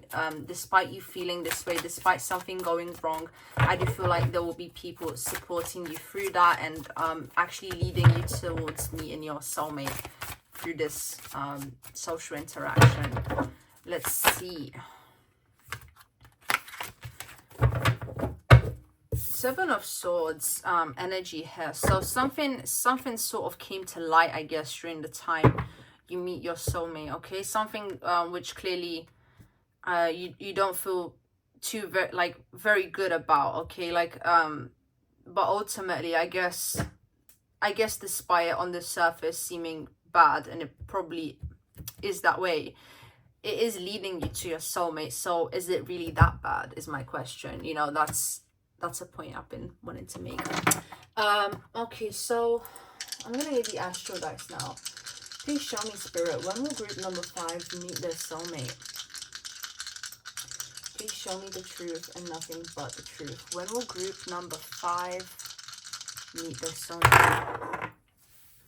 Ooh, so we have Uranus energy here. Have Virgo energy here, and we have the 4th house. Okay, and the 4th house, I'm pretty sure, is ruled by what was it again? I do believe it's Cancer. It's either Cancer or Pisces, but I actually do think it's Cancer. But anyway, I do think it's Cancer energy, so that just kind of confirms what came up on the astro dice earlier as well, about this person having some sort of Cancerian energy. But because I asked this question in regards to when you will meet this person, could meet them during you know, Cancer season, or you could meet them during Virgo season. Okay, but with Uranus being here, Uranus ruling Aquarius, I'm not really interpreting it in that sense. I don't think you'll meet this person during Aquarius season. There's a very summery energy I'm getting here, like even yeah, like Virgo season, but mostly like August, you know, August to September, or like again just Cancer season, you know, which is June to July. But yeah, with Uranus being here, maybe you decide to get Bumble or like some kind of dating app during the summer, and maybe you're hesitant, but you know, your friends are encouraging you to go, or just something like that, because you know, Uranus has to do with the internet. So you could meet this person online, but I don't feel like you'll be that enthusiastic about it. I do feel like there's some kind of encouragement coming in from the people around you, to kind of take initiative on that. But yeah, so that's what came through in regards to that. I don't feel like there's much to say about that. Yeah, you could actually, I'm picking up on this energy where it's like someone is swiping up on someone else's story. Like I am seeing Instagram, so could be a possibility. Again, this is a general reading, so take what resonates. You know, some of you guys are going to be resonating with that kind of public setting where you go out with your friends and you meet them. Others of you are going to resonate more with the online kind of energy. So yeah, okay, what was I gonna say? I was gonna say something. Completely forgot. I guess I'm not meant to say it. But anyway, so let's have a look now at your person's green flags and red flags, okay? And we're gonna start off with green flags. So, Spirit, please show me for group number 5. What are the soulmates' green flags?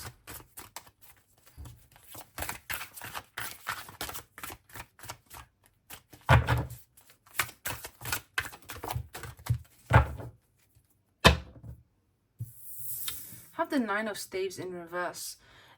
Yeah, this person is definitely, they're just going to be encouraging you to have lots and lots of fun. This is their green flag. So I'm guessing you're a really hardworking person for the energy to come out like this, because it just seems like both of you are out of balance, and I think you're both going to help each other come back into balance. So, you know, if you work too much, they're going to help you play more, and if they play too much, you know, you're gonna help them get more serious.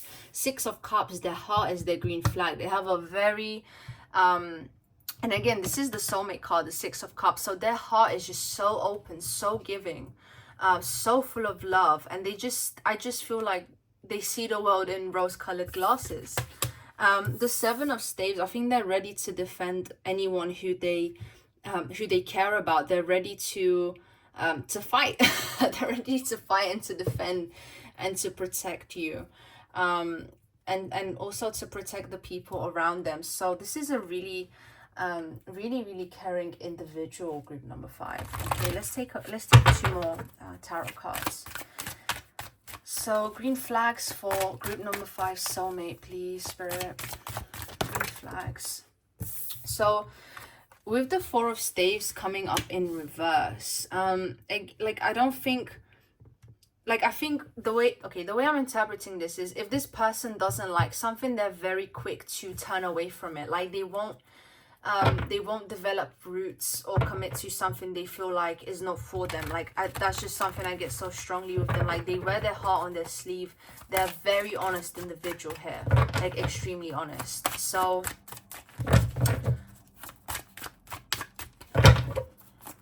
green flags, let's see. So here we have the Page of Wands. And again, I feel like this person is really fun.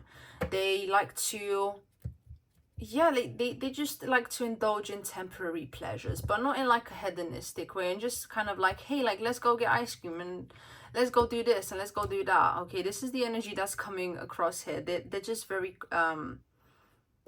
quick to explore things, and they get excited.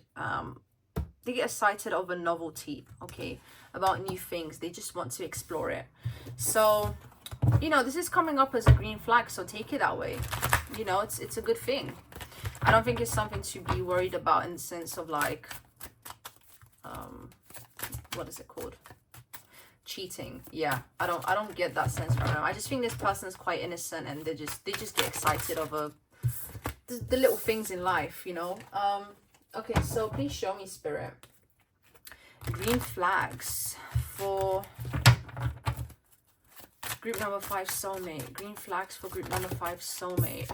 Okay, so perseverance, and that kind of comes through the 7 of staves as well. Like, yeah, this person's they're not quick to give up unless they don't like something. Okay, and I feel for some reason, like, again, like, this problem with their focus, I feel like is genuinely caused trouble for them in their life.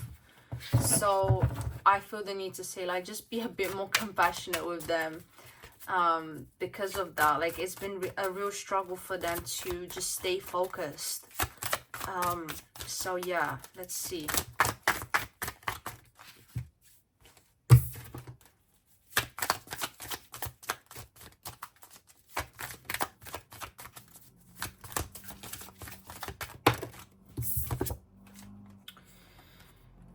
Detachment.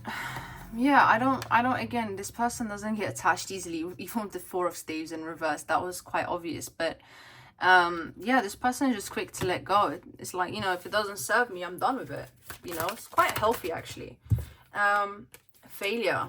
I think this person has Definitely. Again, even with the I do believe it was the Nine of Pentacles that came up in regards to them exploring many different things and different passions. I feel like they've had to try over and over again to realize what works for them, and to kind of, despite exploring different interests, like just them being able to pick themselves up and try all over again, try something new. Okay, because I don't think that things have gone necessarily well for them all the time, but they've been able to keep an optimistic attitude regardless to that. 1 second. Okay. Yeah, one of the cards dropped and I had to quickly slide down to get it. And creativity came up again. This was the card that dropped. So I guess Spirit wants to say that this person is really, really, really creative. And like I see someone painting and I just see a lot of colors. This person just seems so colorful to me when I think about them. So yeah, that's coming up, you know. Now, how about we have a look at the red flags?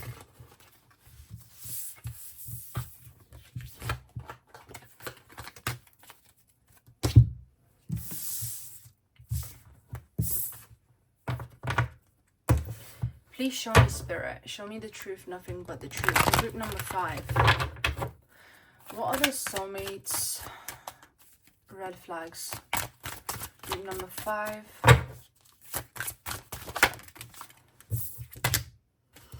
Seven of Pentacles. I think I'm hearing like this is a drag.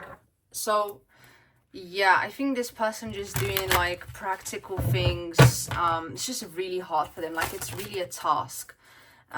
So yeah, I would say that I think this relationship will take a lot of compromise between the two of you, in order to make things work and to, like, you know, even out the responsibilities, especially if you end up living together one day, because this person really does see the practical stuff as a burden. Four of Cups in reverse. Yeah, they can't sit still, and that works for them and against them in some ways. This person gets so bored so quickly, and they don't enjoy feeling that way. Like they can't sit with that feeling. So I guess maybe if you're willing to, you could teach them how to sit with feelings of discomfort and boredom, because sometimes we have to, you know, especially if you're an adult, which I hope you are watching this reading. Okay, let's see. Soulmates red flags for group number 5. Please show me, Spirit.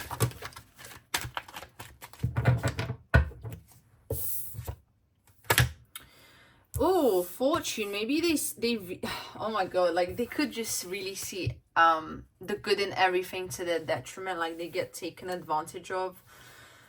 Oh wow. I think maybe they give themselves away too quickly as well, with this fortune coming up as a red flag. Like I don't think they have a healthy concept of like what it's like to have boundaries in regards to giving.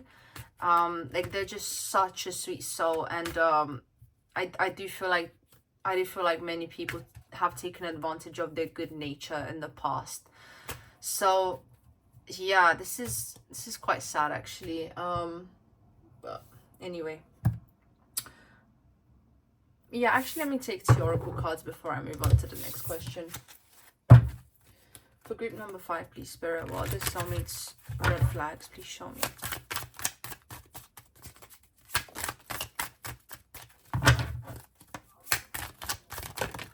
Okay, so here we have blame.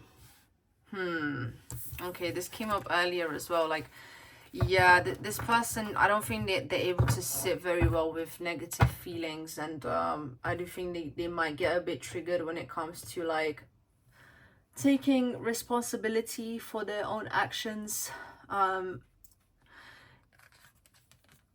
I don't think they're the type to sit and self-reflect too much. They just go with the flow in the present moment and surrender. Maybe they just surrender control way too much. You know, again, it's like what works for them can also work against them.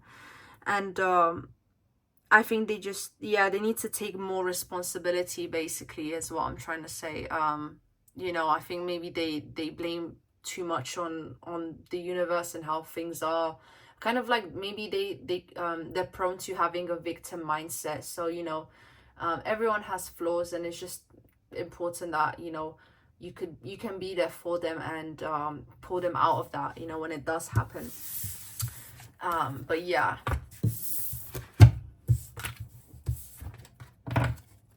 So the next question is, what will you find attractive about each other? Okay, so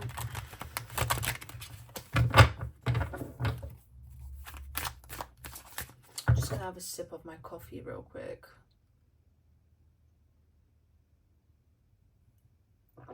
Oh, ravishing.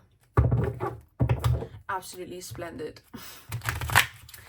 Okay, please show me, Spirit, for group number 5. We're gonna start off with what you find attractive about them, okay?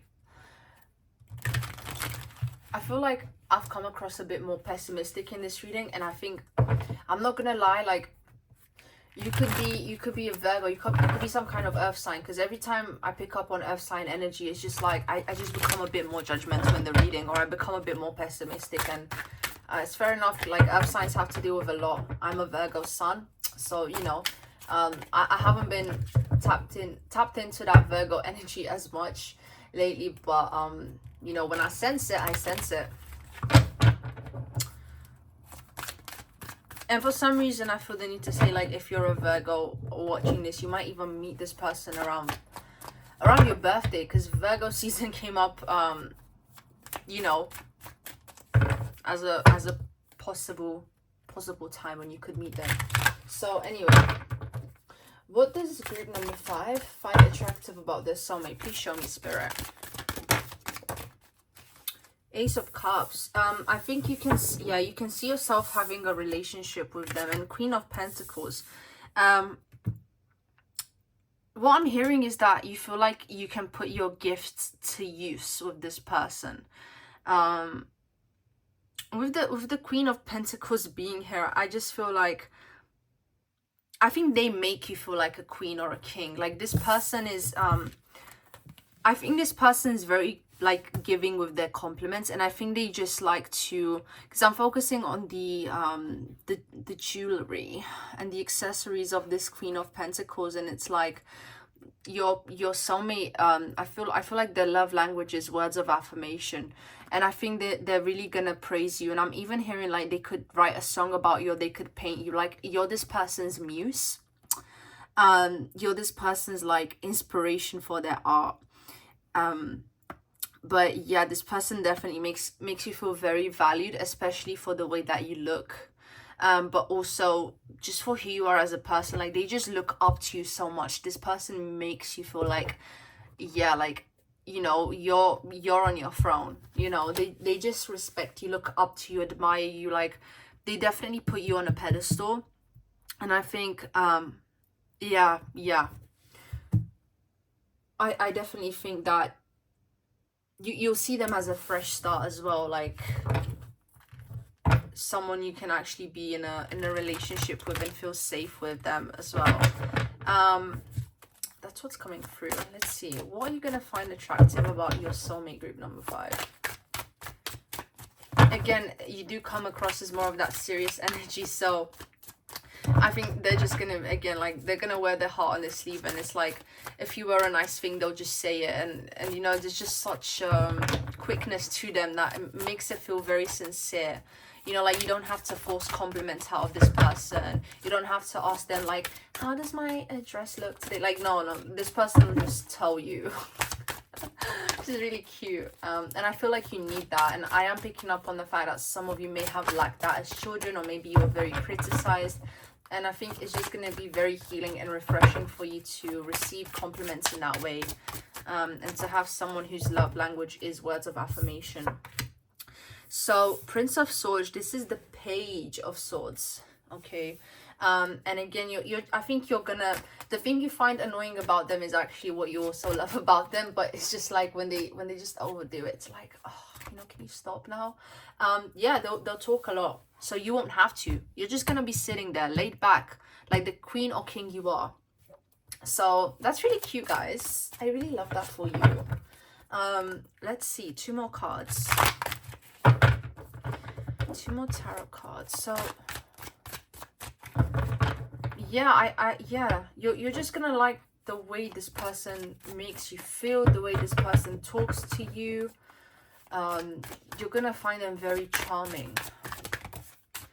And look, another ace, a new passion, a new spark. Okay, I don't think this person is usually your type. 9 of Staves. 9 of Staves coming up. I think they're gonna be your comfort through when you go through a hard time, and you're really gonna find them attractive because of that. Yeah, that's what I'm getting with that 9 of Staves. Okay, let's go on to the oracle cards. So please show me, Spirit, what is group number 5 going to find attractive about their soulmate?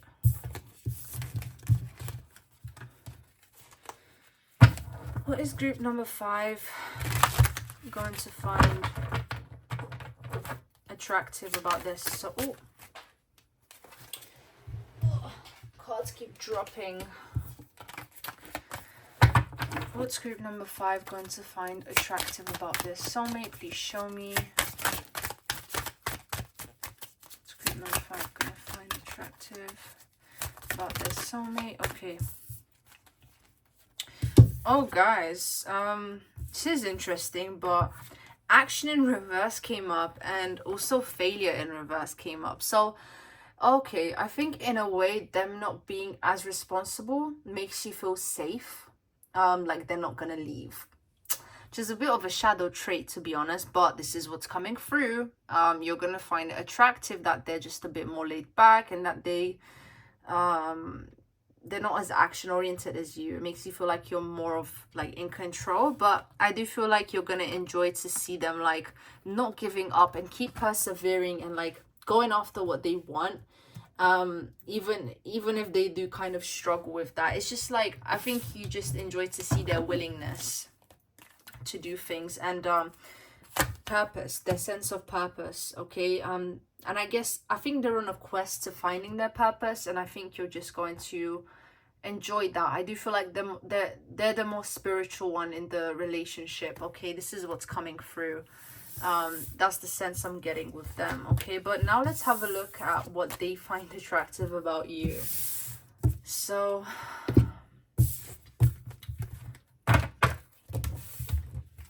please show me, Spirit.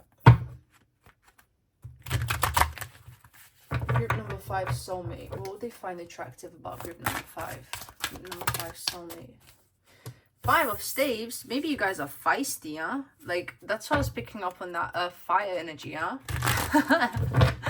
5 of Staves. Confrontational. It's interesting. Yeah, they find you feisty, fiery, hot. Oh, they see you as a heartbreaker. Oh my goodness. They see you as a heartbreaker, guys. With the 3 of Swords being here, they just think like you're the bad girl, the bad boy, whatever. They see you as that kind of archetype. Maybe you like to wear leather jackets and stuff, and like dark eyeliner. I know, such a stereotype. You know, the bad girl kind of bad boy archetype, to wear like the leather jacket, the black eyeliner. But whenever I see a 3 of Swords and I'm describing physical attributes, that's sort of what comes up. You could have dark hair as well, but let's see. Oh, balance. Yeah, this person will really appreciate your sense of balance. Okay, but I do feel like they will like that they're able to bring you more into balance with that more playful side. I do feel like they enjoy being useful to you, and yeah, it's kind of like, oh wow, I'm able to like help out this queen or king. Like, I just feel so useful, and yeah, that also kind of gives them a sense of purpose, and they feel valued because of that. Okay, let's see, what does your soulmate find attractive? Oh, what did he find attractive about you, group number 5?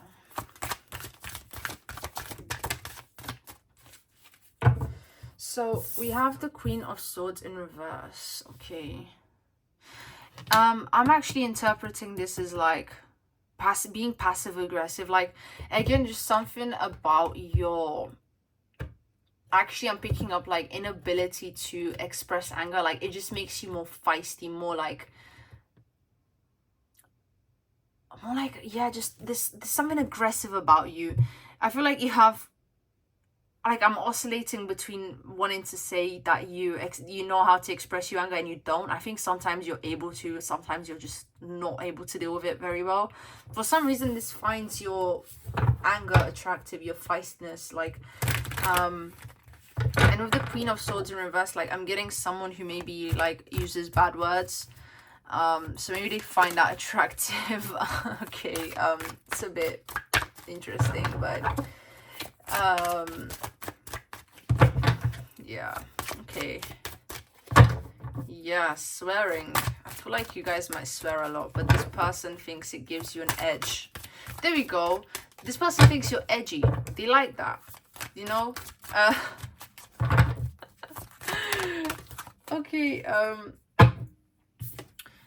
okay, Ace of Staves in reverse came up for what they find attractive about you. So this is interesting. I think they like that your passions are suppressed because they can bring that out more.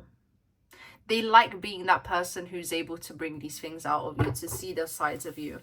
And with the moon coming up here, I also think they love the way you think. They love your ideas. They see you as a very smart person. And they enjoy being that more creative counterpart and being that person who's able to bring out these more feminine qualities in you. Okay, this person is gonna put you in touch with your femininity, and they find, for some reason, they find it attractive that, yeah, they're just gonna be the one to be able to do this for you, like to initiate that process for you. Okay, that's a better way to say it. Okay, but let's get some oracle cards now.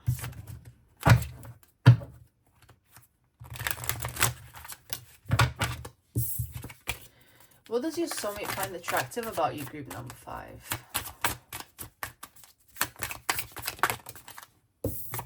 Pride. Yeah, there is a yeah, you're proud of who you are. You're proud of who you are.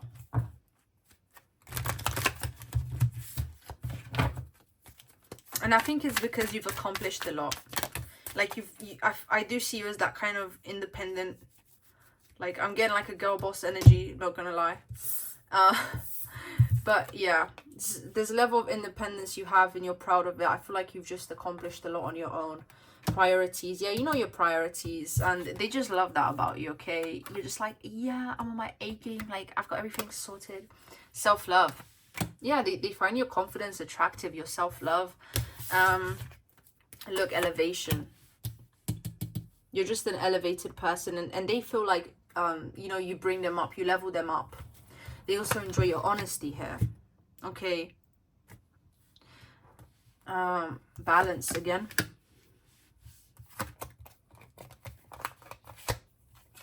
Patience. Yeah, you're the opposite. You're the patient one. Okay. You're the successful one. Okay, I do feel like there's a sort of power imbalance here in regards to that. You guys are gonna just be helping each other out with different things. Okay, let's put it that way. But yeah, they just, I think you both like the fact that the other one's not able to do certain things without the other. That's kind of coming through, and I feel like there's definitely a healing process that's gonna take place for both of you, and you're just both going to transform, and you're gonna help each other to become better people. So that's what's coming through. Okay, I hope this resonates, and if it doesn't, then, you know, leave it. You know, it's just for someone else. So yeah.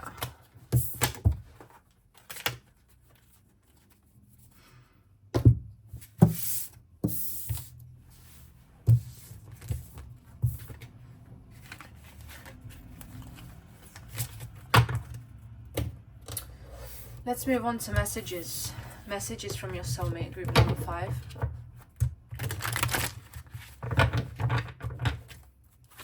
Please show me the truth and nothing but the truth, Spirit.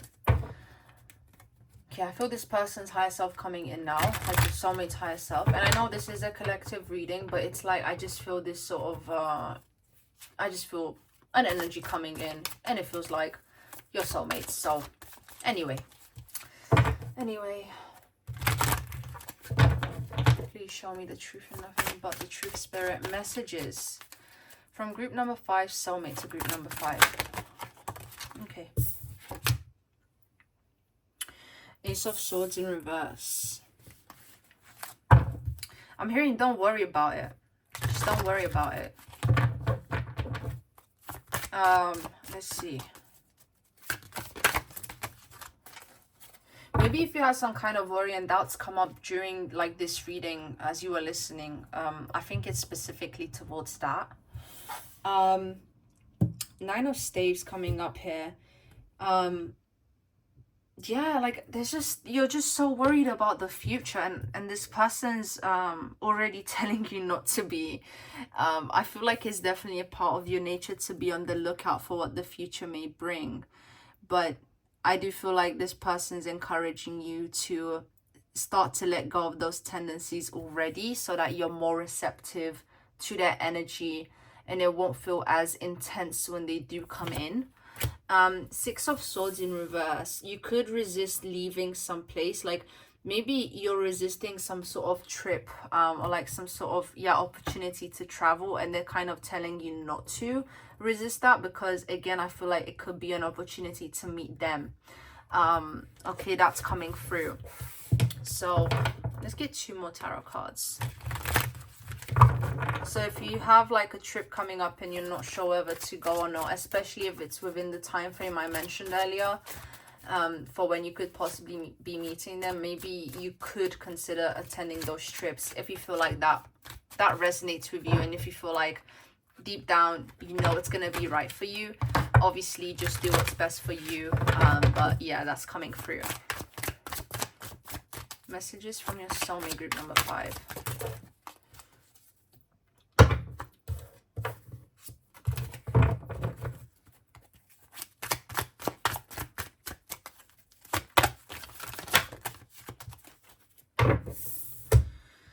Contemplation in reverse. Wow, this person just like, just stop it already. Just stop with the overthinking, stop with these thoughts. They're not doing you any good, and they are actually like, I'm just hearing meditation. Just meditate, cultivate a meditative practice in your life to help you see more clarity and more truth, because I'm picking up on an energy of confusion coming in from you, group number 5. Messages from your soulmate. 3 of Staves. It's like, yeah, continue to plan for the future, but don't overthink about it, you know? Like, why do you have to? It's like you decided on something, and you should know by now that you're a pretty stable person and you make the right decisions for yourself. So why do you keep doubting yourself and overthinking? Is what I'm hearing from them. Queen of Cups in reverse. It's like, I'm hearing, if you feel the need to cry, just cry.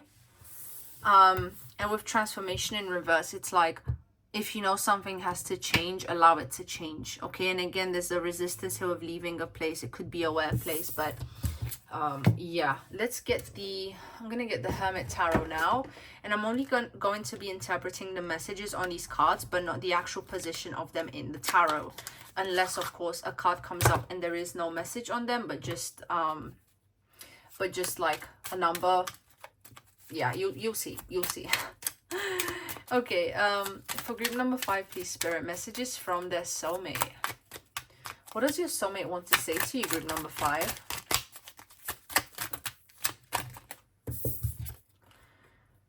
Oh wow, I am terrified. I am terrified. Oh wow. Could be that they're a bit intimidated by you. Or maybe you're the one who's feeling the fear and they're kind of just acknowledging that. And maybe they're encouraging you to acknowledge your own fears and just like, yeah, okay. Messages from your soulmate, group number 5. Reach out, okay? Interesting. Some of you guys could already know this person. Maybe you're in separation. And as I said, for this group, I was particularly getting the feeling that you know this person, that you're just friends. But again, like, different people, different situations. Your family won't like me. Maybe if you're from a more serious family and this person's like, you know, quite hippie-ish, as I was picking up, maybe your family won't like that this person could potentially be financially unstable or something like that. I want to first start with you. If I asked you to stay, would you leave?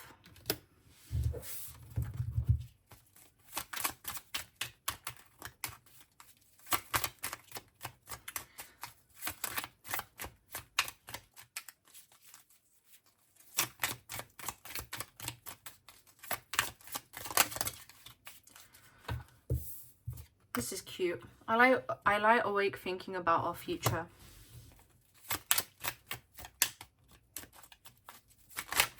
Maybe you have a telepathic connection with your soulmate, and you know, especially if you haven't met them already. Maybe you just think about this person a lot and you feel like they are thinking about you as well. Well, here's your confirmation, I guess.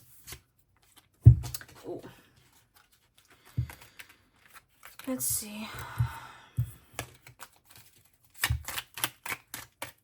Messages from your soulmate, group number 5.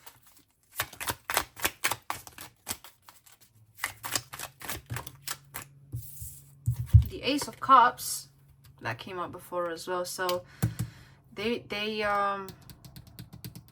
gonna be very willing to be in a relationship with you. Love me. Yeah, again, the people-pleasing tendencies, they're gonna be putting you on a pedestal, abandonment issues. Like, I am picking up on that sort of vibe from them. And again, I do feel like you guys are both going to be facilitating some sort of healing process for each other and just bring out different parts of your personalities within this relationship that you both haven't seen each other exhibit before. But yeah, this was it, group number 5. Thank you so much for tuning into this reading. If you enjoyed this reading, I would really appreciate a thumbs up. Of course, a subscription if you want to keep up with what I'm posting, and do let me know what you think in the comments. I hope this resonated once again, and I'm wishing you a lovely day or night wherever you are. See you. Hello there to my gorgeous group number 6, and welcome to your reading. Okay, the ultimate soulmate reading here. Okay, and I am filming your reading at night.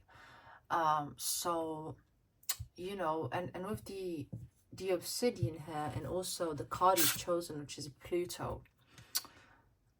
Are you going through like a dark night of the soul right now, group number 6? Or are you just coming out of one? Either way, I think your soulmate is going through one as well right now.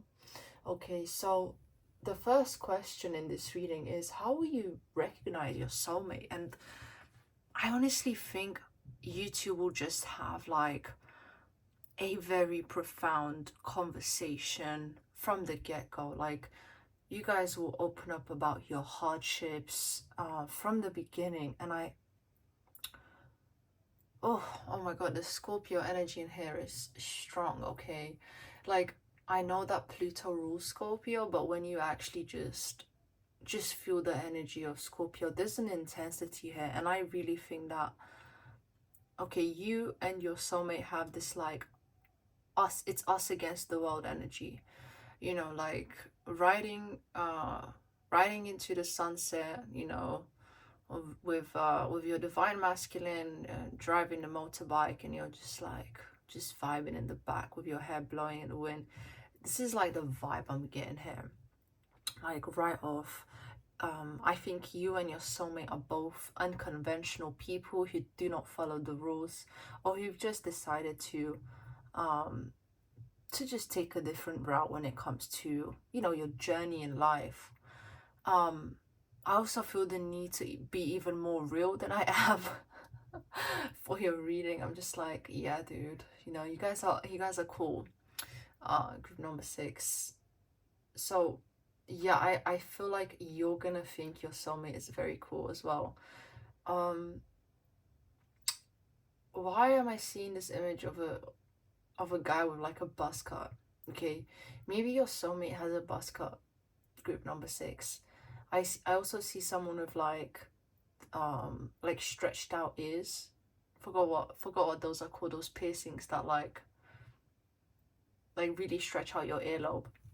Forgot what they're called, but like I'm seeing an image of that, seeing an image of tattoos as well. Like again, there's something very intense, striking, unconventional about your soulmate, especially about their appearance. And you know, these don't have to be necessarily their physical attributes, but it's just the images I'm getting in my head. And you know, it could be what you're attracted to, but it could just be like a metaphor for their personality and how it is. Again, there's a lot of people watching this, so take what resonates, you know. um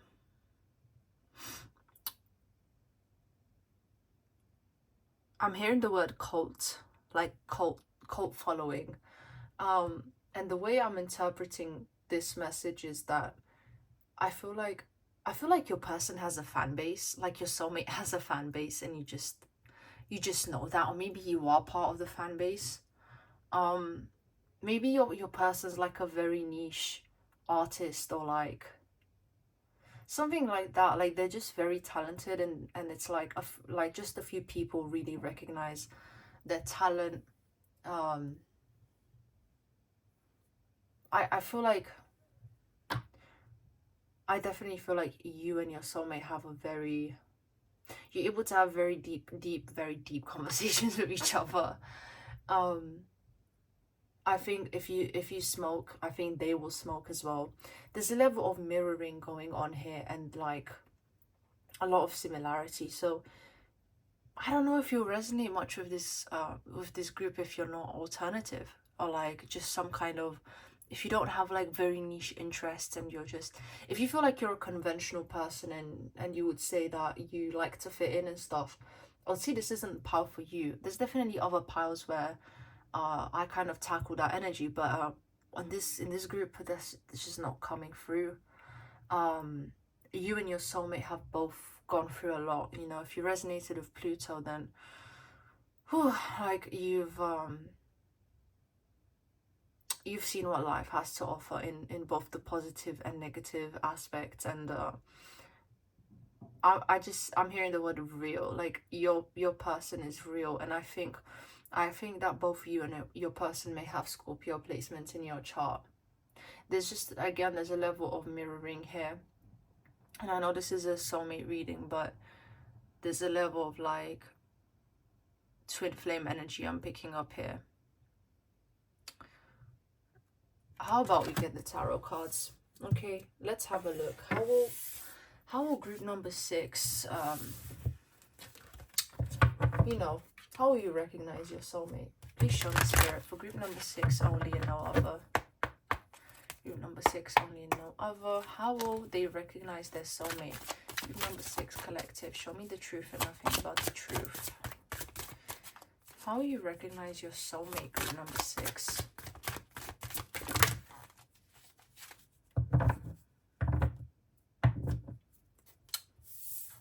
I don't know, I'm seeing an image of like a tattoo shop, but I feel like they'll be serving clients, or they'll be on their break talking to friends or something like that when you meet them, or when you notice them, or like first interactions, you know. And look, with the Eight of Pentacles confirming this, you know, they'll be at work. And what is this person doing on this card? They're painting.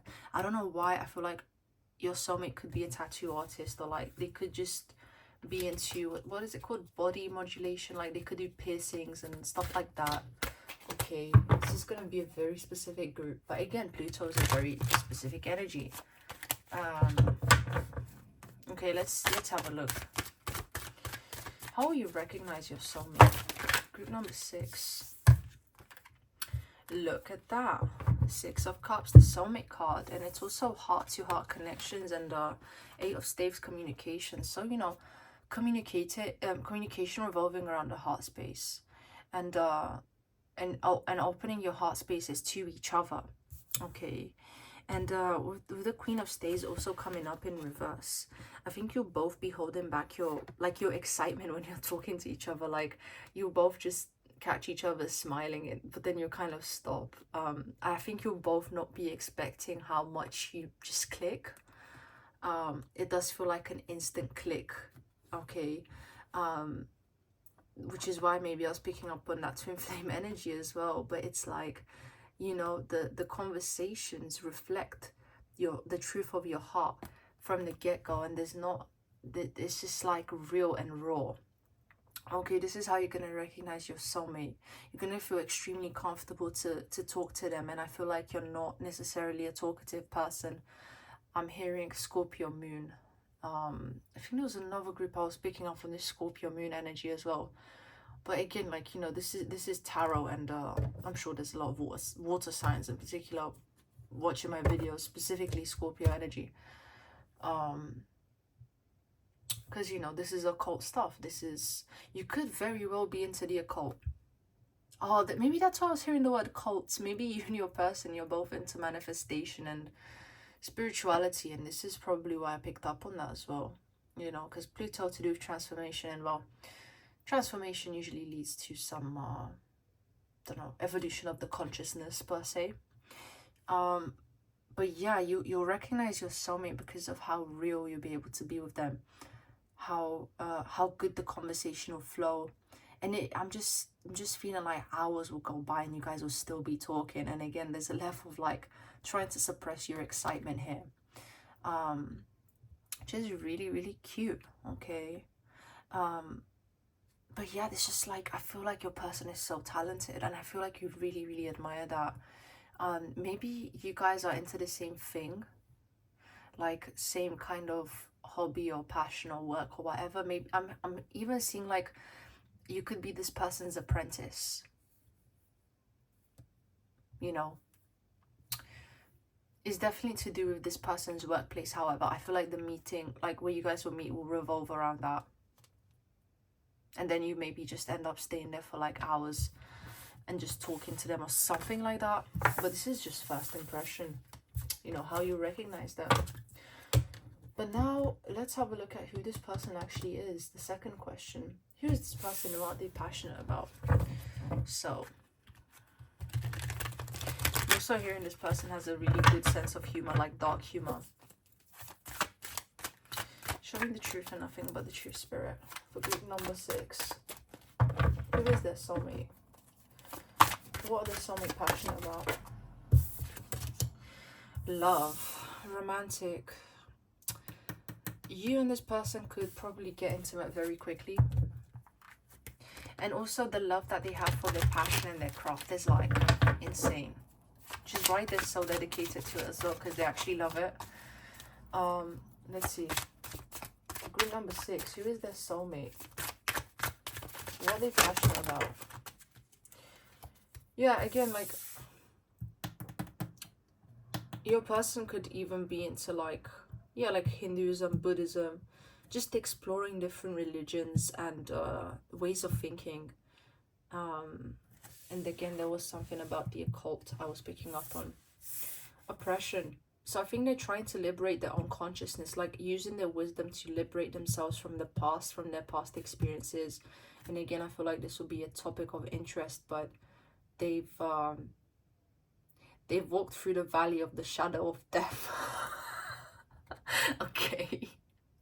They've done it. They've been there. Wow. The Ace of Cups, it's like this coming up, I think they're trying their best to be hopeful about relationships, and I feel like despite what they've gone through, they're just like, they're still able to smile and like be optimistic. But I have to say, like, your person may have some history of substance abuse. Okay, I'm just gonna be real with you guys. I think this person had like some sort of journey to do with that, and they've liberated themselves. I think maybe spirituality was like a way for them to get out of that, and it was like a savior for them. They were able to become free of some addictions, some negative belief systems, just through spirituality, through exploring like philosophy and the camera and the occult and stuff like that. And again, they're very, very like artsy. You know, Venus coming up as well. So here we have the Knight of Pentacles. This person is very like action oriented. They're a hustler. I'm hearing they're a hustler. Like they don't like to stay in one place. Like if they know that place is not serving them, or like I really feel like this person may have had like endured poverty or like just really bad circumstances growing up, and they had to like pave a way and like even maybe provide for their family, or like have multiple jobs when they were younger or something like that. Like it really took them a long time to get to the place where they are now. Okay, so your person is definitely a romantic with the Two of Cups here. They believe in true love. And yeah, with the Star coming up, I think something that keeps them going is this thought of like one day being with their true love. And I think they always like to give romance a go. This isn't someone who's like, oh, I'll never love again. No, this person is like really about enjoying the process, and they're really able to value the different experiences they've had with people, despite some of them really not being too good for them. Okay, so let's get 2 more tarot cards. I just wanted to say, guys, if you're coming from another pile, then you know, you probably already know this disclaimer, but just wanted to say that each pile that I read for, you know, I conduct the readings differently just because of the way the energy comes across, and the only thing that remains the same is the questions I ask. But yeah, just wanted to throw that in there. They're definitely always following a vision though, of the Star being here. Hope is always something they have, and that's very important for them to have, for them to keep going. With the Queen of Cups in reverse, I really feel like they've endured many nights like alone, just crying and facing their own pain. Your soulmate understands like what it's like to feel deeply and to be affected by things profoundly, and again, like being able to come out on top after that. And I do feel like to a certain extent, like I said, the energies are mirrored here, where you both kind of like understand the darkness. I'm gonna get the astral dice now. Please show me, Spirit, who is this person? Group number 6, soulmate. What are they passionate about? Who are they? Who are they? Show me the truth. Okay, we have Libra energy. We have Mercury here. Okay, Mercury. Then we have Libra. And yeah, Venus rules Libra. So, and we have the 8th house. The 8th house ruled by Scorpio. So, you know, this person could have a combination of Virgo, Gemini, Libra, Scorpio, something like that. Maybe you're the one with those placements. You could both have them. Again, there's a level of mirroring here, but I think this art is very important to this person. I think out of all the groups, art is very like the most meaningful, like really meaningful, and like art has something with this person's way of seeing life and art just tying in together profoundly, like whatever their expression of art is. But I was picking up something about tattoos, like ink, you know, stuff like that.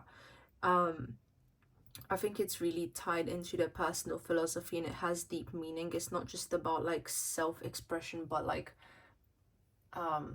in the random sense, but everything has thought behind it. Like, then I don't think they're the type to just randomly do things. They're just a very calculated, thoughtful person. And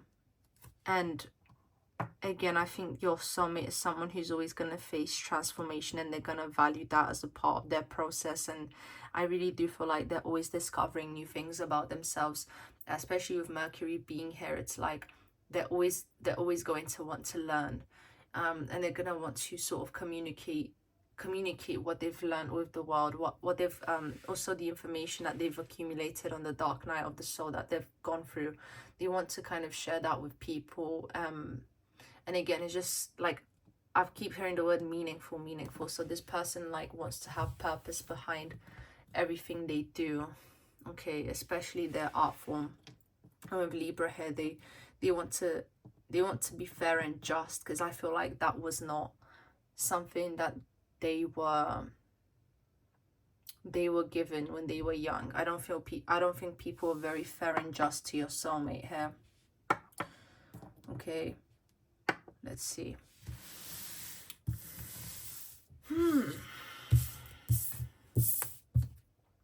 So I'm gonna get some oracle cards now. Okay, please show me, Spirit. Group number 6, who is their soulmate?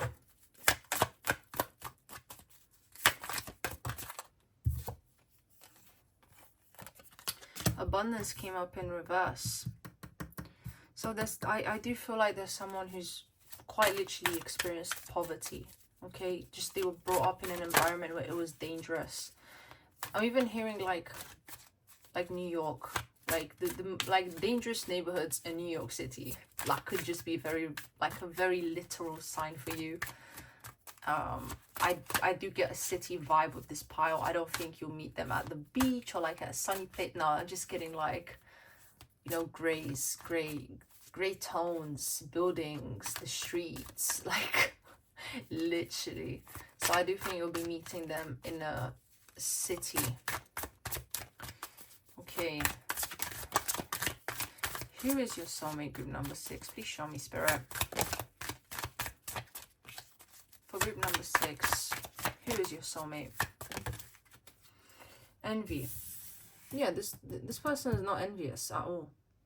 Like, at all. I think they're just able to really, because, you know, envy came up in reverse. I think they're able to just appreciate people for who they are. And it's like they just take things in, but they don't think they're envious. Cooperation. Okay. I think this person sees the value in everything and everyone, and I feel like, again, they've developed that mindset and wanting to be fair and cooperative, and like being able to compromise and find the balance. I just think it's just so important to them. Like, it's just something they value, because again, they didn't really have that, is what I feel. And they have compassion. Okay, they're very compassionate. They're a very compassionate person, your soulmate. So how about we move on to the next question now, which is question number 3. So when will you meet this person? Okay. And I feel like rolling the astro dice first, so let's do that. Please show me, Spirit, when will group number 6 meet their soulmate? 7th house, which is also ruled by, you guessed it, Libra. So Virgo energy here, South Node energy here. So with the South Node coming up is, you know, when you meet them, after you're done transforming, after you've gone through your dark night of the soul, as you're coming out of it, something like that. I actually feel like for a lot of you watching, it's pretty soon. Pretty soon can even mean by the end of this year, like, or maybe right at the end of this year, but that's just something I'm getting. And this is a timeless reading, so whenever you're watching, it's gonna apply to you. But you know, after you're done letting go of some major baggage, some of you could even be ending a relationship when you meet this person, or like maybe they okay, I'm hearing this, like maybe you meet this person when you're like trying to leave a toxic relationship, and they kind of like help you to get out of it or something like that. That's just for some of you. But I also feel like, yeah, like you could just meet this person after you've ended a long-term relationship, because 7th house is the house of relationships, and Virgo, it's like, you know, you could very well meet them in Virgo season, which is August to September, or you could meet them in July. Okay, 7th month, July. But I guess that makes sense. July, August, September could be any of those months. Could be 7 months from now as well. Like, take what resonates, okay? But I feel like, yeah, I feel like a lot of you will be meeting this person after some ending some kind of heavy relationship, or just like while you're in the process of doing that. But for some of you, I'm also hearing like after you've worked hard to, because Virgo is a hardworking sign, like after you've worked hard to develop your values in terms of what you want in a relationship, like this person could come up, something like that, or this person could make you realize even more of like what you do value. Okay, so I'm gonna get the tarot now. Please show me, Spirit, for group number 6.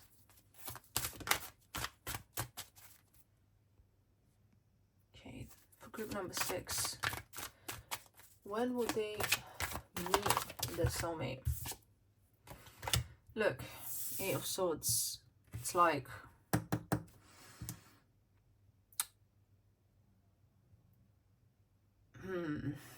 I feel like with this 8 of Swords, it's when you've decided to take the blindfold off and face the truth of a situation, or this person could like you're almost about to be defeated, and this person comes in, makes you realize you're in a toxic situation, or like you're in a toxic friendship or relationship or something like that. Like this person makes you take that blindfold off. So that's like another kind of transformation, you know, of the Pluto energy. So this person could very well help you facilitate that and let go of what's not serving you, so that, you know, you could move on to better things. Okay. So King of Staves coming up, and also this was the back of the deck energy. You know, the Fool card, new beginnings. But with the King of Staves being here, this person will make you realize what you want, because I think, okay, I feel like when you meet this person, you won't be exactly sure of what you want, or maybe you think you're completely sure, but again, Pluto's here is transformation, and I think this person has such a level of like security within themselves and confidence in who they are, that it's like just going to make you further realize what's missing within you, or like the things you actually want and what you want to be like, because I feel like this person is just so sure of that. Okay, and I know this is about when you meet them, but it's like, I guess the way I could translate this is you meet them when you're ready to integrate another level of who you are within yourself. I'm gonna say that again. You meet them when you when you're ready to integrate another level of who you are within yourself. Okay, like they'll just make you realize more. And they'll kind of put you on this new beginning, but it's like you've come out of this dark period, and it's like you're having a new beginning, and it's because this person is like a catalyst for that. And look, movement. They're helping you move forward from some kind of tough situation. 3 of Swords. Oh my god. Oh my god, oh my god, oh my god. Oh wow. Oh wow, this is, out of all the powers, this is the most deep one. And it makes sense because, you know, Pluto energy, but could literally, this person could be helping you move on from some kind of heartbreak. They're gonna like open you up to something new, make you like take the blindfold off, see the truth. They're gonna inspire you based on who they are, just being themselves. You're gonna be like, I want to be this way. Wow. Wow. Look, oppression. 10 of Staves. The oppression card, it's like this person wants to liberate you from the oppression you've been facing, and the burden of the 10 of Staves, the burden. And it's 10, and then new beginnings. It's like, wow, just accumulating. I can just feel it accumulating as I speak. And look, here we have the 9 of Cups. and this is all leading you to a happy moment. So if you're going through what I'm talking about right now, have hope. There is light at the end of this tunnel. There is light at the end of this tunnel. Oh wow. Wow, this reading like is emotionally getting to me. This is insane. Like I don't. Oh wow. I feel this in my bones. Like oh, this is insane. I'm gonna get 3 more oracle cards. When will group number 6 meet their soulmate? Shaman. Wow. Shaman, ancient healing wisdom. This person's gonna look, oh my god. Rebirth. Complete change. This person, vulnerability. Oh my god. Wow. I just can't stop saying wow, but this person is really gonna be saving you from something. Give like just completely shifting you out of like the like I just see them taking you from like one vibrationally taking you out from like one timeline to another. Just completely, just meeting them will just cause this shift, like intense shift within you. It's gonna trigger this healing energy, and it's like you're gonna be able to be vulnerable, and it's just gonna be so healing for your heart. Oh wow. I guess the best way I could say this, you're gonna meet this person when you're ready to transform, and I guess if you're in a toxic relationship right now and you're kind of ready to let go of this person, like truly able to let go of them, and then maybe if you're not, I feel like this person is gonna make you see what's actually going on when you talk to them, when you do become vulnerable. So if you're going through something like that, I'm really sorry. Wow. Oh my god. And look, splitting the deck, right, is the full moon, the completion card. Oh, so what? Yeah, literally when you're gonna end some kind of like relationship or friendship or whatever, like I do feel like it's more of a romantic relationship, but that's when you'll be meeting this this soulmate. But there's someone that you're holding on to, some sort of heartbreak. This person is gonna make you see what, oh my god, like this person's just fully gonna liberate you. Instinct. Oh, this is great. This is great. I love this for you. Like this person's gonna help you out. Wow.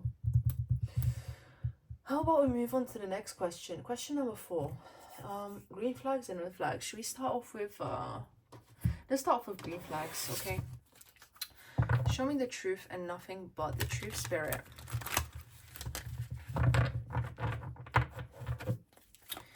For group number 6, show me the soulmate's green flags.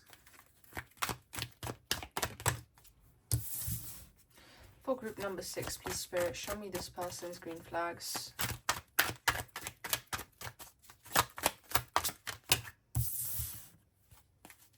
Group number 6, show me the soulmate's green flags. Okay.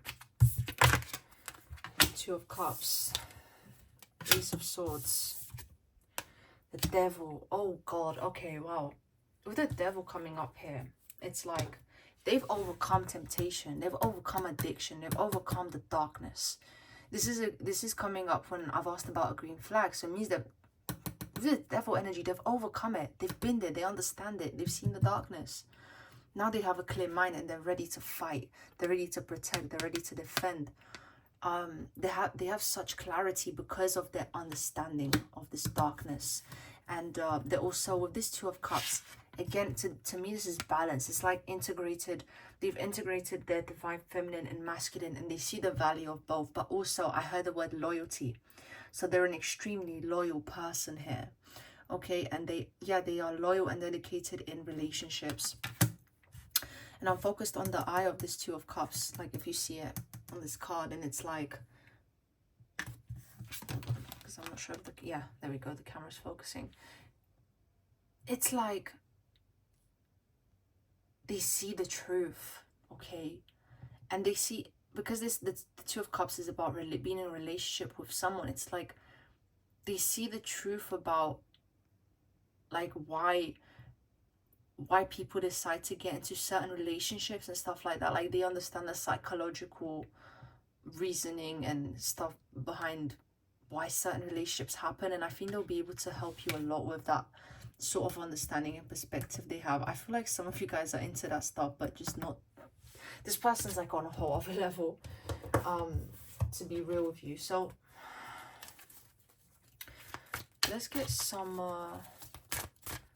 oracle cards here. Please show me, Spirit.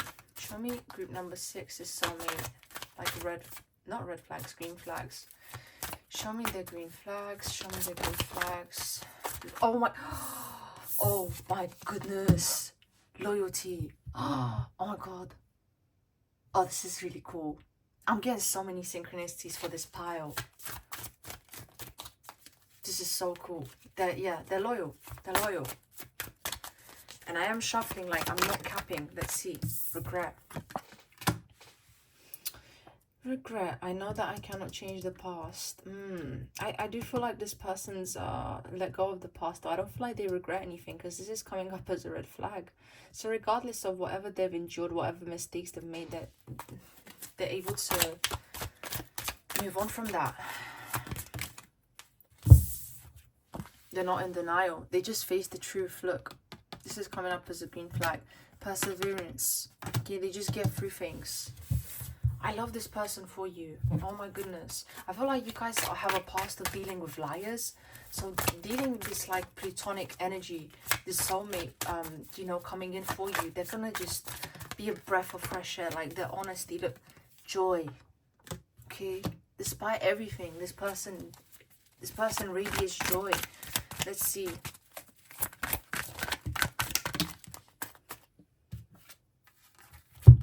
Individuality, definitely. This person has so much uniqueness and individuality to them. If you're into Enneagrams, this person could be an Enneagram 4. For those of you who don't know what that is, don't worry about it. Don't worry about it, sweetheart. Priorities. Yeah, they know what they want. They know what they want. How about we move on to red flags now? Curious what this person's red flags are, to be honest, because they just seem great. They just seem like a great person. Like, I love people like this. I respect people like this so much. Okay. Please show me, Spirit. Group number 6 is soulmate. Show me their red flags, please, Spirit.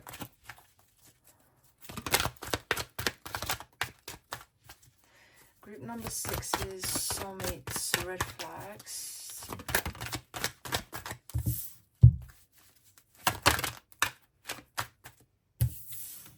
Ooh. Okay, let's see.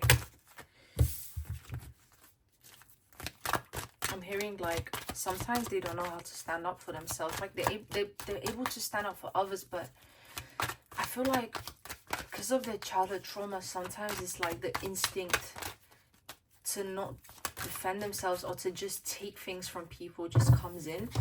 The Wheel of Fortune coming up as a red flag. This is interesting. And also, look, this was the 6 of Wands in...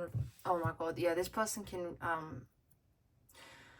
really, like, lose hope and self-esteem when it comes to themselves, and, like, yeah, just not being able to defend themselves very much, and also not being very good at showing off. So, like, despite their confidence and stuff, I feel like confidence was, like, a really hard thing for them to get. But with the 6 of Wands in reverse, it's like they don't show off enough, or like maybe it's like they keep themselves hidden in some ways unconsciously. And I feel like maybe this is why they have like a very like low following, or like not many people know about them despite their talent. It's because they just don't like post enough or show off enough, I guess. It's like they don't take enough pride in themselves, and they're despite everything and despite who they are and this amazing person that they are, they just don't really take pride in it that much. They just see it as like, they take it for granted. That's the best way for me to put it. They take it for granted. And the Wheel of Fortune coming up here, especially as a red flag, it's like they take their good traits for granted. They're not able to like acknowledge the good within them that much, even though they have these amazing things. And qualities and traits, it's like it's just hard for them to really like acknowledge it. Like they're confident and they just kind of get on with things, but I don't really see them dwelling or like thinking about how good they are at something. They'd rather just take action and do it. I think some of you watching this pile have definitely already met this person, and you're just like smiling as you're listening. You're like, yeah.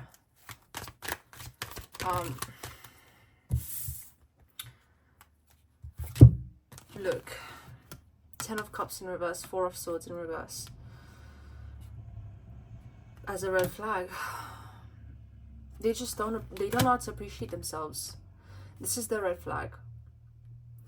They don't know how, because 4 of Swords is like stillness, like just, you know, and I think they're still on their way to developing that, and I think that's what you're going to show them. It's like, look how amazing you are, like look how much you've done for me, like look how much you've done for the world, like just bringing awareness to this person as to like how good they are and like how much they enlighten other people and bring joy, and just they're so helpful.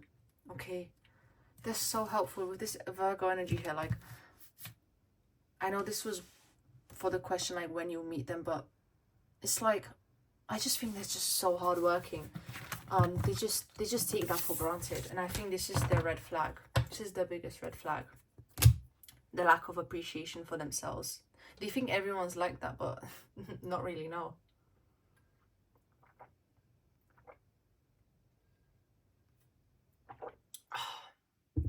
Just had to take a sip of water there. But let's move on to the next question, which is what will you find attractive about each other? So we're gonna start off with what would they find attractive about you? Please show me, Spirit, for group number 6 only and no other. Show me the truth and nothing but the truth. What would their soulmate find attractive about them for group number 6? What would their soulmate find attractive about them?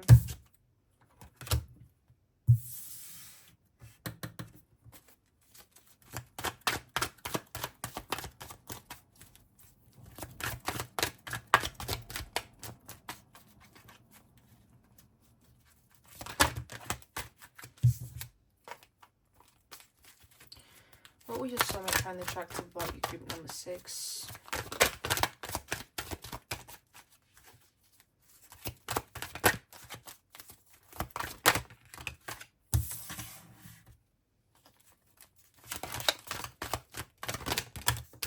Okay. This is interesting. Okay, so with this Strength in reverse, immediately I'm focused on like the Lion, and it's like, look at this person just like taming the lion, and I feel like this person is able to tame your rage and is able to calm you down. Like, I'm focused on the anger of this lion and the fierceness, and it's like, I feel like when those moments happen with you, maybe they're not so authentic. Maybe you have a habit of sort of like, I don't know, like your nervous system gets triggered quickly. There's something about that I'm picking up here, and I think this person is able to calm you down. And I think this person likes the fact that like you're a strong person and they're a strong person, but you're able to sort of like surrender. And you hear those sirens? That's a confirmation. Like, you're able to just surrender to them, I'm hearing, and like, and show them your world with the world card here. It's like the sweet surrender, and then you will allowing them to be initiated into your space here. And they just see all these things that you have to offer, and it's like they just enjoy it. Again, like I do get more of a I don't know, I feel like some of you watching, that you're watching about a soulmate, some of you are watching about a twin flame counterpart.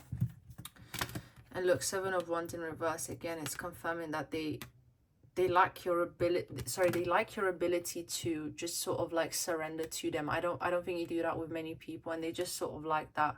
I'm hearing the word submissive, that you're able to be submissive to them and for them only, or something like that. Just something about you like giving up control to them, and like relaxing and just letting them take the lead and having that trust with them as a result of the vulnerability.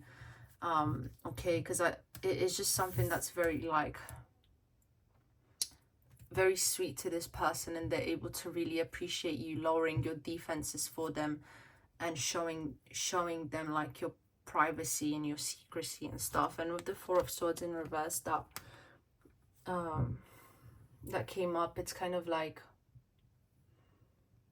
how can I put it? Again, it's like, look, this Four of Swords upright. Here we get this person who's like, you know, in this meditative state, like they're very grounded within themselves. And it's like, in reverse, I guess this would be you know, taking action on something and no longer waiting. But in this context, I feel like it's like you're letting go of your mind. Like, I don't know how to put it, but you're letting go of the defenses which protect your mind, and you're letting this person in, and that's sort of like your way of taking action towards your healing process. I hope that makes sense.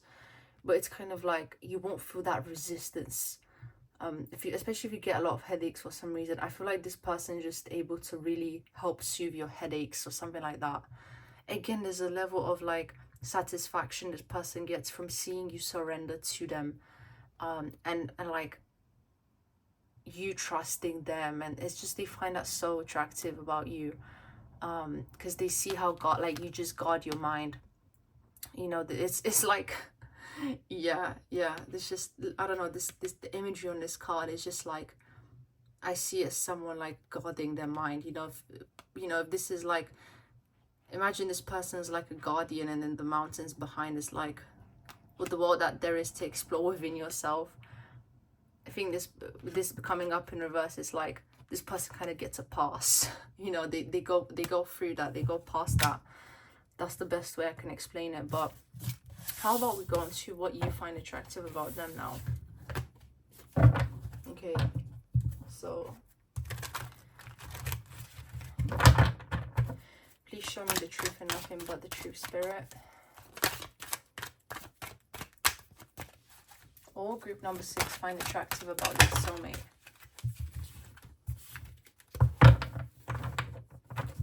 Six of Cups. Their heart. Their memories. The things they've gone through. Not that you find it attractive, but you admire their journey.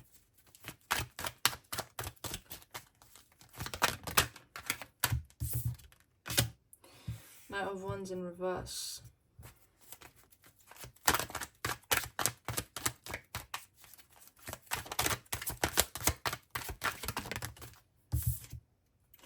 The Hierophant. So, with this Knight of Wands coming up in reverse, I feel like what you find attractive is that it's like they've tamed that passion. They don't just take action on their impulses or on their whim. There's a level of self-control here coming through from this person that they have. Okay, sometimes it's just like a very controlled, again, very thoughtful, very very controlled. Okay, and with the Hierophant here, it's like they do the right thing despite maybe them wanting to do otherwise, or like having struggled with being this Knight of Wands in the past, of just like wanting to just go out there and do things which maybe like chasing adrenaline. There we go. Like, this person's ability to overcome their impulses is like, and them just doing the right thing and taking the higher path is extra. Can you guys hear that? Anyway, it's very attractive to you. Okay, and I feel like they were able to do that because of the because of their spirituality and connection to their heart, and like actually tuning into what's right for them rather than what their ego thinks is right. So yeah, there's an element here of them really being tapped into that higher mind and higher level of consciousness. And I do feel like their art reflects that again to some degree. Like their art is deeply personal to them, meaningful to them. So what do you find attractive about your soulmate? Group number 6, show me spirit. So many cards coming up. With the 7 of Cups here, it's like their ideas, you know, what they have in mind. I feel like this person is going to really tell you about all the things they want to do. And oh, there's a booby there. Maybe I should cover up so YouTube doesn't get rude with me. But essentially, let me just cover up with an oracle card. There we go. There we go. Sorry, my love. Why am I apologizing to a tarot card? Oh my god. Anyway, so with the 7 of Cups being here, it's like I just see them communicating their thoughts with you, telling you what's on their mind, and I think you're really going to value that, because I don't think this person does that with a lot of people. But also I do have the sense that they're going to tell you thoughts about what they want in the future. Okay, let's see. Oh, music came up on one of the oracle cards. I think you and this person are going to bond through music, and this actually came up for a few groups, but I guess it makes sense now. Music is a beautiful thing to connect over, to connect to someone. It's a good medium to connect with someone. There we go. English. The Star in reverse. Yeah, I think you enjoy when this person communicates their worries to you. There's just something special about it. Like, you like it when this person's able to rely on you as well, like communicate their fears and their worries and stuff. I think you're just gonna find that attractive because it just feels like a special moment. Okay, like it's like this side of them that only you get to see. Okay, something like that. But anyway,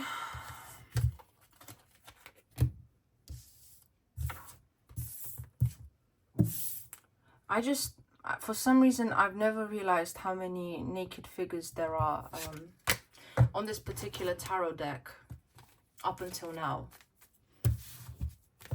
And I should probably do something about that at some point, because again, YouTube does not enjoy such exhibitions.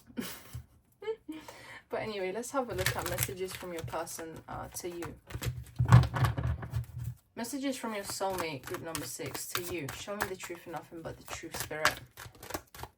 Oh, this person, I don't know. Like, if you believe in past lives, cool. If not, also cool. But if you do believe in that, I feel like this person has had a lot of, like, dark past lives. And I think this lifetime was highly karmic because of that.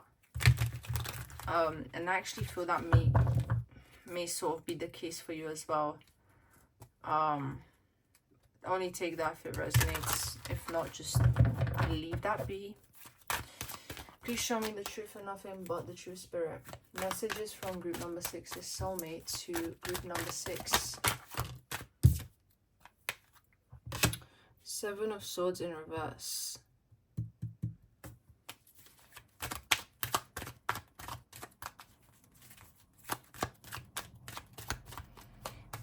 I'm hearing them ask you, like, why don't you want to face the truth? Or like,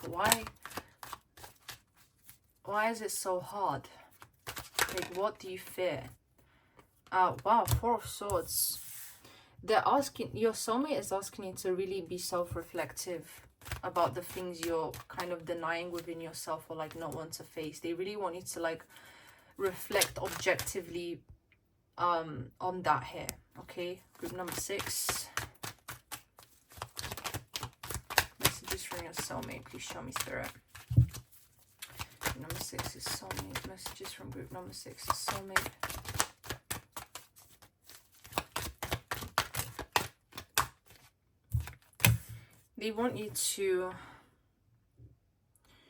they really want you to acknowledge your worth with the Empress here, and they just want, I think, okay, what I'm hearing is that they want you to self-reflect, because not only will you see the darkness, but you'll also see the light. I'm hearing you have a tendency to over-exaggerate either the good things about someone or the bad things, and your soulmate is really encouraging you to be self-reflective, to let go of worry with the Nine of Swords and death, the death card coming up, to allow change to take place. And after you go through that process of the Magician being here, they want you to, after you sort of go through this process and just allowing the process of grief to take place, just to know that you know, it's like that's when you can cultivate something new. Once you have this clarity that's going to come from this time of introspection with the Four of Swords, after you've done that process of self-reflection, and you realize things after facing the truth, after seeing the both the positive and negative, you'll be able to know what you actually want to manifest, and there's going to be like a clear pathway for you. So it's no surprise your soulmate is already encouraging you towards this process of change. Okay? And the Queen of Wands, they want you to basically know your hot stuff.